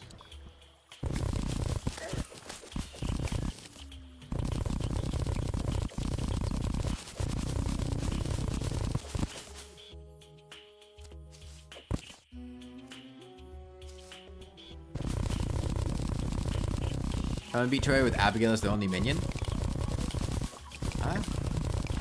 Yeah, I've thought about doing that one before. I just didn't think it would be particularly fun. Doing like a Wendy from Don't Starve Together build where you just use Abigail and maybe some of the Don't Starve Together melee weapons.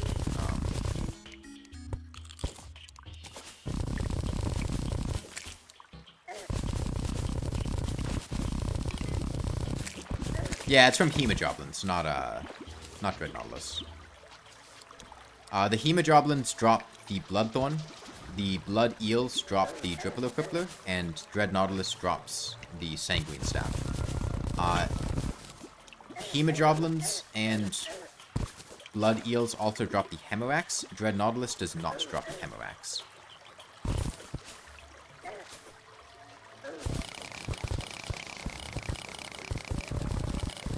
Will Plantera awake if Crimson/Corruption infects it? If you are nearby when the Crimson or Corruption overtakes the bulb and breaks it, yes. If you are not nearby, no.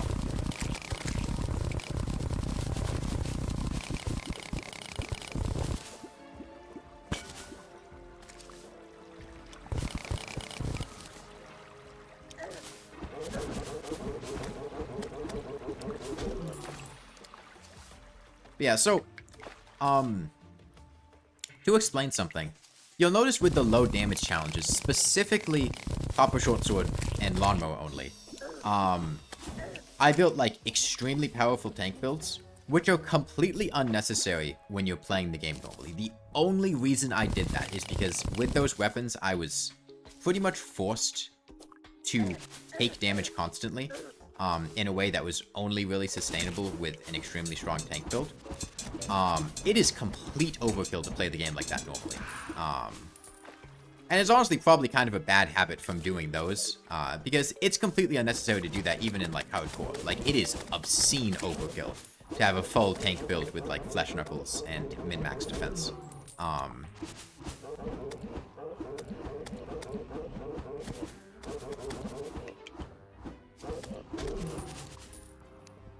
There's a life food over here.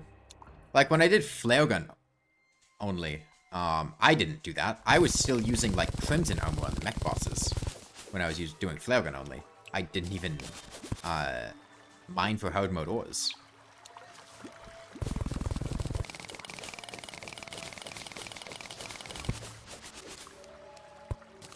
Because that didn't necessitate me taking damage constantly.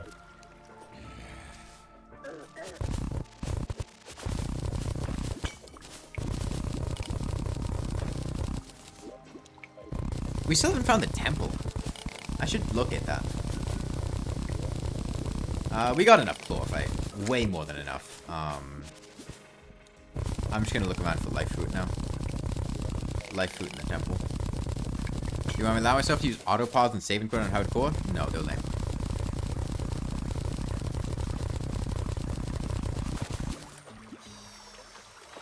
It's not cheating, it's just lame.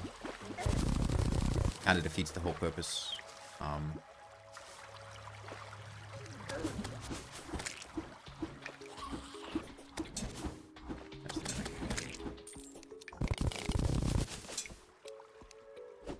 Eat the shit out of him.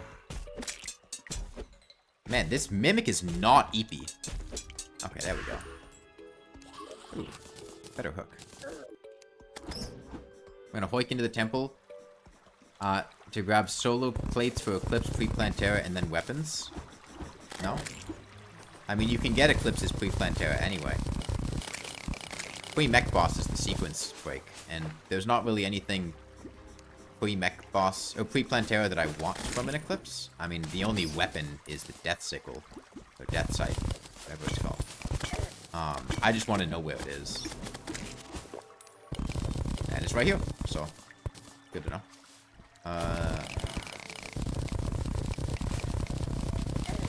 Is this a new weapon or is it truly forgettable? It is from 1.3. It is an old one's army weapon. It's been in the game for quite a long time.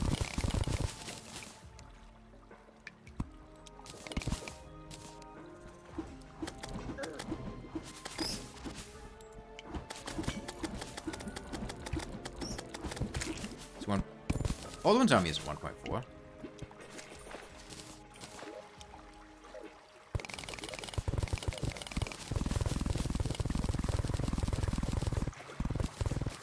Okay. We're out of spelunkies now. But we don't need spelunker potions to find life fruit.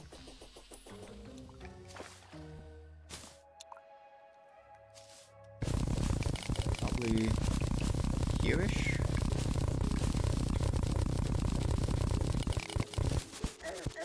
Let me locate this location. Okay. It is... Okay, no, I see where I made my mistake. It's going too low. It's about here, somewhere. Okay. Okay, no, I know where it is.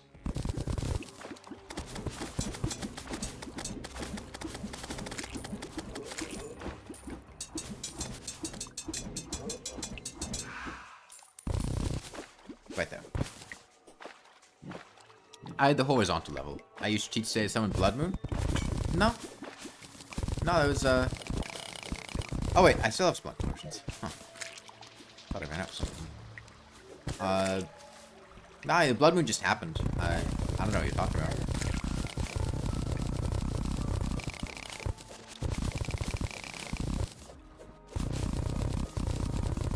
Why can't I get an Eclipse in free hard mode you can hoik in? Eclipses... Solar tablets are not usable until hard mode. Mop. Mop. Mop.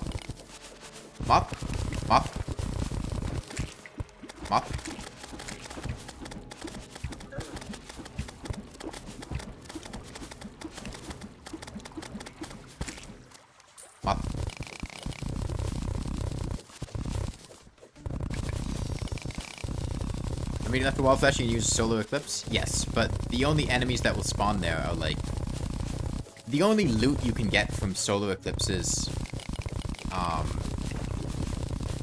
immediately after the Wall of Flesh is the Vampire, wing, the Bat Wing, which is the most useful thing. The Moonstone, which is pretty decent as an accessory. The Neptune Shell, which kind of sucks. And I think that's it, as far as, like, functional items that you can get from the Eclipse.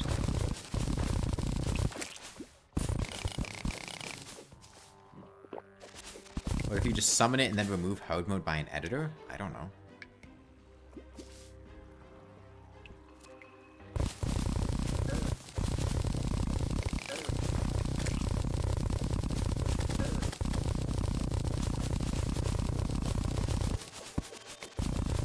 You can test it out.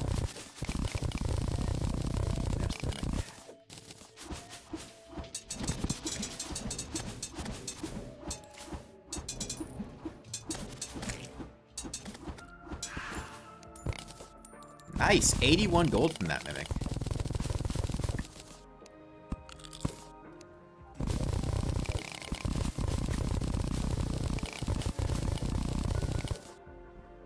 Bit of a side. Bring mech summons into a pre-hard mode world, can you fight them? You can fight them? Yeah.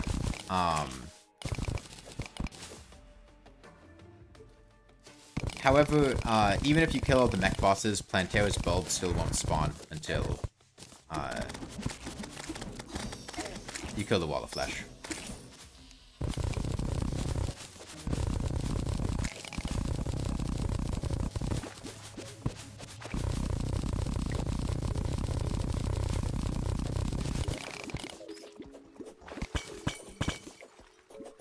Another Mimic. I'll find more money.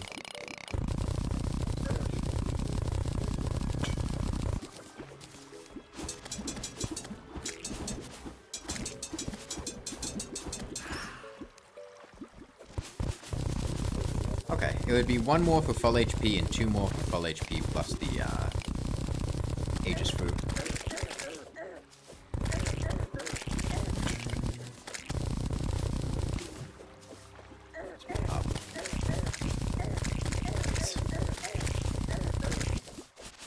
One more light fruit. Fighting moon mode using only pre-boss gear. I mean, you could do it. Realistically, that would probably just be the Featherfall dodging strategy, because Featherfall potions are pretty OP. And you just use Featherfall and a bundle of balloons, and just run circles around them.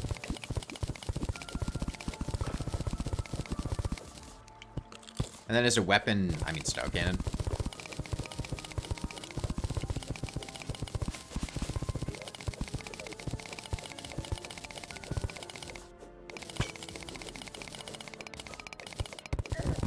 We're out of the jungle now. My Spelunker's gonna wear off soon. I want to find another life fruit though.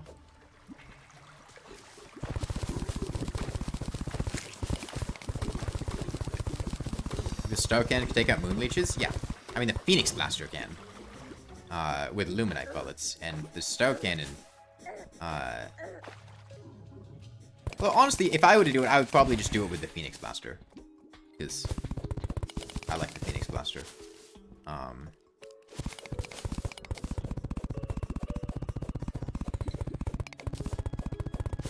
Yeah, no, I think the Star Cannon definitely could. And even if it couldn't, you could still find ways, like, teleporters, I guess they're not pre-boss, they're just pre-hard mode. Yeah, it was pre-boss gear, not pre-hard mode gear. Star Cannon is pre-boss, though, with gold chests near the underworld.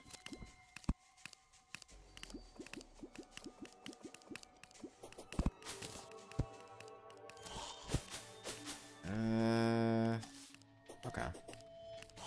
Here-ish. Must be up, because I don't see it down anywhere. There it is. Okay. Back we go. Didn't see any Plantera buffs, unfortunately. Beach balls? Beach balls are lame.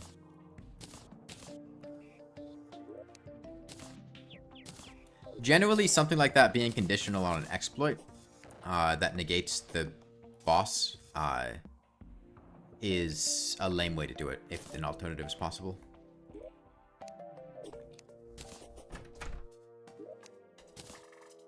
If it's the only way to do it, sure, but it's not the only way to do it. And it doesn't really require any skill or challenge, it's just kind of sitting there while the boss can't do anything, because it can't attack. Fun to set up, but it's a completely different approach to doing something like that.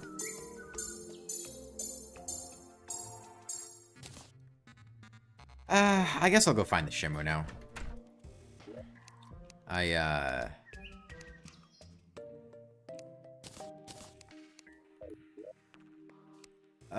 could make an Aegis fruit, and I want to shimmer my wings to make butterfly wings.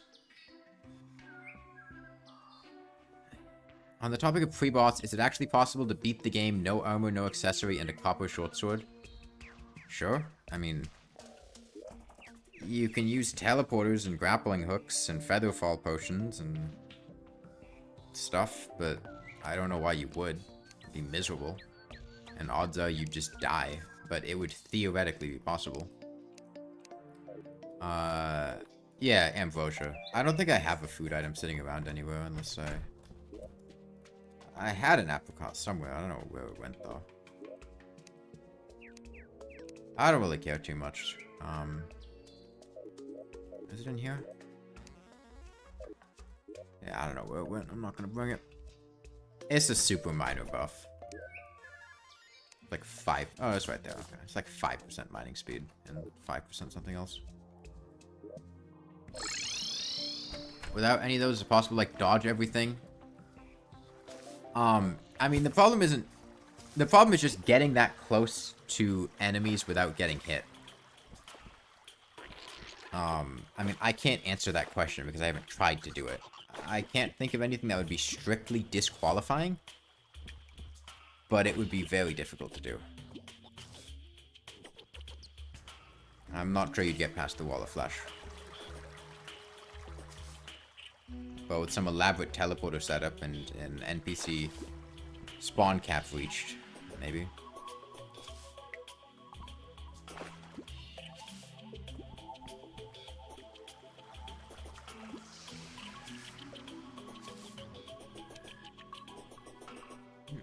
Traveling merchant.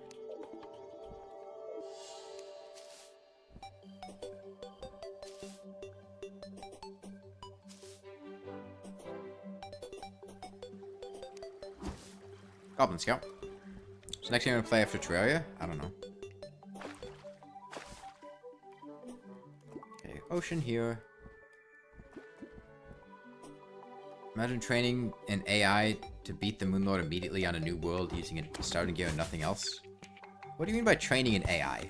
You mean just making a macro? I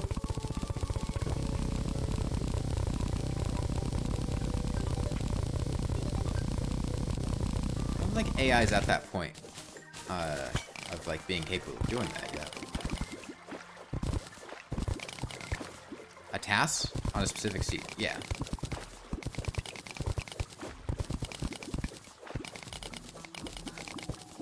You're not really training it, you're just doing it yourself and then having it be run back.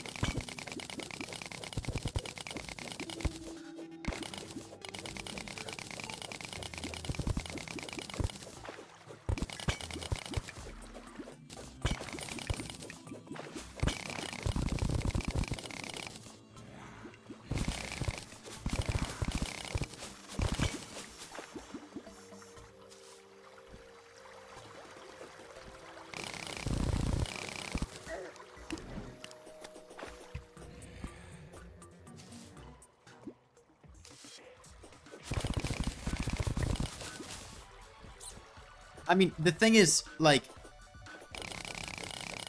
the minimum requirements to do something is almost always exceedingly low. But whether or not you're willing to do it with the bare minimum requirements is usually the question. Like, the thing is, I've mentioned this before, but Terraria's skill ceiling isn't really that high. And, like, once you feel like doing something, once you've reached a certain level of skill in the game, you can probably just do it. If you feel like doing it.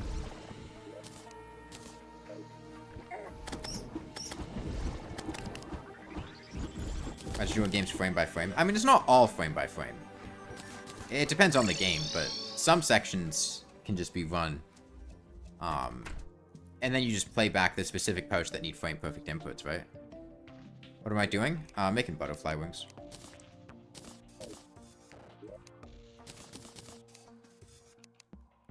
Oh, wait, and I wanted to make my weapon upgrades.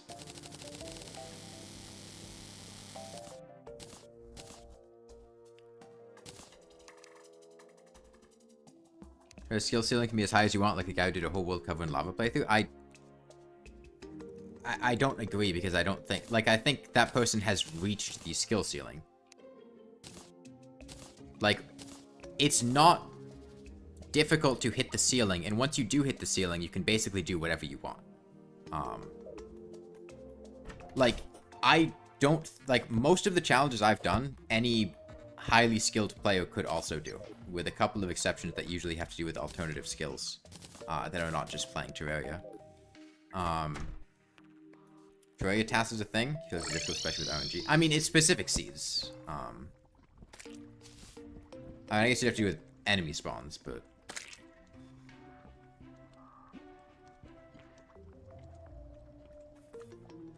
There are challenges so hard that tasks can't beat them. I mean, at that point, if a task can't do it, it's... Like, I would just say it's not possible. I wouldn't say that challenge is particularly hard. Like, if you can't slow it down frame by frame and do it by, like, feeding inputs, I just don't know that it can be done.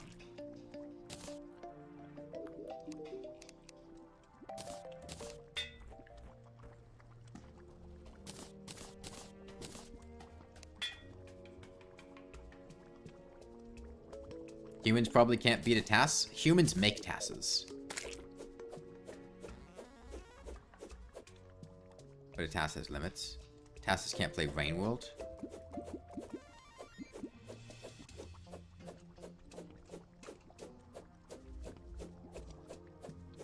No, I mean, I think you could definitely...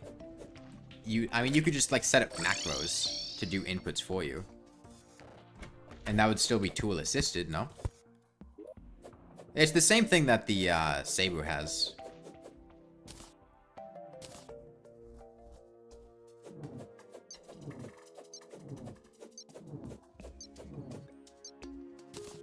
Like, if you did partially human play and then just switched over to do particular skips or something in Rain World that you couldn't do manually because it requires a bunch of frame-perfect inputs, right? That would still be a task.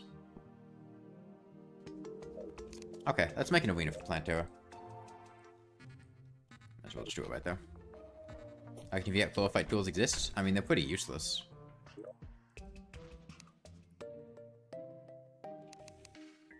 It's closer to a macro then? But that's a tool that's assisting you in a speedrun, no? Like...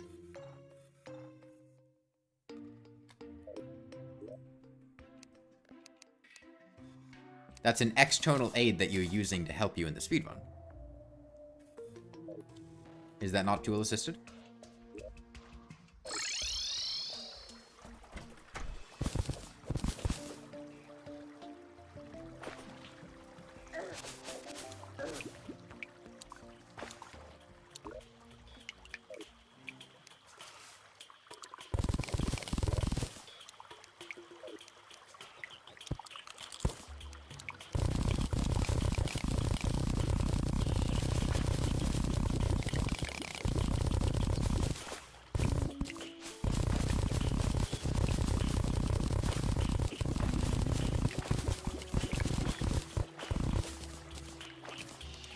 Well, if I duke this one, I don't know.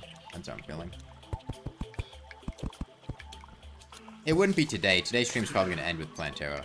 And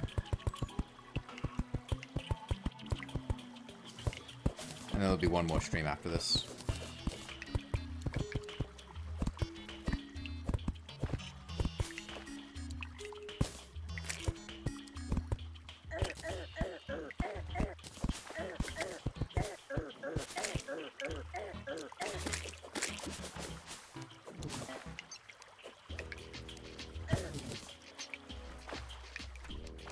They fire poof balls? Well, the Claymore doesn't fire a poof ball, it just fires a ball. It also doesn't go through blocks, unlike the other two.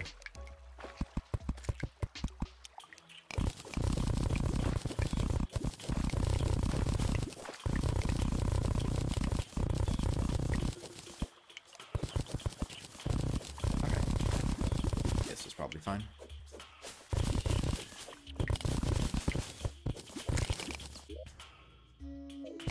That's probably fine.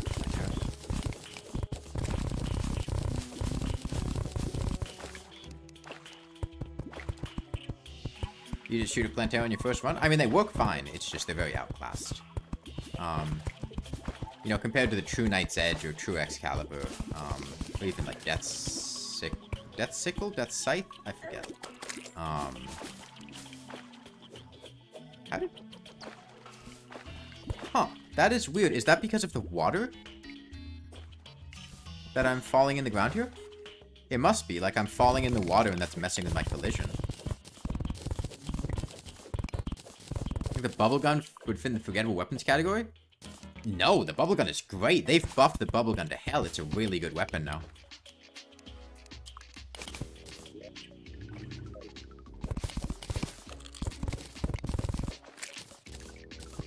It used to be a lot worse, but bubblegun's really strong now.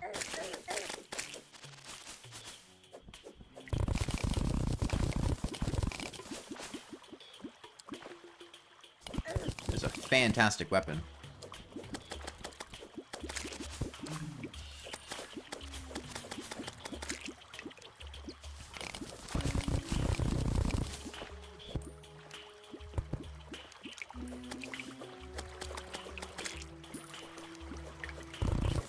That could be Plantera yet? No. It's inspired from Python GB's series. I don't know who that is.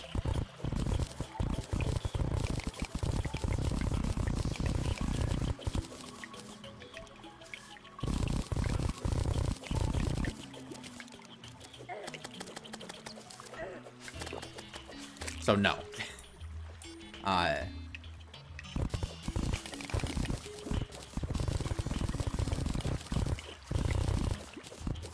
Limited forgettable items only one.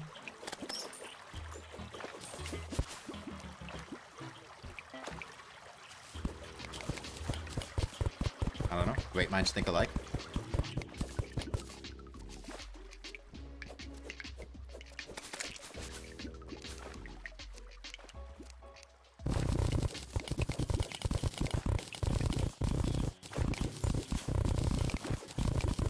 I've been wanting to do this run for a while. I just didn't really feel like it until now. Because I was trying to iron out exactly what would be fun. And at first it was just kind of like bad and forgettable weapons, but then there just weren't really enough of them. And I just went to forgettable only. Yeah, I agree, Meow Meow. I think Waterbolt and Skullbolt are useless. Just because you can get the Demon Scythe pre-boss doesn't make other things useless, because those things are potentially easier to get than the Demon Scythe, because they are not an uncommon drop from an enemy in hell. Three weapons I have right now will carry through Plantera? Yeah. I'm not going to try to eep on Plantera, but the Chlorophyte weapons are fine. I'm just building a little arena.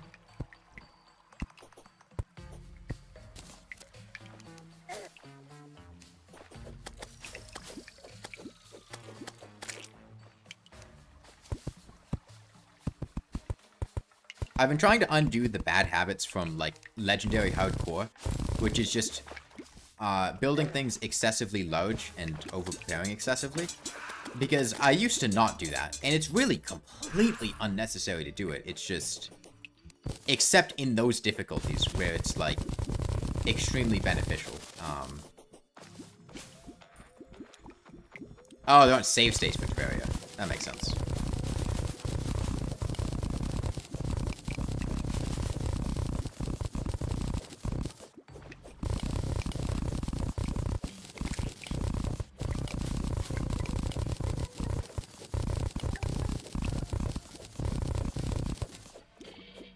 Improve your writing? Okay, capitalize your I. Add punctuation. Make the sentence actually coherent and complete. That is a fragment. That is not a full statement.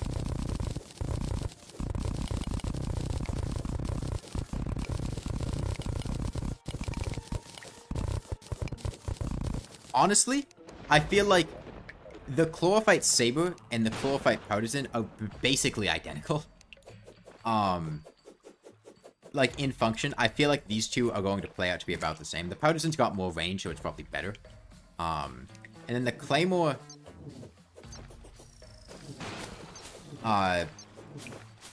doesn't go through blocks, so it kind of sucks. I mean, honestly... Genuinely... The Chlorophyte Partisan's pretty good. By virtue of the fact that it has a projectile that goes through blocks and goes a solid distance away, and it's also craftable with very easy to obtain materials, I could definitely see this being something that could be helpful to make when playing the game, just because you can attack things through blocks. It's like a death sickle, but not a rare drop from a rare event. Gloves for melee speed, you could shred Plantera with Partisan alone. I mean, I'm sure I still could kill her. I wouldn't shred her, but just kill her. I think making the Partisan could be a pretty reasonable option. At this stage in the game. Especially because it's got great stun lock potential. The ball doesn't spawn until later, unlike the Saber. The Saber is more close range. And it can also do a similar thing. But it doesn't have as much range to it, so it's not quite as good at it.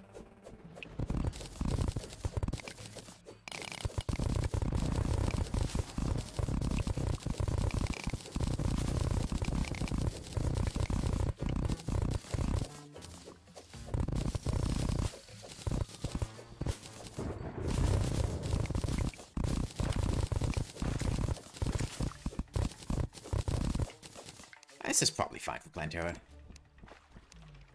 That's a lot of space. Okay, well now we need to actually find a bulb for Plantera.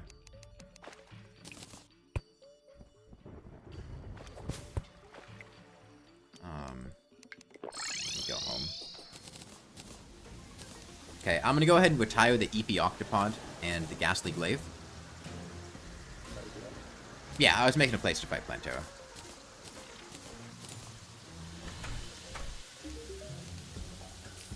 Our mother is angry? She gonna ground me?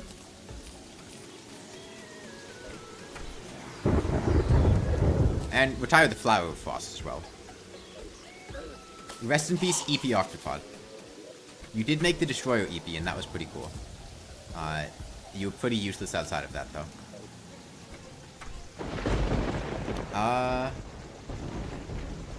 Hold on, can I make a... Hold on. I can. We were just talking about gloves. I can make a fire gauntlet.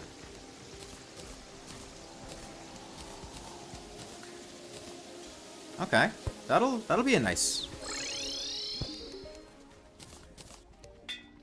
improvement.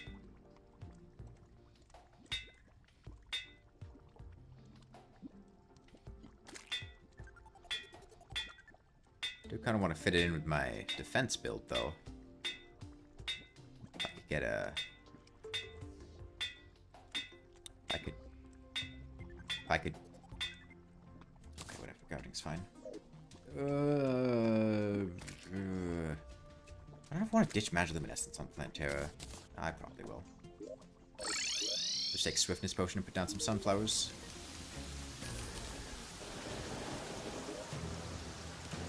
Okay, get potion ingredients. Regen, Swiftness, Iron Skin. We got Well Fed. I'll take a Thorns Potion, because why not? It's basically free. Oh, and you know what else we could do? We could stop by the Witch Doctor, get Imbuing Flasks, and make a Cursed Flames Flask. Get a little bit of a debuff build going on. Where's the Witch Doctor at? That's a bewitching table.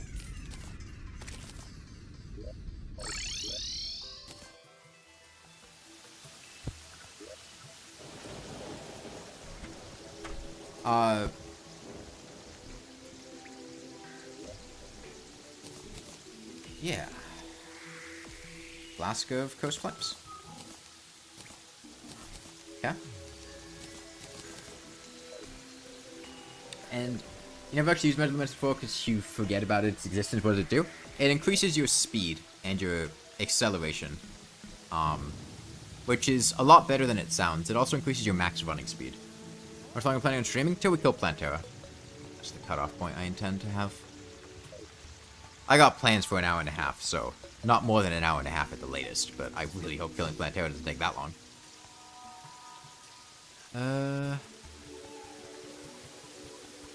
There's a bulb there. Bit of a trip, but that's workable. Okay.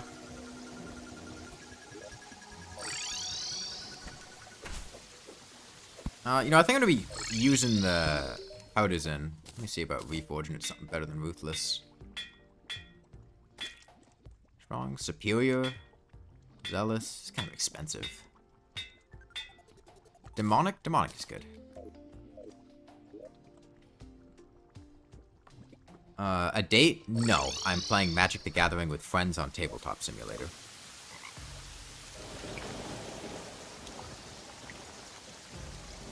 Oh, fuck off. Nah, I got better things to do than pirates. Damn it, but I don't... I didn't bring my Heart Lantern. Kind of deck? We're cubing.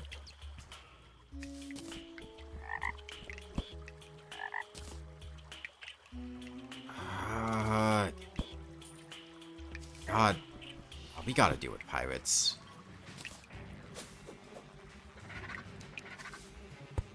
That's annoying. Okay.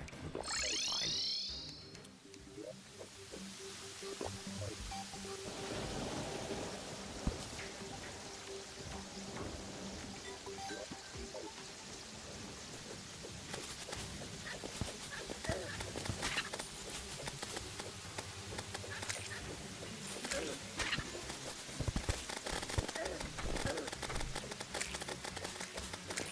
Actually, hold on.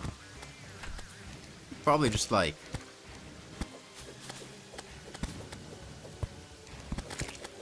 They can't go through blocks. I can. If you get pirates in early hardcore hard mode, literally just do this. And like attack them from the other side of a block. Put lava down or something.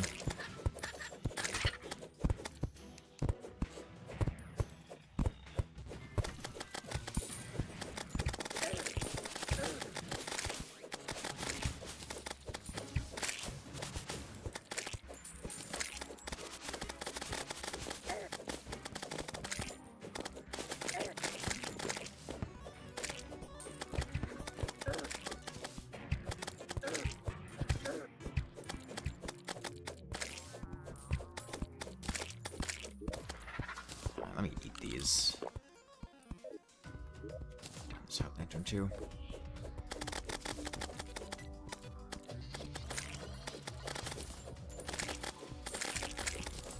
You're gonna hide until you get better stuff? Yeah, you can do that too.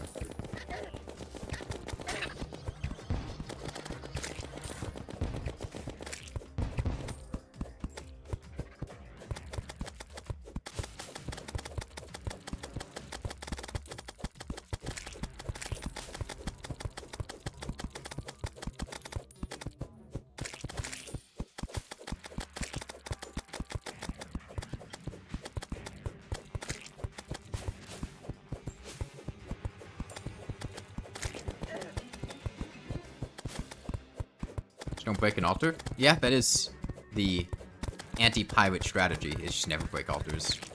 Only time I really do that is during particularly slow challenges where I don't have the means to deal with them, though. Like, I think I avoided it during, like, lawnmower and proper short sword only.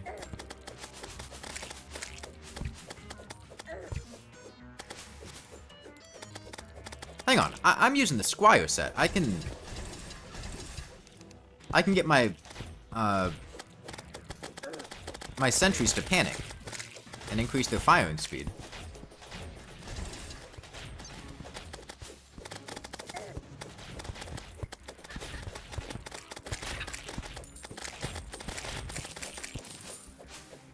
Is Naviga's flower in front of my house? Yeah. I don't think I actually saw the one in front of my house yet. There was one open in the corruption earlier. I'm not going to use Abigail, so I don't really care too much.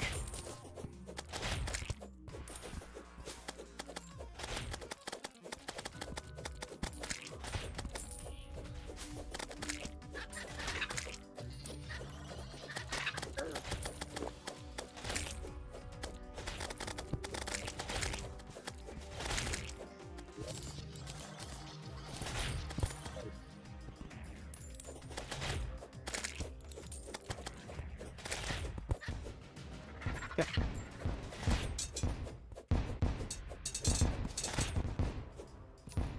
Hold on. Bring in the... Oh, this thing pierces. Okay. Interesting. Kinda sucks. Not gonna lie. I think this is my best option here. It would be cool if he stayed at a consistent elevation, but...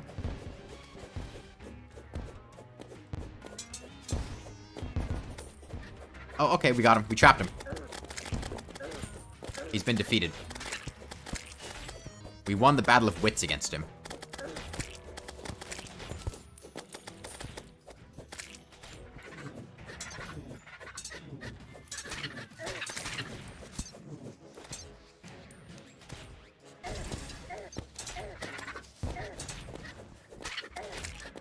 Hold on. No, don't come.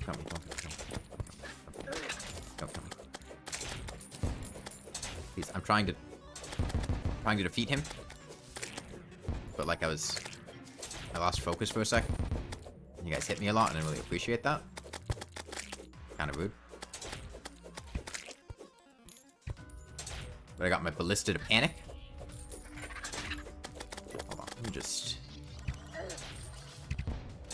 Everything. It was all optimal to get my ballista to panic so that it would hit the one that I wanted it to hit. You shoot that one. That way it'll pierce all of them. Okay, make my ballista panic. Back, what stage are we? Pre-Plantera. We're about to fight Plantera, and then pirates showed up. We had to deal with them.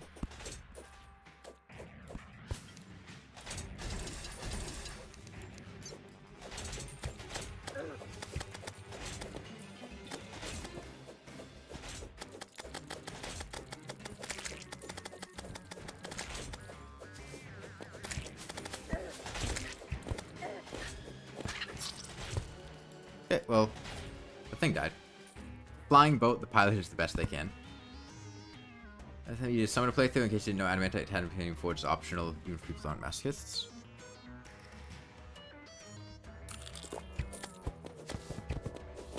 That was the cutlass.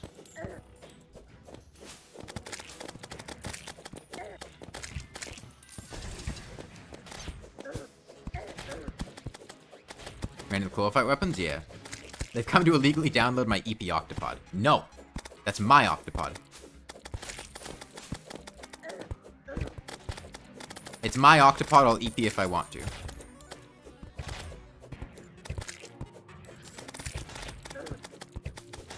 Why does a bow and arrow do so much more damage than a gun? Wilton characters have challenges, you delete them? I usually keep them. I need to delete them. Because I have way too many of them, but...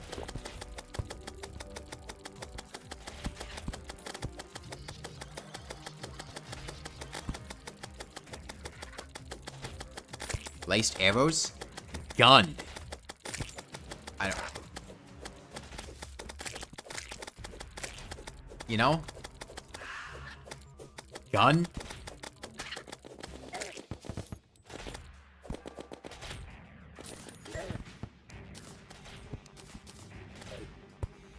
Just putting that one there for your consideration.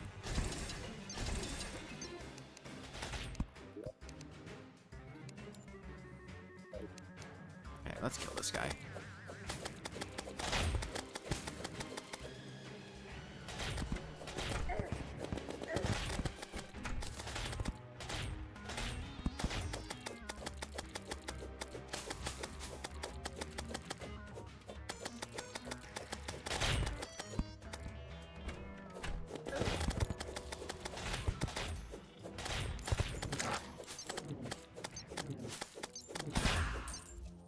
Okay.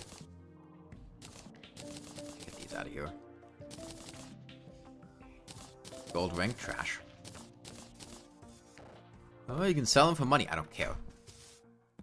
I got money.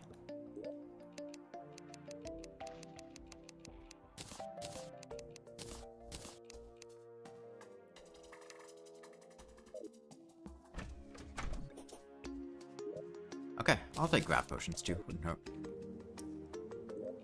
And hunter's pretty nice to have. Okay, now we can go fight Plantera.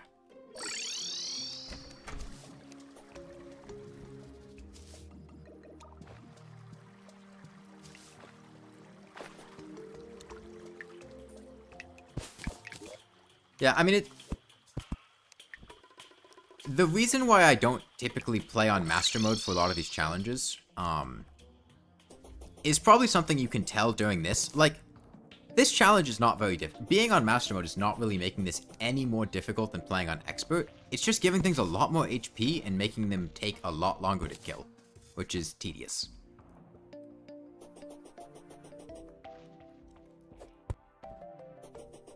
And that's pretty much universally true for challenges. There are very few that are meaningfully different on Master Mode. It just takes a lot longer.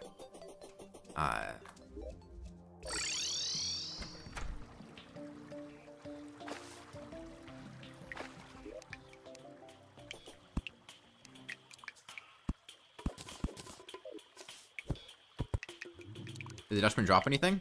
I didn't check. I can check after. If I remember. Plantera was... It's quite a ways to go before we get to Plantera, unfortunately, but...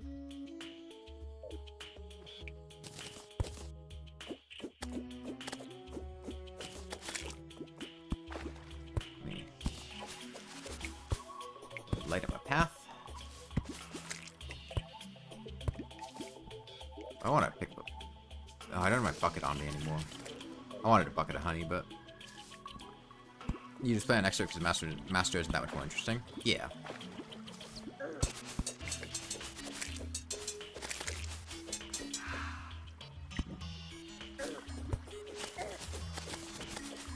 Well, I mean, like, the thing is, like, for most of these boss fights, I'm really not getting hit anyway. My voice kind of cracked there. But it's not like I'm in a really close boss fight and I only survive because I was taking less damage because of master mode. Like, I didn't really get hit very much anyway. Which then just means it's more HP. And that's not fun.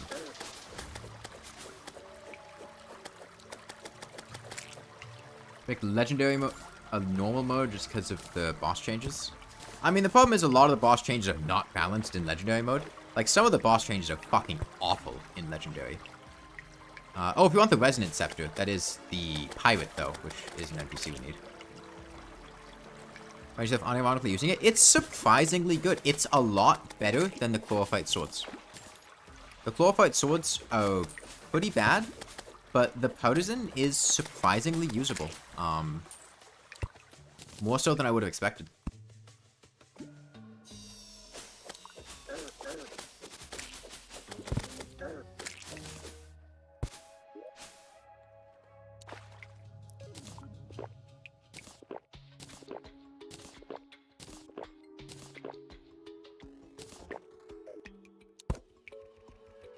Oh wait, no, that's an angry trapper. I thought that was Plantera. It was Plantera.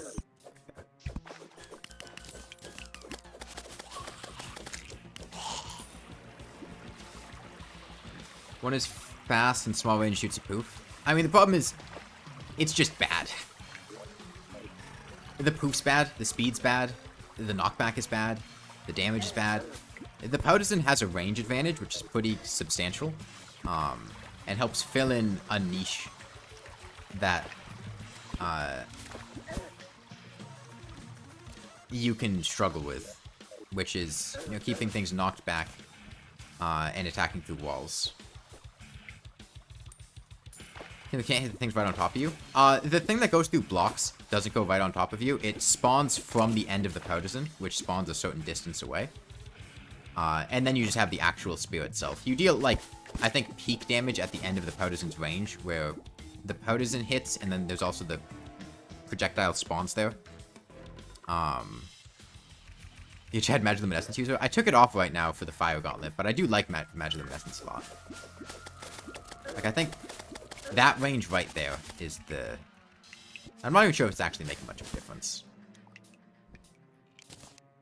Okay. Anything else I wanted to do? No, I think that was everything.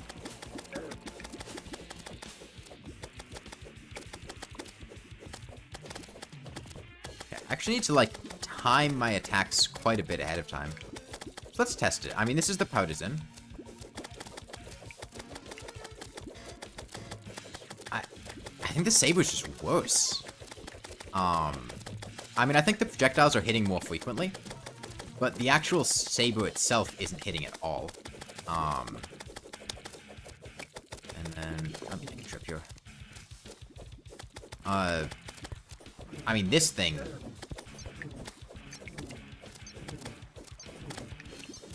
I can't hit with the actual sword, like, at all.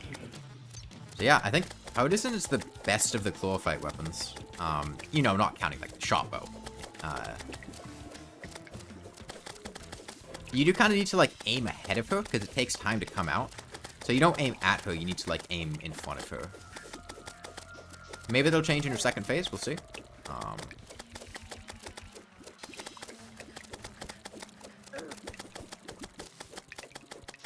Let's go.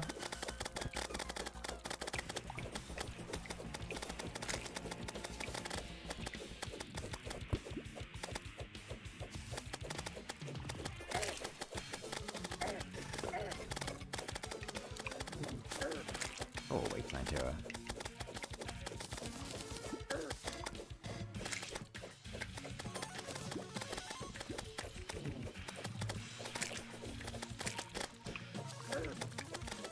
Yeah.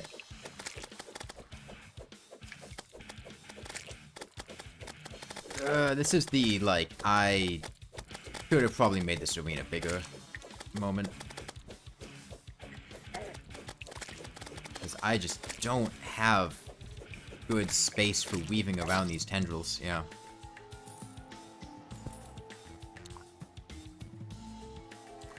Dangerous close to surface? No, we're not. Yeah.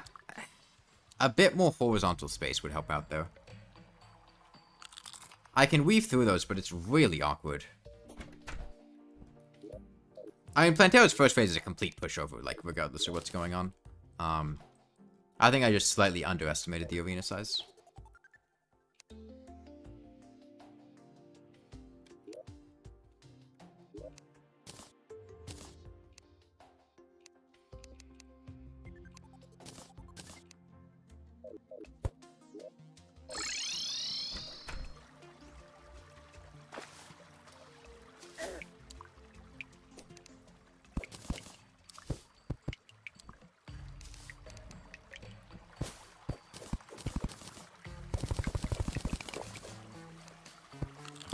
I'd rather just make it slightly longer. Maybe out to, like, here.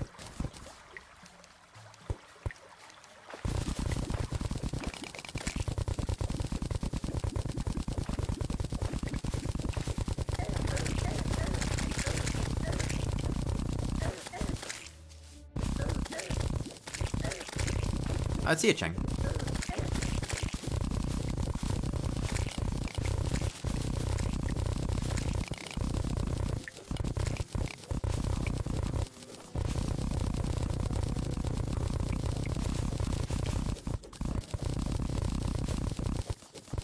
Yeah, I kind of just messed up in the middle of that fight and got hit a couple times too many by the tendrils.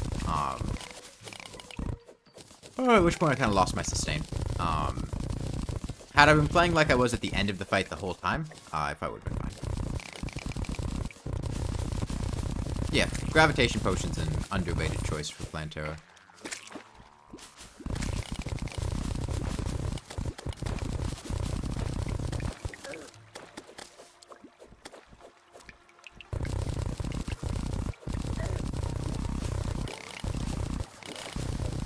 I also ran out of greater healing potions.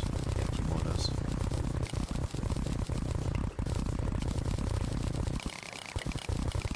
This is good though, because I need to remember what, like, approximate arena size for Plantera to build.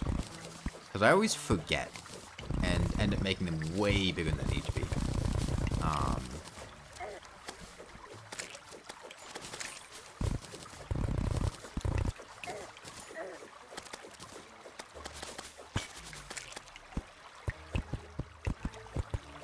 And I just do X screens. But I don't know how many screens to make it until I remember how many screens it is.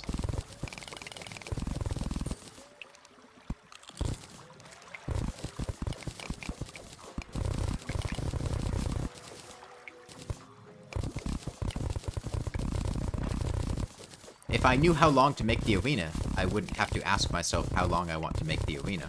It'd be uncertain.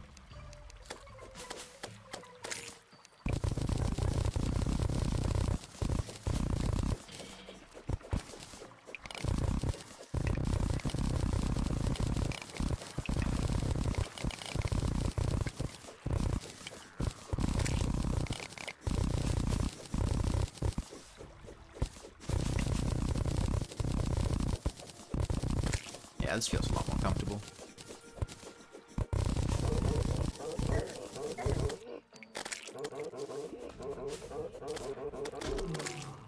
Does things spawn up here? Yeah, it did.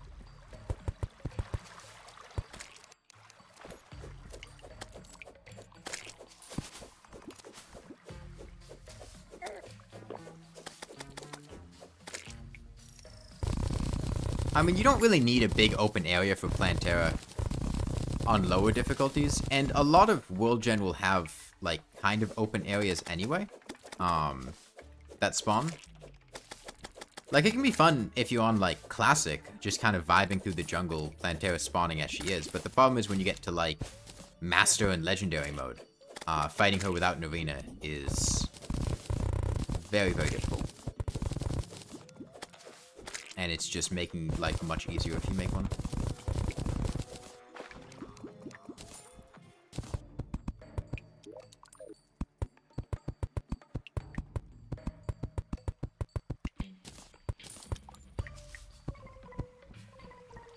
Okay, that is way more comfortable of a space.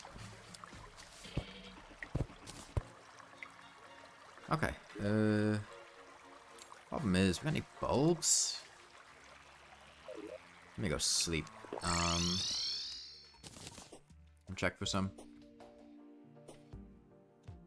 Alright, let me go reset my buffs. Okay, that's a pot.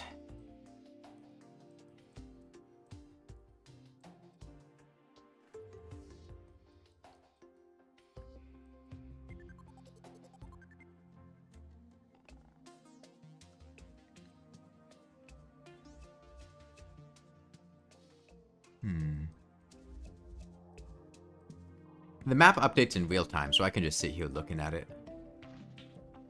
I don't need to exit out or anything. Life fruit there.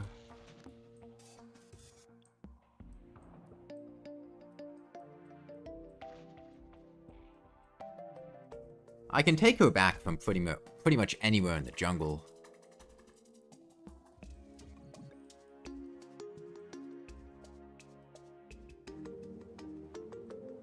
I just need her to show up.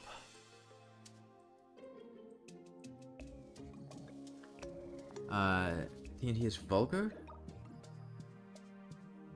I don't like TNT because it messes with background walls and that messes with how she behaves. Hey, Aaron, bro. If you destroy every background wall, she, like, can't use her hooks at all. But I don't know. I always feel like it's harder to get a feel for what she's gonna do if her movement is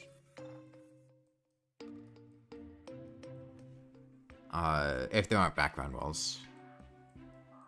Plus, it's not hard to mine things with a fast mining speed.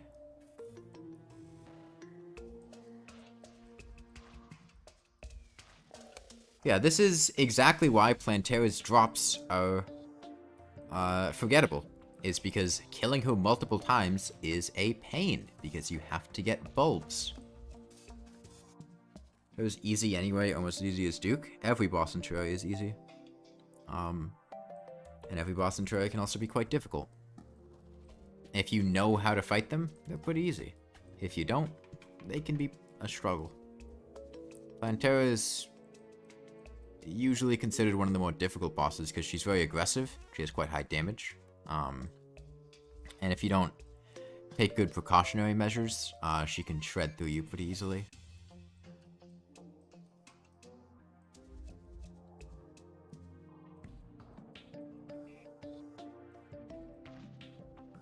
Boy, no luck with the bulbs, huh?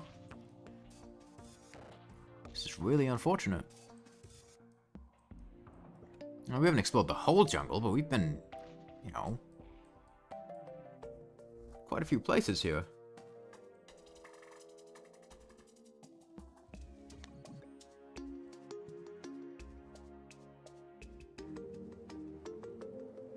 The problem is you don't want too many Plantera's bulbs, because then mining in the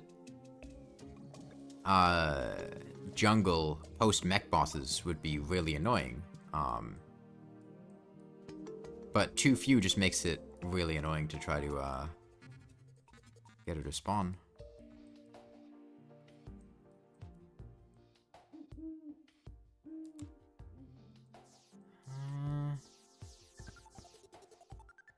That's a water chest.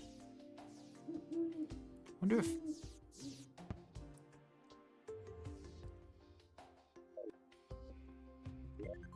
giving these more spaces to spawn would help, because there are actually a lot of like minecart tracks. They're like kind of in the way. So maybe if I were to destroy some of those, we might get lucky and have bulbs spawn there. Like in spots like this.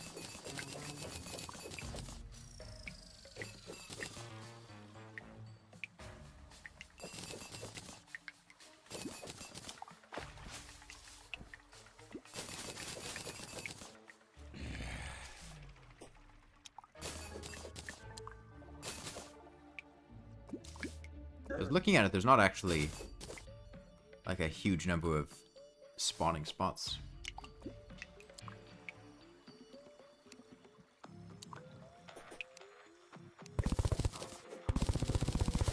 Also, maybe there'll be some...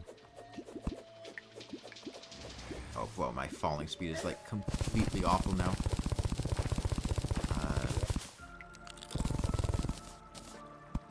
Maybe there'll be some bulbs down here. I don't know. Let me check real quick. Just mine straight down and see if anything shows up.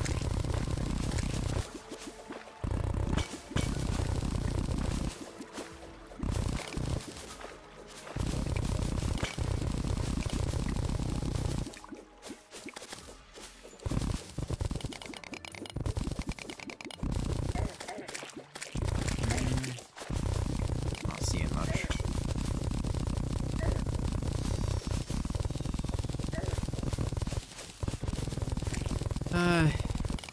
Even though it's given up a continue playthrough, I have to look for a bulb for 3.5 hours. It shouldn't take that long for us to find a bulb.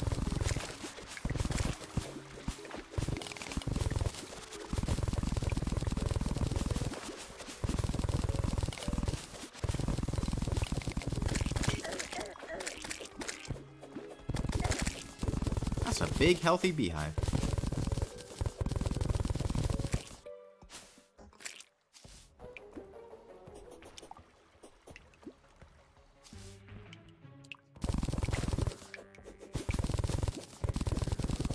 Bulb right there.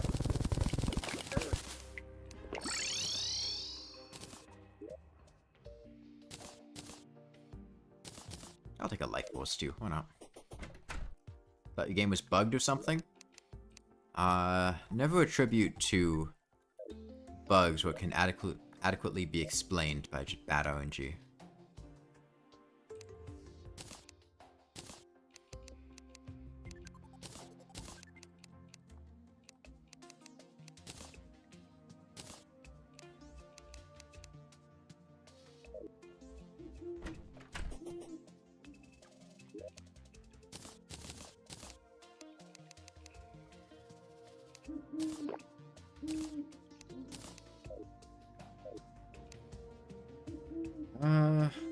Okay. I think that was everything. Let's try that again.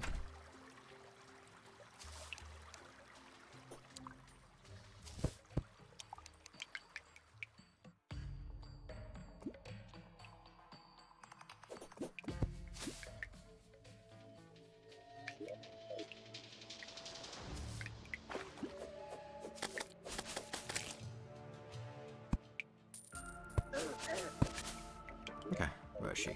Over there.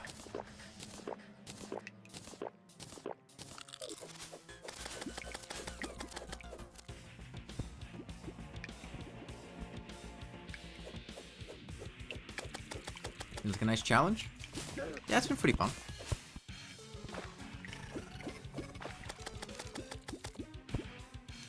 Yeah, fun fact. Oh, hold on. Broke a campfire. Fun fact with Plantera. She cannot attack through solid blocks unless you are currently hitting her. So if you're leading her back somewhere, the safest way to do it is to avoid attacking her, because attacking her will cause her to shoot you, whereas avoiding her will cause her to just kind of sit there.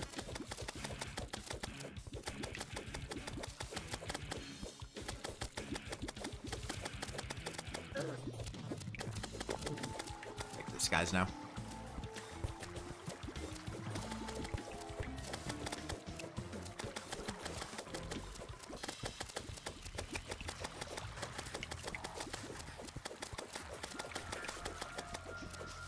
Those count for minions? I believe so, yeah.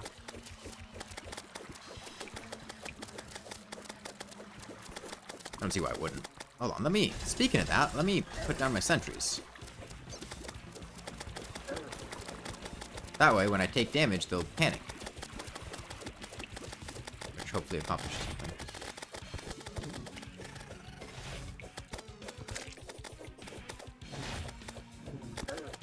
Oops. Oh, I forgot to make greater healing potions. Whoops.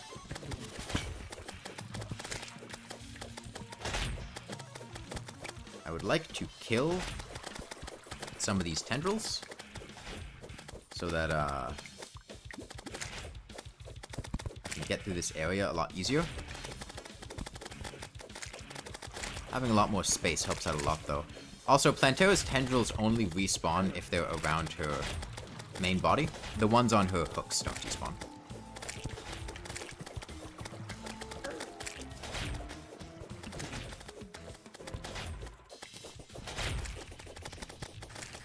Oh wait, hold on. I was accidentally clicked on my hopper.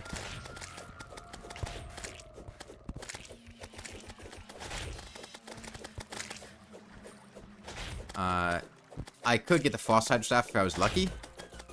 We didn't get one when we were farming for a Hambat, and I think it's pretty unlikely we're going to be in the snow biome past that, so I think that's going to be a lost cause. Yeah, it was just a space issue. I made my arena way too small the first time. Okay, let's see what we got. Wasp Gun. Okay. I'd be down to use the Wasp Gun. Wasp Gun's pretty cool. Post Plantera Solar Eclipse immediately. Okay, I'm down. I'm game. We're probably gonna get our ass kicked by some of these things because we currently have chlorophyte weapons.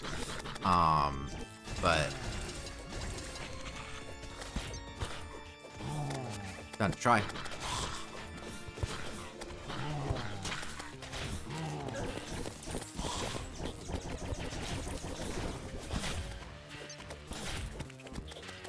Chlorophyte weapons and a Wasp Gun.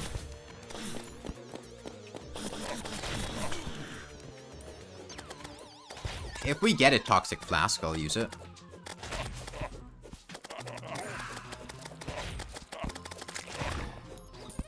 What mount am I using? I think I have a Unicorn, but I haven't really been using it. Okay, I can effectively deal with Nailheads with my Chlorophyte Partisan. That's pretty cool. Because we attack through blocks.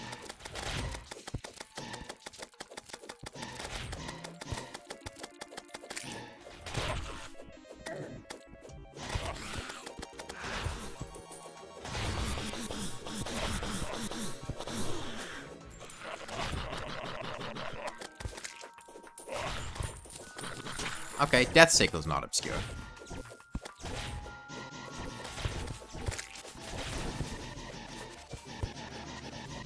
Yeah, that range right there where you multi-hit with the projectile coming off of it.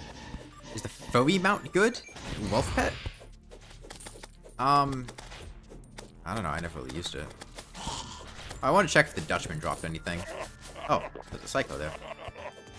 Yes, the Dutchman dropped a discount code. And is that the black spot? I think it dropped the black spot.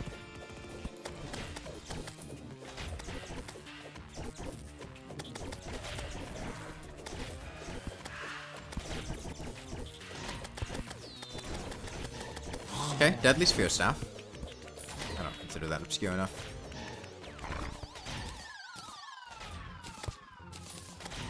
Let me go pick up those things over there, though. Okay, yeah. Black Spot I'll take. Discount code, you can go in the trash. Well, yeah. Good with double jumps? I've heard that, yeah.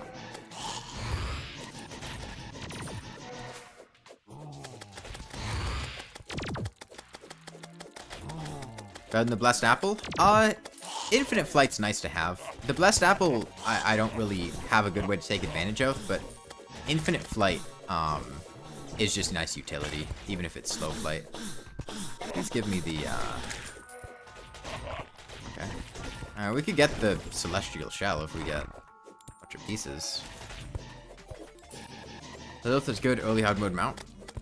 Lilith doesn't have infinite flight. Oh, I thought you were comparing the black spot to the unicorn, because I just swapped the black spot for the unicorn.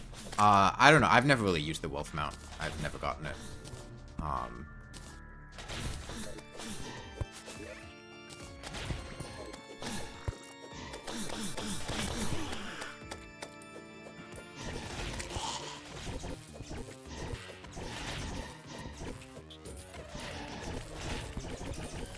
If we got a butcher's chainsaw, I'd be able to use that too.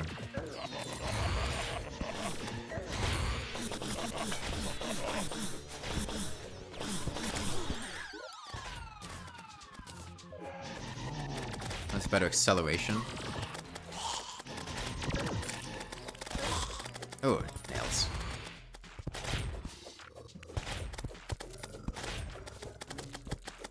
Post-plant? Yeah, we'll post Plantera now. We got a solar eclipse literally like 4 seconds after Plantera died. So I'm gonna do that, and that'll probably be the end of the stream after this eclipse. I want this nail head gone though.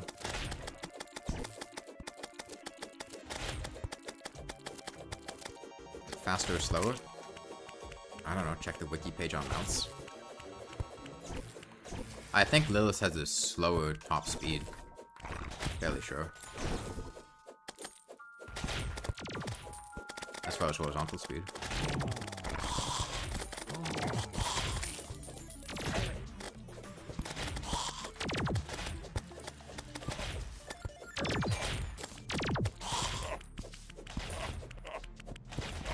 Oh, there's a Mothron. I don't want the deadlies. But I want the... I'm more interested in trying to get the Toxic Flask and killing this Mothron. Just staying alive. Hold on, can I... Nah, Black Spot can't do that. I wasn't sure what kind of speed you needed for Mothron. Faster than the Black Spot is the answer. Now they defeated plant you can farm for the Frozen Shield? No.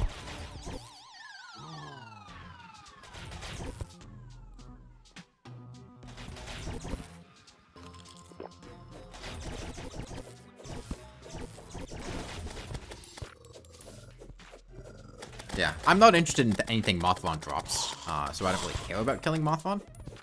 I mean, Mothron wings would be fine, I guess, but... I'm much more interested in the Toxic Flask. Thing is, that's a weapon I'd actually use.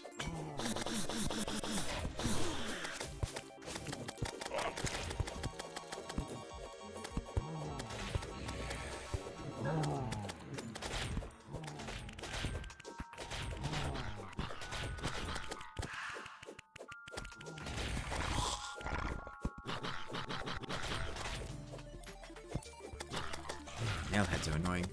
Is the Eye of Cthulhu yo-yo forgettable? No, the Eye of Cthulhu yo-yo is the best yo-yo pre-Moonlord. The Kraken is significantly more forgettable than the Eye of Cthulhu. And I wouldn't even consider that forgettable, because you get it to drop all the time in the dungeon if you're just in there.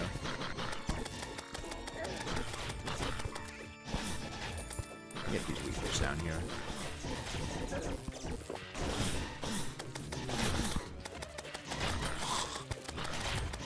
Yeah, plus Mothron is a high-value target, and it drops the Eye of Cthulhu a lot when you kill it, because it's a pretty high drop rate.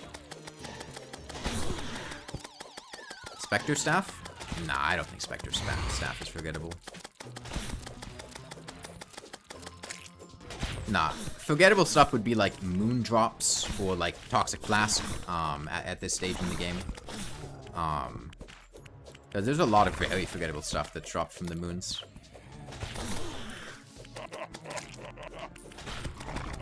I mean, yeah, I mentioned this before, but the Chlorophyte Partisan is pretty good. I mean, this is a Master Mode post-Plantera Eclipse, and it's handling it fairly well. It's not, like, incredible, but...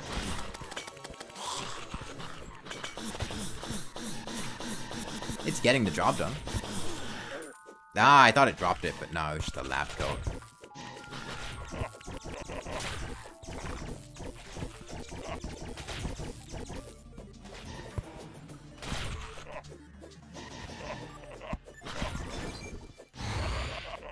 I'm just gonna let Mothron kill me. It'll be faster to let Mothron kill me than to try to kill Mothron with the Chlorophyte Partisan.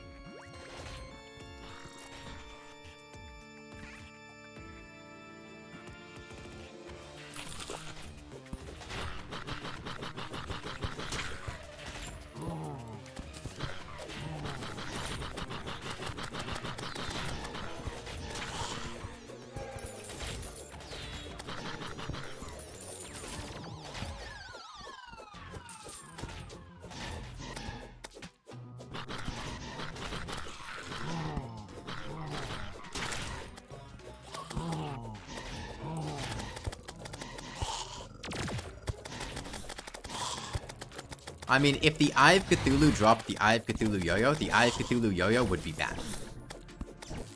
Because yo-yos at that stage of the game were just bad. And there's already a lot of yo-yos that are underwhelming at that stage. There does not need to be another yo-yo from the Eye of Cthulhu itself. I don't think we're going to get the Toxic Flask. We'll see. But it's not looking great.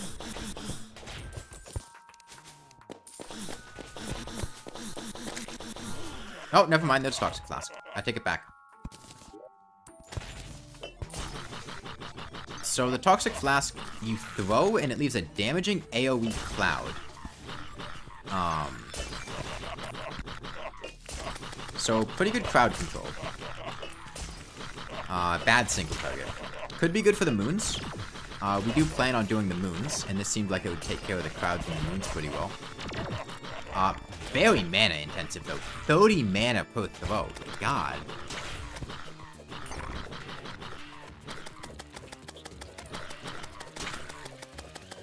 That's pretty excessive. I know I can use the hide back to improve the lost gun. But the stream's gonna be over after this eclipse. So I'm not. That's a problem for next time.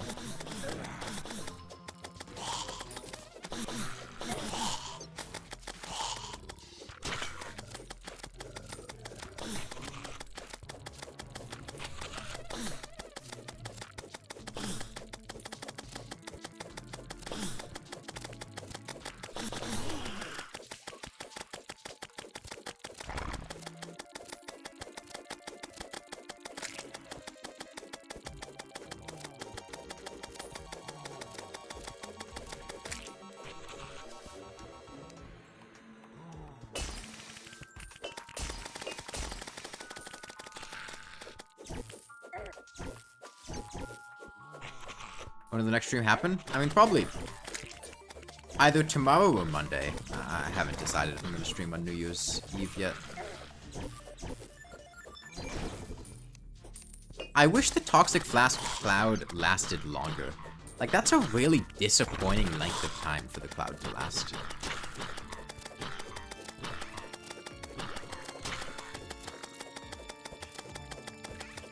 For 30 mana? I'd feel a lot better about that if it lasted for like twice as long. Will the stake launcher pierce a lot? Yeah, but I don't think it's forgettable.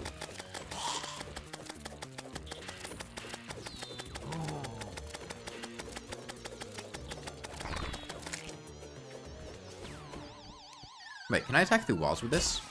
I can't even attack through walls with it. Oh, this thing sucks. It really does. Bubblegun? Bubblegun is not forgettable.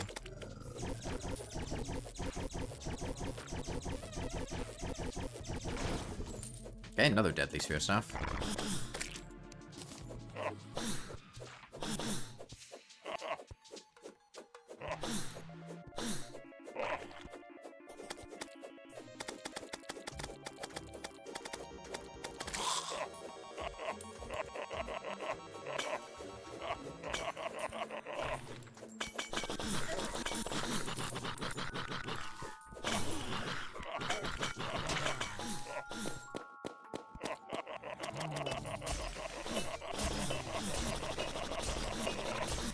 Oh, it seems like you can stack the damage, though, between multiple flasks, maybe. I think they were going to hit more often, though. Trying to get the chainsaw? I'm just waiting for the eclipse to end at this point. We got the Toxic Flask. I didn't summon this eclipse intentionally. It just happened immediately after I killed Plantera, so...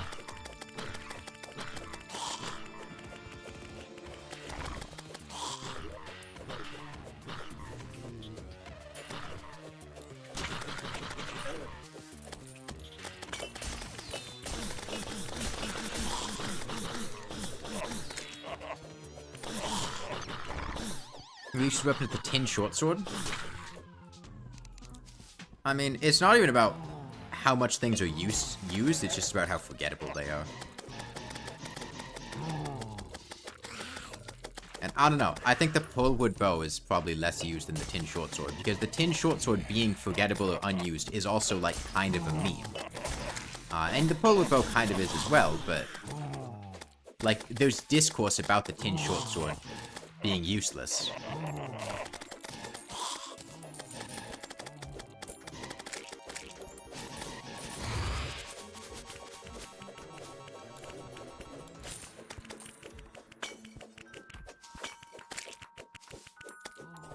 Reforging makes the flask better. I will reforge it, yeah, but not until the eclipse is over. Remember, the goblin down there is in the middle of the corruption, and NPC spawn rate reduction are disabled during solar eclipses, regardless of what elevation you're at, so I would be swarmed with corruption enemies if I went down there right now.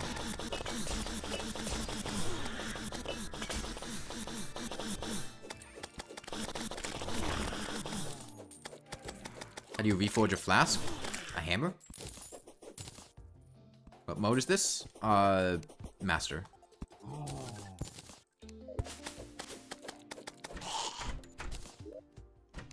Okay. Well, I think that'll be it for today.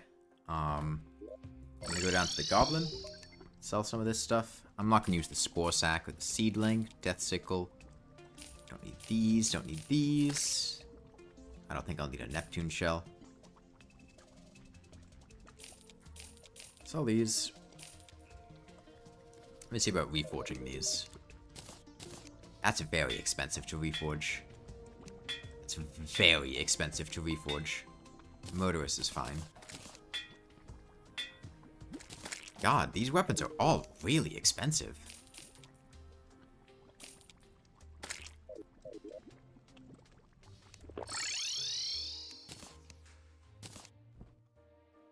What about Brand of the Inferno? We sold the Brand of the Inferno a while ago. We used the EP Octopod and the Ghastly Glaive, which are more forgettable than the Brand of the Inferno, I feel like. We did get them, though. It's because the only good use for them is selling? Yeah. Okay. Well. There's so many vanity things that drop during solar eclipses.